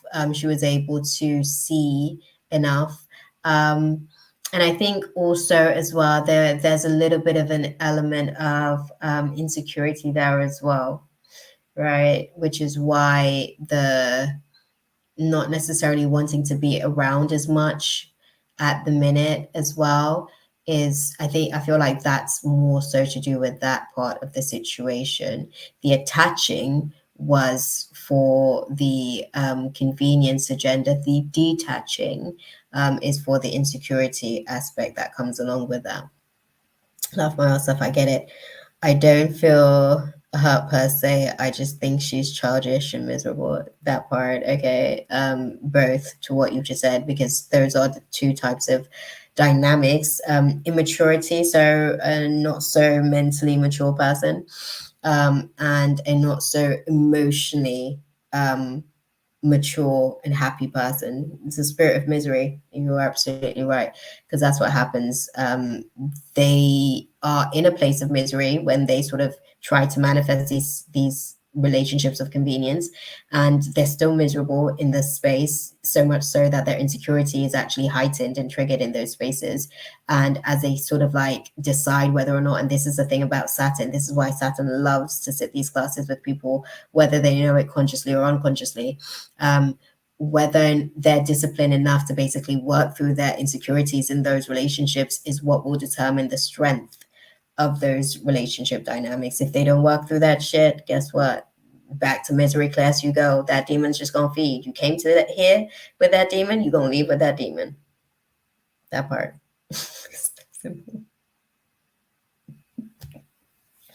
And you're gonna go manifest some more miserable experiences for yourself type thing. It's just one of those situations. I don't think people have really woken up to that aspect of it just yet, but it's just a part of the process. Back to misery class you go. That's it.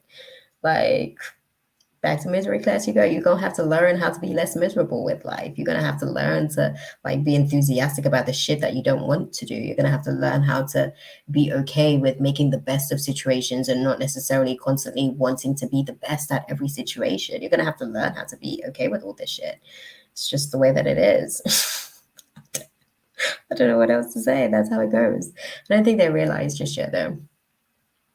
I mean, she can't be me and I can't be her, so good luck to her. Yeah, you're definitely right there. But some people get so caught up in not being comfortable in their own skin that they decide that they want to be anybody else but themselves. And they wear the mask of said person for a while, thinking, or giving themselves this false narrative that is going to be making them feel better, look better, be better, and it does nothing for them except keep them further disconnected and away from themselves for a longer period of time whilst they live in a state of delusion.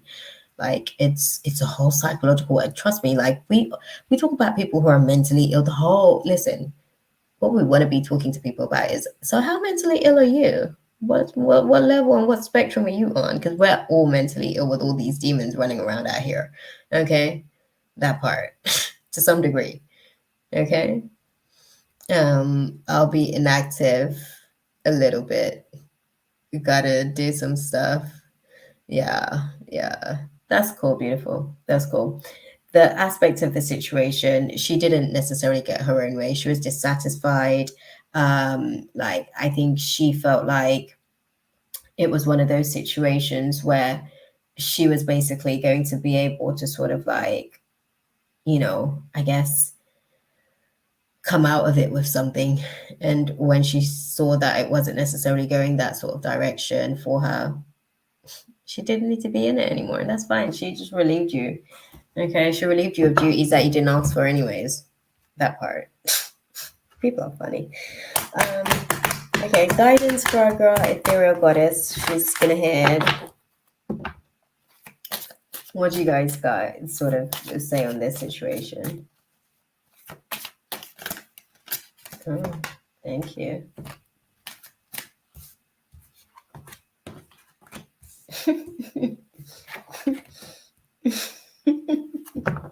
Okay. Girl, I don't even know if you're still here and if you've gone to do the stuff that you need to stuff. But yeah, God said let go and let God. Okay. It's funny because the cards that you've got is you'll continue to get the unlikely air from this person. The situation will not improve, and you don't need to meditate on the answers. What you need to do is let go and let God. Okay? Just let it go. God said go. In the words of Melanie. I hope that that was useful for you on that note. Okay, I know you're going to go do some stuff, but yeah.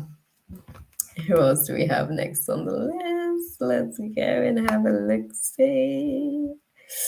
Okay, Ash. Ash, mama, it's your go. Okay.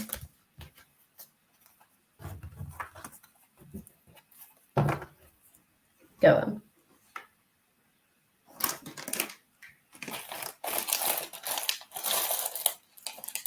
Ash is. Ooh. I'm losing Skittles, y'all. Ash is going to be coming on.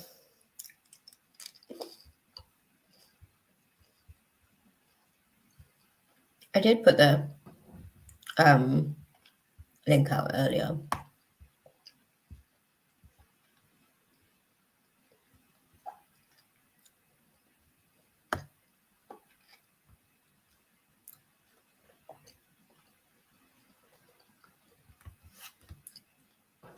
Okay, and then after Ash, we've got Sammy, Foxy, Mina, the real Summer J. I don't know if Clover's still here. I haven't seen Clover from when Clover came in. Well, Clover might pop back in. You never know. Oh, Leslie. I'm good, beautiful. I'm good. Out here in these YouTube streets. Back on our Friday night rhythm. It's like 2 a.m. and there's like, where are we? 5 people on the list. Yeah. Because Ash is about to come on now. I'm doing good. God is good as always. How are you doing? Libra new moon treating you well?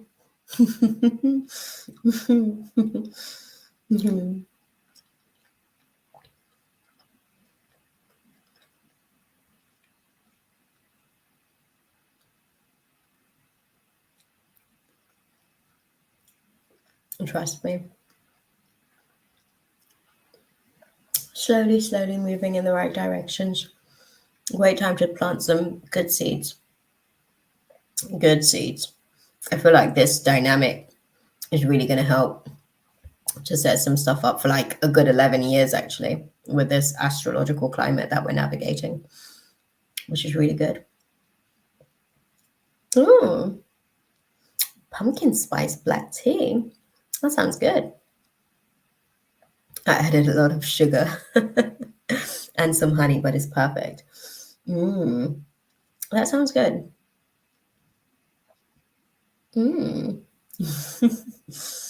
Definitely. Definitely. We need that. 100%, Leslie. A good 11 years. Where's Ash gone? It's been a minute since I've seen. Okay. Probably about 16 minutes ago. I don't know if she's still here, but that tea sounds lush, Ari. Yes. Who else do we have? Sammy was the next person. I've got Sammy's question. Okay. I'll come back to Ash if and when she gets back into the room. Do you want to put your question out there, Ari? Because Sammy's not here either. I will. What was her question? I think I started. In case I fall asleep. Oh, that's okay. I'll put a finger out there. It does. I can imagine. I can imagine that will taste like fall. Let me take off the current comment. Right. Throw your question out there, Ari. We're going to wait for Ash to get back into the room or what the situation is. I'm not sure. I'm not sure, actually. No. I like the fall season. I mean, at the minute, I'm like, it's a little bit weird. It's kind of cold, but not cold, cold. I've got the heater on because I like to be like toasty to the point where I'm sweating. I'm sorry. I tell people all the time. I say to my partner, I'm like, look, I'm from an island. I don't know what that has to do with anything. It's just the excuse I go with. But genuinely, I would prefer to be hot than cold. But I like the whole aesthetics of fall. It's like one of my favorite aesthetics to look at in terms of season. Um, can you tell me if March will be a great month to visit? To visit? That was funny. Visit Chicago. In which month should I move to Chicago next year? April, May, or June? Um, I was considering February, but I heard it may be too cold and snowy. Yeah, this is why I said to you I was sensing a March sort of like timeline for that aspect. So yeah, yeah, you want to have like your first proper experience there be a time where you can go because it will be very easy for you to go straight there and fall into the winter blues and you go there, you're automatically in depression. You know what I mean? Because you've kind of relocated, the weather isn't giving, you're not getting that vitamin D activating all those like cells of enthusiasm for life and the zest of, being creative and all those types of things. You don't want to do that. So spring is like fall, okay? Except it's when things spring instead of fall, you know? May would be best. I live here. Look at that. I didn't even. There you go, girl. There you go. I was actually going to say, for the most part, I actually, June was the month that I saw you completing the process, actually. I think that March is a decent time to be able to travel if you want to go and sort of like check it out per se. Leslie, June is the best month of the year. Yeah. Yeah, June's actually when you'll be able to sort of like finish up that transition. But Leslie's saying that it's probably best if you want to sort of like come in May to visit. Um, would you want to go? Still a lot of snow. Look at that. Leslie hasn't been here for a little bit as well. So the fact that she's here to kind of like just in time to answer your question. Look at that, Ari. Look at God guarding. I love that. Sorry. I can't do any round of applause. Yeah, not much. Yeah. See? She's saying May is a better time to visit out there. And then potentially, if you like it, June. The March situation, what's it like in March as well? Is it still quite like it's the come down of winter, right? Because I know winter for us here is like until spring equinox in March, around about March 20th, between the 20th and the 22nd, between those 2 days sort of window, generally speaking.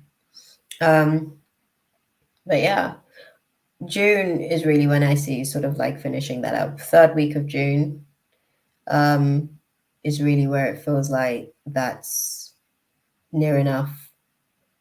I wouldn't say near enough done, but I think it's because you sort of like take your time to sort of like, get everything together as far as moving yourself and getting all your little bits and bobs. I feel like by the end of June, you sort of feel like, okay, I'm complete with it. But it may be a sort of mid-June that you start the moving process, essentially. March is more mild in most places, but still snow every now and then. However, it depends. Sometimes March is still cold, sometimes it's warmer. Yeah, I hear you there as well, because we've had like some pretty weird Marches, actually. Depends on what's going on astrologically, to be fair. 2020, yeah, 2018 March was a bit of a weird one here. So I hear you on that in terms of weather-wise. Um, I'd say if you're set on March and you still want to have that, bear in mind that that's not going to give you the full experience that you're going to be having when you get there, because you'll be getting there during another season. You'll be getting there roughly around about sort of like springtime going into summer, actually. Oh, yeah. Leslie saying Chicago is fabulous. Okay. Um, it was warm in April though this year, but I remember March still had snow on the ground, that part. It wasn't horrible there, and I hear you there. I hear you there, because sometimes it's not like, oh, it's more like, okay, it's fading out. We're moving into the next season. Oh, look at y'all. Look, you've already made a little friend in Chicago. Look at that, Ari. Yeah, you've already made a little friend in Chicago. Maybe you guys can sort of like, that part. That part, okay? Listen, already making connections. You've already got a little friend in Chicago. You can be like, hey, Leslie. You guys should like connect on social media. Oh, you're back, Ash. Good timing. Um, Leslie actually just answered Ari's question, so it was a twofer, actually. Leslie popped in and was like so helpful to Ari, um, because she's already in Chicago, so she can think. Definitely, definitely. She's already out there. And you guys know that you're sort of like like-minded um, individuals. You guys are sort of here after all. But yes. Up to you when you do want to travel out there, Ari. In terms of the weather situation, obviously Leslie's saying May you'd get the best weather. Okay, but I see June being the best time to move for you. Can you tell me how many days I should stay when I visit? Oh, let's do that. Sorry, Ash. We went into Ari's reading because yourself and Sammy wasn't necessarily here when we were sort of calling for earlier. But get yourself ready and tune into the background, because I know you're coming in for the reading. Right? You're coming to give us some updates as well. Okay, that's cute. Don't worry. You can get your thing. Oh, she set to fly, girl. She set to fly. Oh, okay.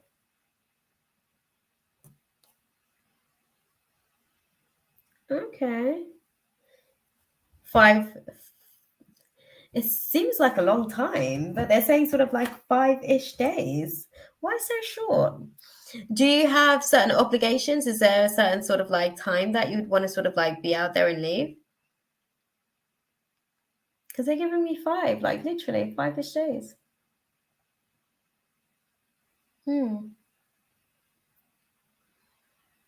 Okay, yeah. They're saying 5 days. They're saying 5 days.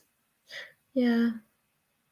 You can utilize the time. They're saying that it's a transitionary situation, just to sort of test the water. So 5 days. You don't need to be out there for long. They're sort of talking about like other factors, work, and just other things to sort of like just be. Yeah, but 5 is perfect, because that's literally what they're saying. 5 is perfect. Literally, they're like, with all the other aspects and variables of the situation, 5 days is perfect for her to be able to go and sort of like get what she needs. Um, the apartment search will be okay. I think what you need to be doing is kind of like picking out the locations so that when you do sort of like go down there and you're testing as well. Yes, 100%. You should be considering looking at apartments when you go and visit, because when you go there, again, you kill two birds with one stone, right? You set up everything from this side so that when you get over there, you can have a look and then start to arrange things. That's why May might actually be a good time to sort of get over there, find the property, and within a month or so, you can actually sort of like have the moving process getting wrapped up. Um, we are on Ari Beautiful. That's okay. That's okay, Mama. We're on Ari at the minute, but we didn't get Ash in because she got called. She got a video called from her nieces, so she's still gonna come in on the chat. And then Sammy isn't here as well, but I starred her question. So I'll read it at the end and I'll put it in the chat if anything. We'll see. Um, I plan on renting a hotel too when I visit as well and going with friends. 100%. I'm considering looking. Yeah, 100%. 100%. All of those factors works with the aspects of the situation in terms of preparation. Girl, they're like, look, 5 days would be perfect as well in terms of like how to manage your coins in that space. It's not overzealous and it's not over excessive in terms of like the spending dynamic. And you can go out there and decide definitively what you want. And then, yeah, like I might actually apartment hunt. Yeah. Yes. Well, woman with a coin, girl. She got the coins. She got the coins. Okay. So they're saying 5 days is going to be good for your bank balance as well. Because that's what they were saying to me. They were like, yeah, between 4 to 6 days is going to be perfect for her bank balance. So 5 days. And all of the other aspects of the situation. I'm considering living in the city, but in a nice area, of course. Of course, nothing but the best for Ari, right? That part. Okay. And it's gonna be nice. It's gonna be nice. Um, Yeah, thank you for like stopping in when you did as well, Leslie, because you actually like gave her firsthand information about being in the environment as well, for her to really be able to kind of like, you know, get that confirmation that the universe supports it. I know Ari's navigated through a few no's from her guides, but it seems like we're in our yes seasons, Ari, and I love that for you. So, oh, Smara, you were still out here. Oh, good night, beautiful. Thank you for sticking around. You were like the first. Thank you for hanging out with us. Night night, it must be late where you are, okay? Because it is like 2:30 a.m. where I am. And thank God for my Skittles, because that just woke me up real nice. Girl, it's like after 4 where you are. Damn, Smurf. Bam. Okay, good night, beautiful. Or good morning, rather. Sweet travels. Oh, dang. But no. Um, yes to the 5 days. Good to the city location. Yeah, Skittles is definitely. Yeah, I did. I just went on Google. I went on Google to go and have a little look. Hey, Grateful Queen. How are you doing, beautiful? How are you doing, my love? Oh, girl, that is too funny. But yes, Ari. Okay, let's see what's the overall guidance as well. Ash, you can start getting yourself ready. I know. I was thinking how's things going. It was a very quick one, like you passed through as traffic in the back of my subconscious, and I observed that thought there, and I was like, oh, interesting. I wonder how she's doing. Oh, I did. Oh, sorry, my bad. We do have, I literally said to Mina after scenario that we had one slot left open for the donations. So yeah, it's beautiful. Donations still open. You'll be getting the last slot if that's the case, right? Okay, Leslie stepped out of the chat for a bit. Okay, that's cool. That's cool. Yes, let's close out this space and see what's the guidance for Ari on this then. Because we want to know where you guys are with everything, with supporting our girl. Oh, Ari, look at that. Usually, they're kind of like trying to pacify you for a gentle no, right? But they were like, don't stop. Don't stop. You get the unlikely air with certain situations, right? And those things aren't necessarily going to improve. I love that for you too. I love that for you. That's that. They support this one. So that's good.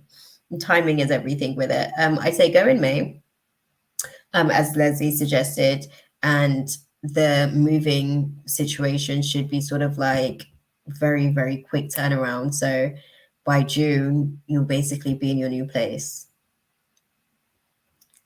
And we'll be doing this from your new crib as of next June. Okay, girl?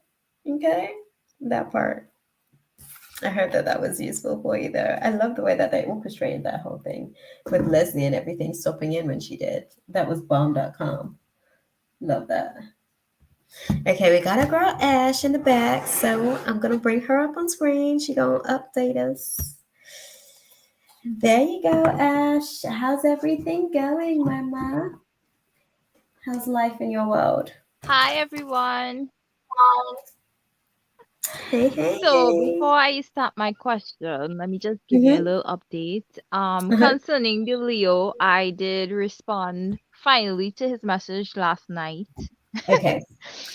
Okay, okay. I kept it short and brief. So I was like, I just replied. I said, "Yeah, I'm fine," and that was it. Mm. I didn't really go into anything. So that was that. Another thing, remember my ex-friend who went with the Aquarius? She Mm-hmm. actually asked a mutual friend about me recently, and I was like, huh, interesting. Just finding Okay. out about how it's going and stuff like that. So I Mm. was like, okay, cool. And yeah, that's basically it for updates on those things. However, Okay. Mhm. remember I told you I worked briefly back in August and we won the trip, right? Which would be on this Sunday. Um, I was actually going. However, Mhm. today for some reason I just felt the need not to. So Okay. I didn't want to Okay. fight the feeling any longer. I was like, Mhm. you know what? I Mhm. should just, just not go. So I Yeah. sent her a message telling her Yeah. that, I changed my mind, I'm not going. And I told her why. I didn't want to lie and say, I'd make up some excuse and say, oh, I'm not Yeah. feeling good or I'm not going.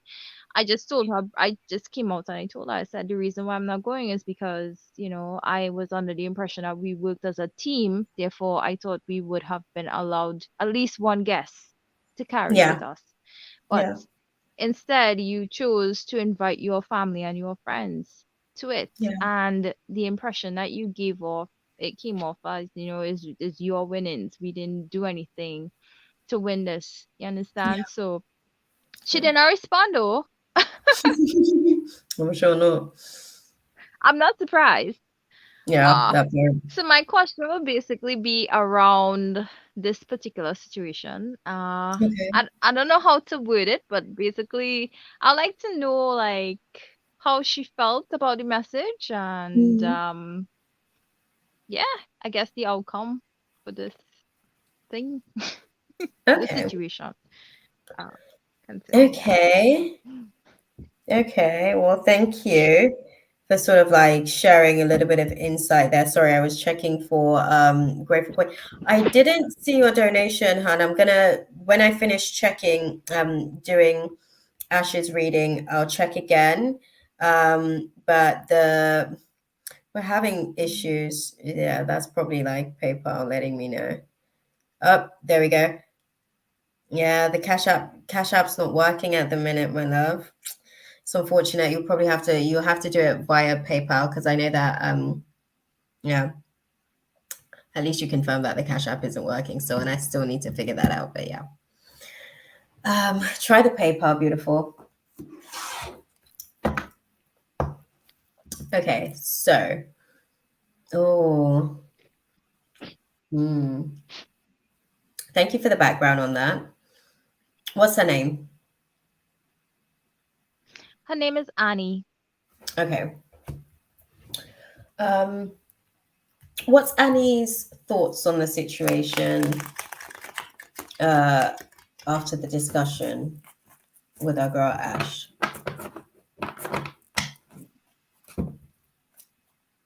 Okay. What's Annie's thoughts? Thank you. Oh, oh, she's not taking it too well, girl. She is not taking it too well. Her ego is triggered. I'm hearing Janae Aiko. Trigger. It's like so it's proper going through my mind. She's definitely triggered, girl. Okay. Her ego is tight about the I'm not situation. surprised. She's like, she's gonna be nice, nasty. I'm not gonna lie. She's gonna be nice, nasty for a little bit. This is gonna be a bit of an eruption. She's about to fall from grace, girl. Okay. Well, she can do So what she wants. well, I'm about I to honestly made sure because Mhm. I was actually gonna write more in that message, right? But I was like, you know what? She might actually screenshot this and show people. So I'm like, I need to word this in a technical way that they will understand where I'm coming from as well. Yeah, yeah, yeah, I yeah. use tactic on that message. Good, good, because you know how these spirits work, because you know she's already calculated and manipulative, so you know how to be, you've got to be calculated, Yes, ready yes, for I her already took natural that into manipulation. consideration. I made sure I started the message by saying thank you, and I ended it by saying thank you as well. So, There you and I go. kill them So with all nobody the can say kindness you in was the rude. message as well. That part, okay, so you can play that game. Exactly. Okay, let's see, guys. Oh, she's gonna be a bitch. I'm sorry. I just have to call a thing a thing. I have to call a spade a spade. It's just gonna be um oh, that's okay. That's okay, beautiful. I don't know what was going on with the what's it called? The Cash App. It's just something that's been that way. The devil's been trying to cut us off from that supply for a minute. But next time, show up. Okay? It'll be nice to have you in the space. Again, it just declined again. The Cash App situation's not an option, unfortunately. It has to be the PayPal situation. I don't know why. The devil's like trying to block that. I should probably just get a new Cash App, right? But hey, I think I'll probably try and figure that out in a second. Like, we'll do that another time, ready for next time, actually. But yes, um, back to the space, Ash. With the situation, um, she's going to be like not necessarily looking too deeply at much when it comes to herself. She's going to be off balance. She's going to be blocking emotions. Is why I said that she's going to be bitchy, because she's almost going to be sort of like I said, just nice, nasty. Put it into context for me then. Like, what are her feelings on the situation? Okay, thank you.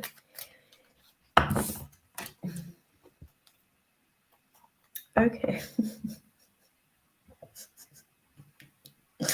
she she's still just focused on what she was getting from the situation as far as like her her using this as a, and I get it, don't get me wrong, like I get what she did, but I think I understand what you're saying as well. You don't even necessarily, if it was going to be that sort of outcome and that outcome was inevitable, because this is her blessing, right? Where God's like, okay, they win, she gets an opportunity to do this, even if that's the case because you're a part of the team that helped her win. At least it would be Mhm. nice for you to be able to bring someone. So I hear you there. I hear you there. Her focus is just on the fact of what she's won and what that's. She's all about the image, man. I don't know what her problem is. No offense, but definitely still lack of appreciation. I don't think she plans to heal this situation. I think she's basically calculating her next move with the situation. And for the most part, there's a lot of insecurities, I guess, that she has about the fact that you've decided not to come. I guess she didn't necessarily see it happening that way, particularly for this type of reason. I think that um, there's a little bit of sadness there, but I don't know if she's like still accountable. I don't know if she wants to be accountable. So how do you see things progressing between her and our girl Ash moving forward? Talk to me about that.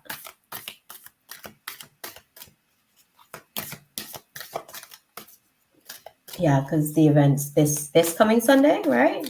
Like day after tomorrow, Sunday. Yeah, yeah, this Sunday. Mhm. Okay.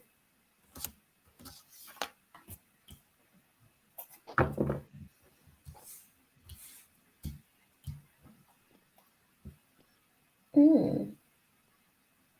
Okay. What does that mean? Thinking about what?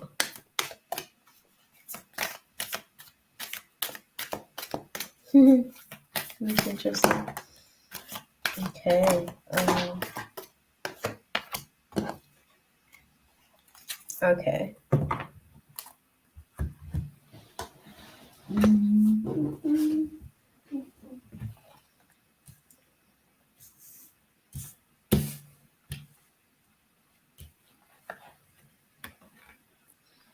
Okay.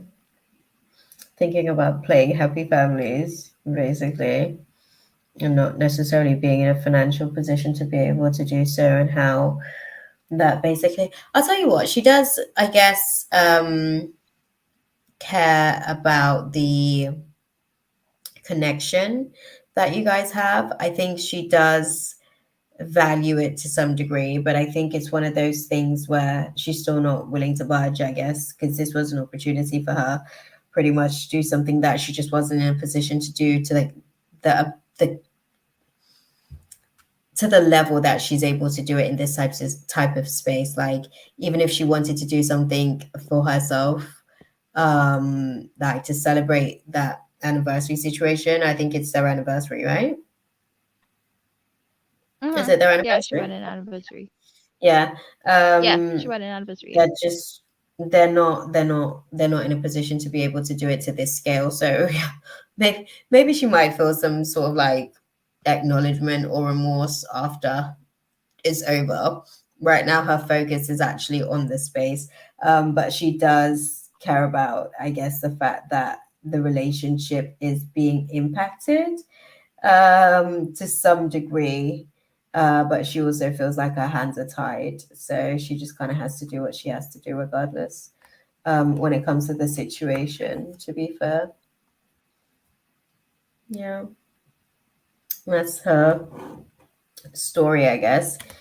She feels like she kind of has to continue with this situation as it is. I guess she's put out all of her invites as it is already. So it just kind of is what it is for the most part. But yeah, tis it really. I Let wish you me all the see. best. That's all I have to say. I mean, Of it's course. unfortunate because I did buy my clothes and everything. I was all prepped Yeah. to go, but Yeah. it's how events played off today because I was all prepped and ready to go get the stuff. Um, because she wanted me to make pineapple chow to carry Mm-hmm. to this event, and Yeah. for some reason nothing wasn't working out, and I was like, I'm a mine, just tell him and not to go, just forget the Yeah. trip, just don't go. And I was like, you know what, I still try to deny it, and I still try to like push Mr. Go this evening to get the stuff, Mm-hmm. but at the same time I know it's a sign I need to Yeah. like back off and just, yeah, stay, because I can't deny it any longer. It's clearly a sign I need to like let it be. It No, is and I what it hear you is. on I that. can't, you know. I hear you on that, beautiful. I hear you on that. I think, Shit. yeah, it's one of those things. You're not necessarily, I guess, clinging on to anything external, but there's still some residual feelings that you're going to have to navigate through. And I think she's also going to reflect that as well, because she's going to, after it's all said and done this Sunday, she's going to come into this space with a little bit of residual feelings, like somehow like she's hurt, basically, that you didn't show up to her anniversary that really wasn't her anniversary. But in her mind, and in her state of delusion, this is how the story is in her mind. So yeah, I guess if you, when you guys get on the other side of next week, because that's really where you guys are going to be beyond this situation, um, it seems that as though there's going to be some devastation there, I guess, that you guys are both going to have to navigate through. But I think she's definitely going to be happy about how the experience and the situation was. I'm not going to lie to you there. She's still pretty focused on what her intention and agenda was with this particular situation, as it were, anyways. So, yeah. Yeah. Sorry, I'm like checking to see the advice and guidance. Um,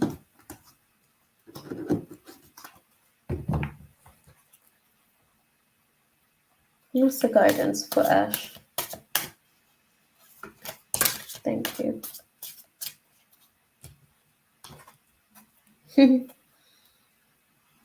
Communicate clearly, don't reconsider. Oh, oh, Ash is gone. I guess that was the end of it. Anyways, to be fair, we were just wrapping up, but they were saying just communicate clearly. You don't have to reconsider this situation. It's not necessarily anything for you to reconsider. There's no recovery with the situation, anyways. It just kind of is what it is. I think on the other side of this, next week, you guys will be able to kind of um, navigate through the situation a little bit better, basically. Just in terms of you guys basically knowing just where you stand with each other, and just kind of taking it from there. Her focus is that this is a good experience. This is what she kind of like was able to have as the story that she was able to tell for this anniversary, and that's her focus. Um, yeah, as far as she's concerned, this is an extra ticket for her. Do you have your ticket, or is it something that she's been allocated to? Answer me that question. Oh, hey, Sammy. Look at you popping back into this space. Love that. Okay. Because I was just about to ask for you. And then we've got Nina. And then, yeah, I've got your question as well, Sammy. I do have your question. And then after Mina, We have the real Summer J. And then Clover, we haven't seen for a while, but you know. Okay. This is Sammy's question. Right. Uh, so Sammy said, what's the real intentions of the Leo towards me? Yeah, and I hear you there. I just posted your question just in case you fell asleep. Sorry. That's okay, beautiful. Thank you. Thank you. Okay. So, what are the Leo's intentions towards our girl Sammy?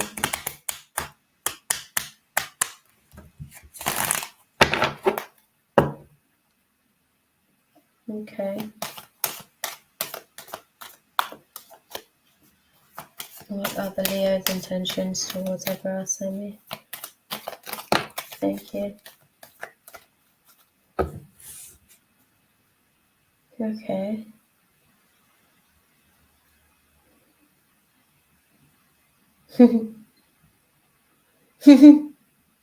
Okay.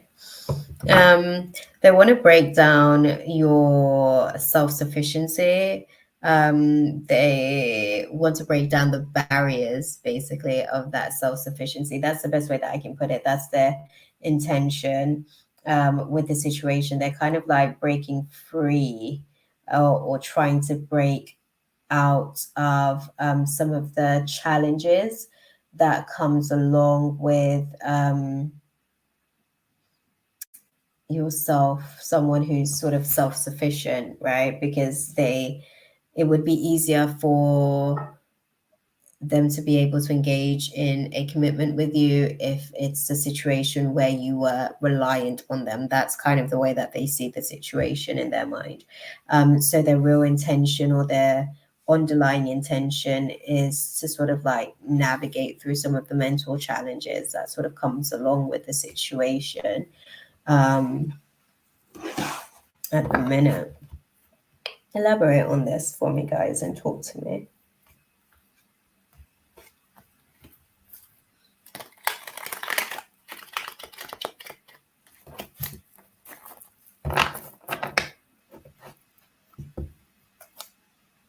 Okay. Oh, that was quick. Thank you.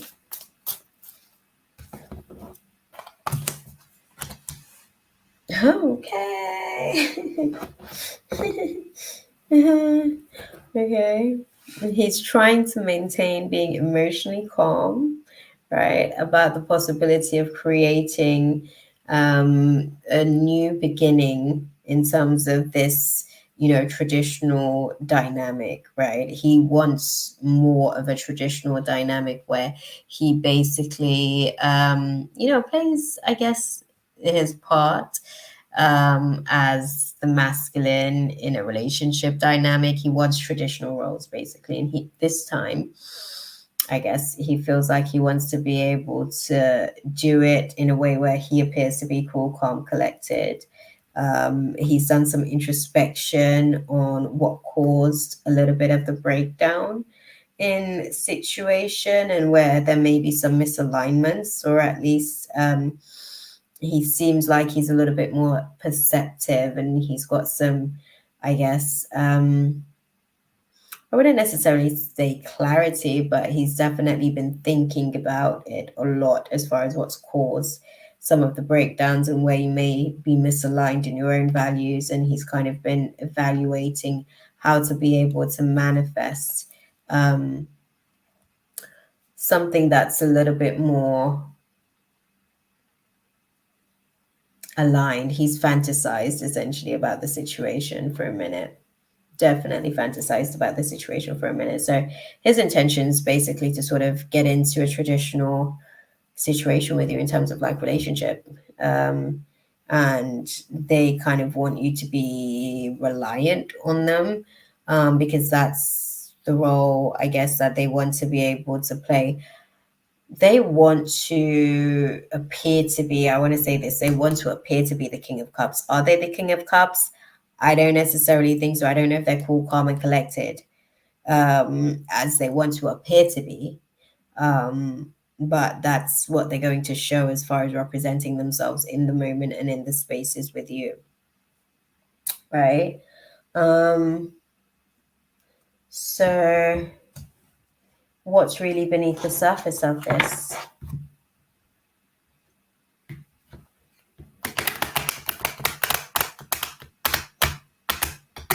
Exactly. I don't think it's real.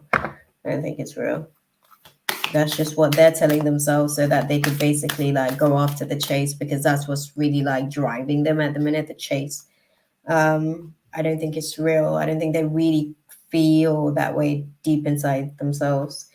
I feel like it's just a front. Give me the real on this situation.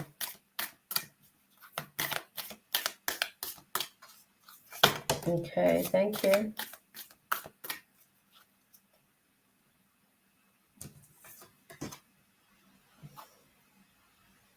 Okay.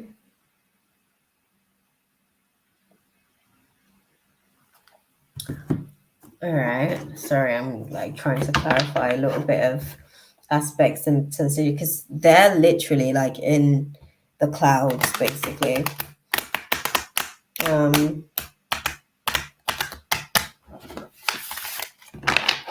I think they've developed some sort of appreciation for you, but I don't know if it's appreciation. These are just things that are coming up on the cards, right? Okay, it has like certain levels of degree. I don't think that it's appreciation. I think they felt like they had taken you for granted previously, and that they finally appreciated what they had, type situation is what I'm getting with it, is what it feels like for me.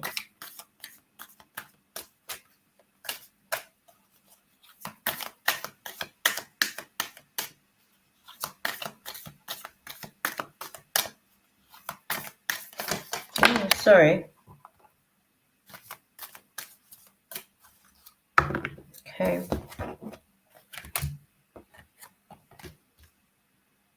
Yeah.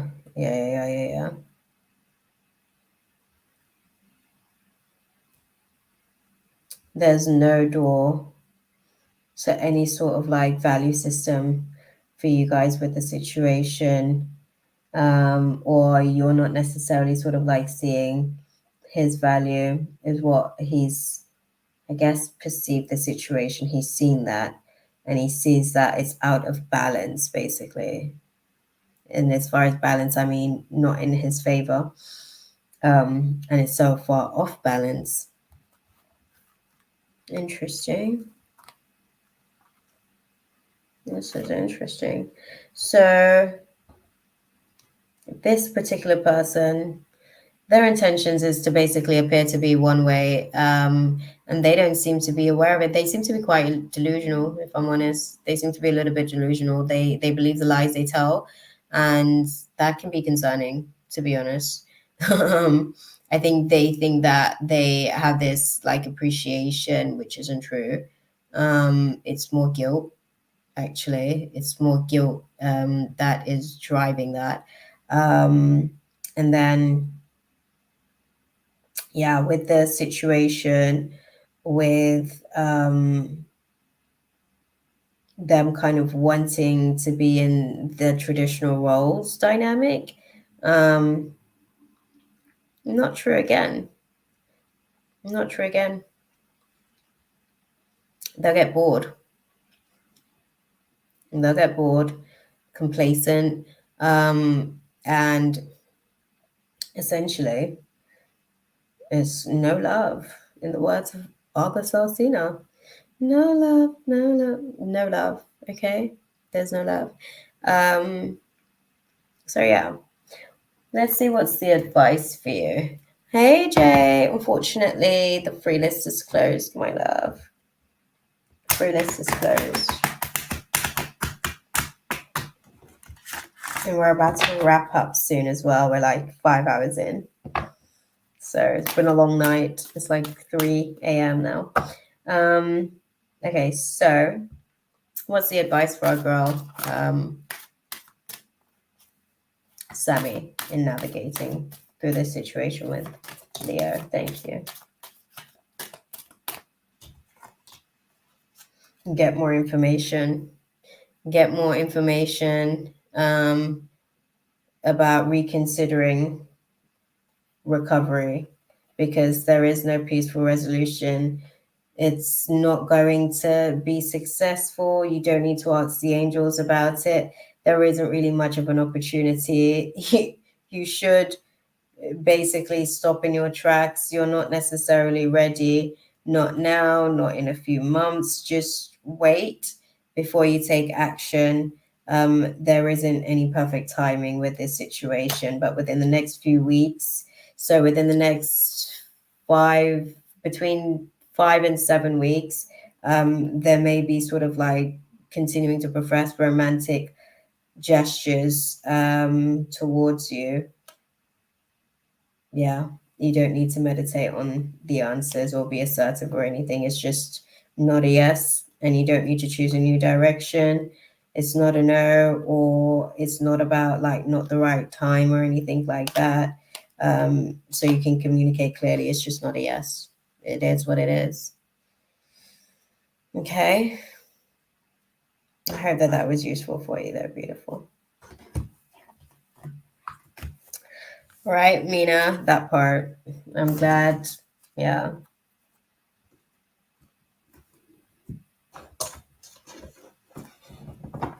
That's good. Beautiful. That's good. That is brilliant. And let's go ahead and sort the cards. And then we're going to close out the space. Clover isn't here. I haven't seen Clover for a minute. And then I've got the real Summer J's question. I don't know if they're still here. But if you are, Real Summer J, we're actually almost close by you now. We're going to do Mina and then it's you. If you are still here, you got there to the end. Okay. May I please know current feelings or thoughts of Showcat towards me? Thank you, love, for your precious time and energy. Okay. So I'll start with the feelings. What are Showcat's feelings towards me now?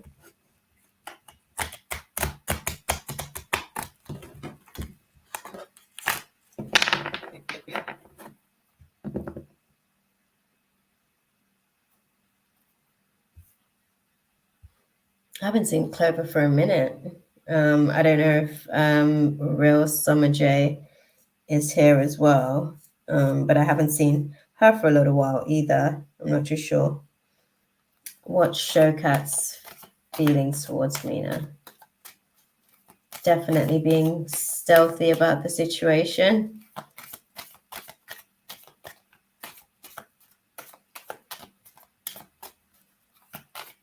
Yeah, that part, Mina, definitely 100%. If neither of those two ladies are here, you're actually the close for this space, actually. We're like 5 hours in. Okay, show me. How's Showcat feeling towards Mina? As clearly as you can. Thank you.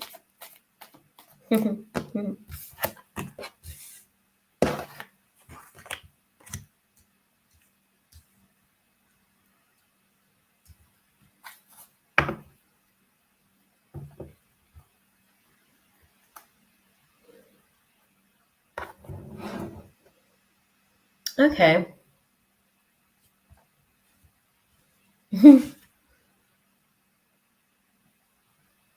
I guess for the most part, he feels, I guess, stuck, for lack of a better way of putting it. I think he feels like he's stuck in friendship zone, right? He's been friend zoned, and he's kind of like stuck in that place, and he's kind of like navigating his way through being a little bit more open to the dynamics, basically, of where you guys may have different values on certain situations, and where you may have your differences of opinions on certain situations, and how that basically impacts the friendship. And he sometimes feels like he's open to change, as far as like certain things that he feels like you guys, I guess, go through so that he can learn. Because I think he's open to learning for the most part, as far as like learning you and learning your boundaries and being able to kind of like abide by those necessities to be able to maintain the friendship. But at the same time, I think he's also a little bit, I don't want to say bored, but it's almost like repetition, right? Repetition of some of the things that you guys like. I think he's bored of the way that you guys handle your differences of opinions. That's the best way that I can put it, actually. He's bored of the way that you guys sometimes handle your differences of opinion, because he feels like that could be handled differently.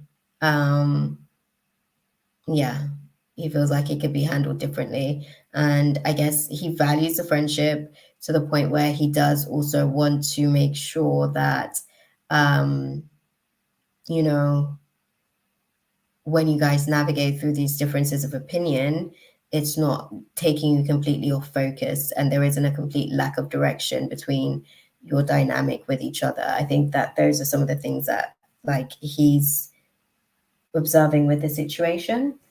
Let's have a look and see his thoughts, basically. What are Showcat's thoughts on the situation when it comes to Lena?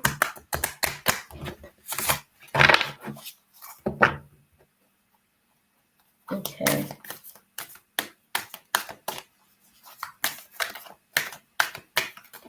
Thank you.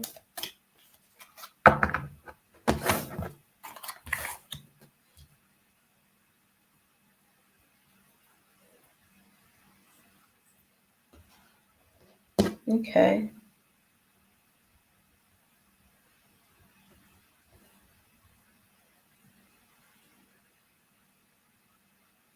He feels like sometimes he can't really sort of like speak up and say certain things as well, in navigating through this space with you sometimes. I think that that's probably when I was speaking about some of the things that he's bored about in terms of the way that you guys navigate through your differences. I think that that's probably the main thing, because it seems to be that's the thing that's on his mind, and his feelings are he doesn't like the way that you guys navigate through your differences, right? And his thought process on the situation is that he'd like to be able to speak up on certain things, but sometimes it feels like there's a little bit of stifling of, I guess, his voice and his ability to be able to speak on certain things. And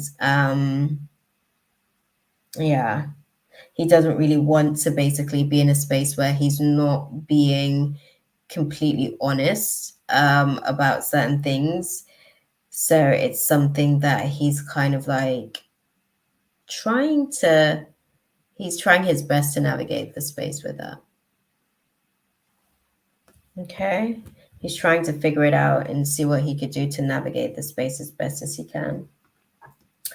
Let's have a little look and see what's the guidance for you in the situation. What do you guys advise our girl Mina to do when it comes to Showcat? Okay, you don't need to get any more information. Interesting. Thank you. Yeah, that makes perfect sense. Yeah. Yeah, I think he wants to be able to have certain conversations, and he's okay to have those conversations, but I think sometimes it can be quite abrupt in terms of the way that the differences are handled. So there's not really much room for him to be able to do much of anything in that regards. But they're saying, in terms of the guidance for you on the situation, You don't necessarily need to get more information on the situation. It will be successful because there's genuine care here, there's genuine compassion for each other, there's a genuine desire to like make sure that each other is in a good place, mind, body, and spirit. And now isn't necessarily like not the right time.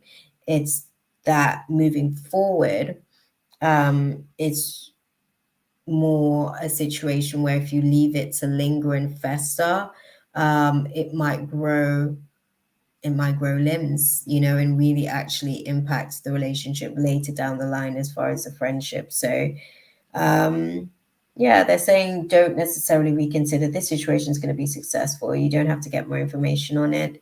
It's not a no. It's just you guys have to figure out how to navigate through situations a little bit more tactilely in how you handle each other when it comes to your differences. And now is the perfect timing to be able to do that. Okay. Him being like at this point where he feels like his voice is a little bit stifled in the space, this is a great opportunity for you guys to sort of navigate through some of these things because you probably have a similar feeling as well. Okay, to some degree, where you want to be heard and you feel like you're not being heard. Okay, thank you, beautiful. Thank you. I don't think that, what was her name? The real Summer J. I don't think she survived, man. Last time I saw her in the chat was a while ago. Yeah, stifled.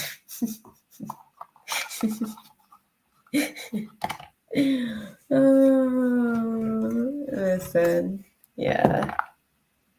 No, I don't think that they are. I don't think that they are. Open up the space though. The guys can't say anything. The next thing they're gonna start doing is telling me about I need to be quicker in terms of my readings. But hey, listen, I'm trying my best, okay, to be my best as well.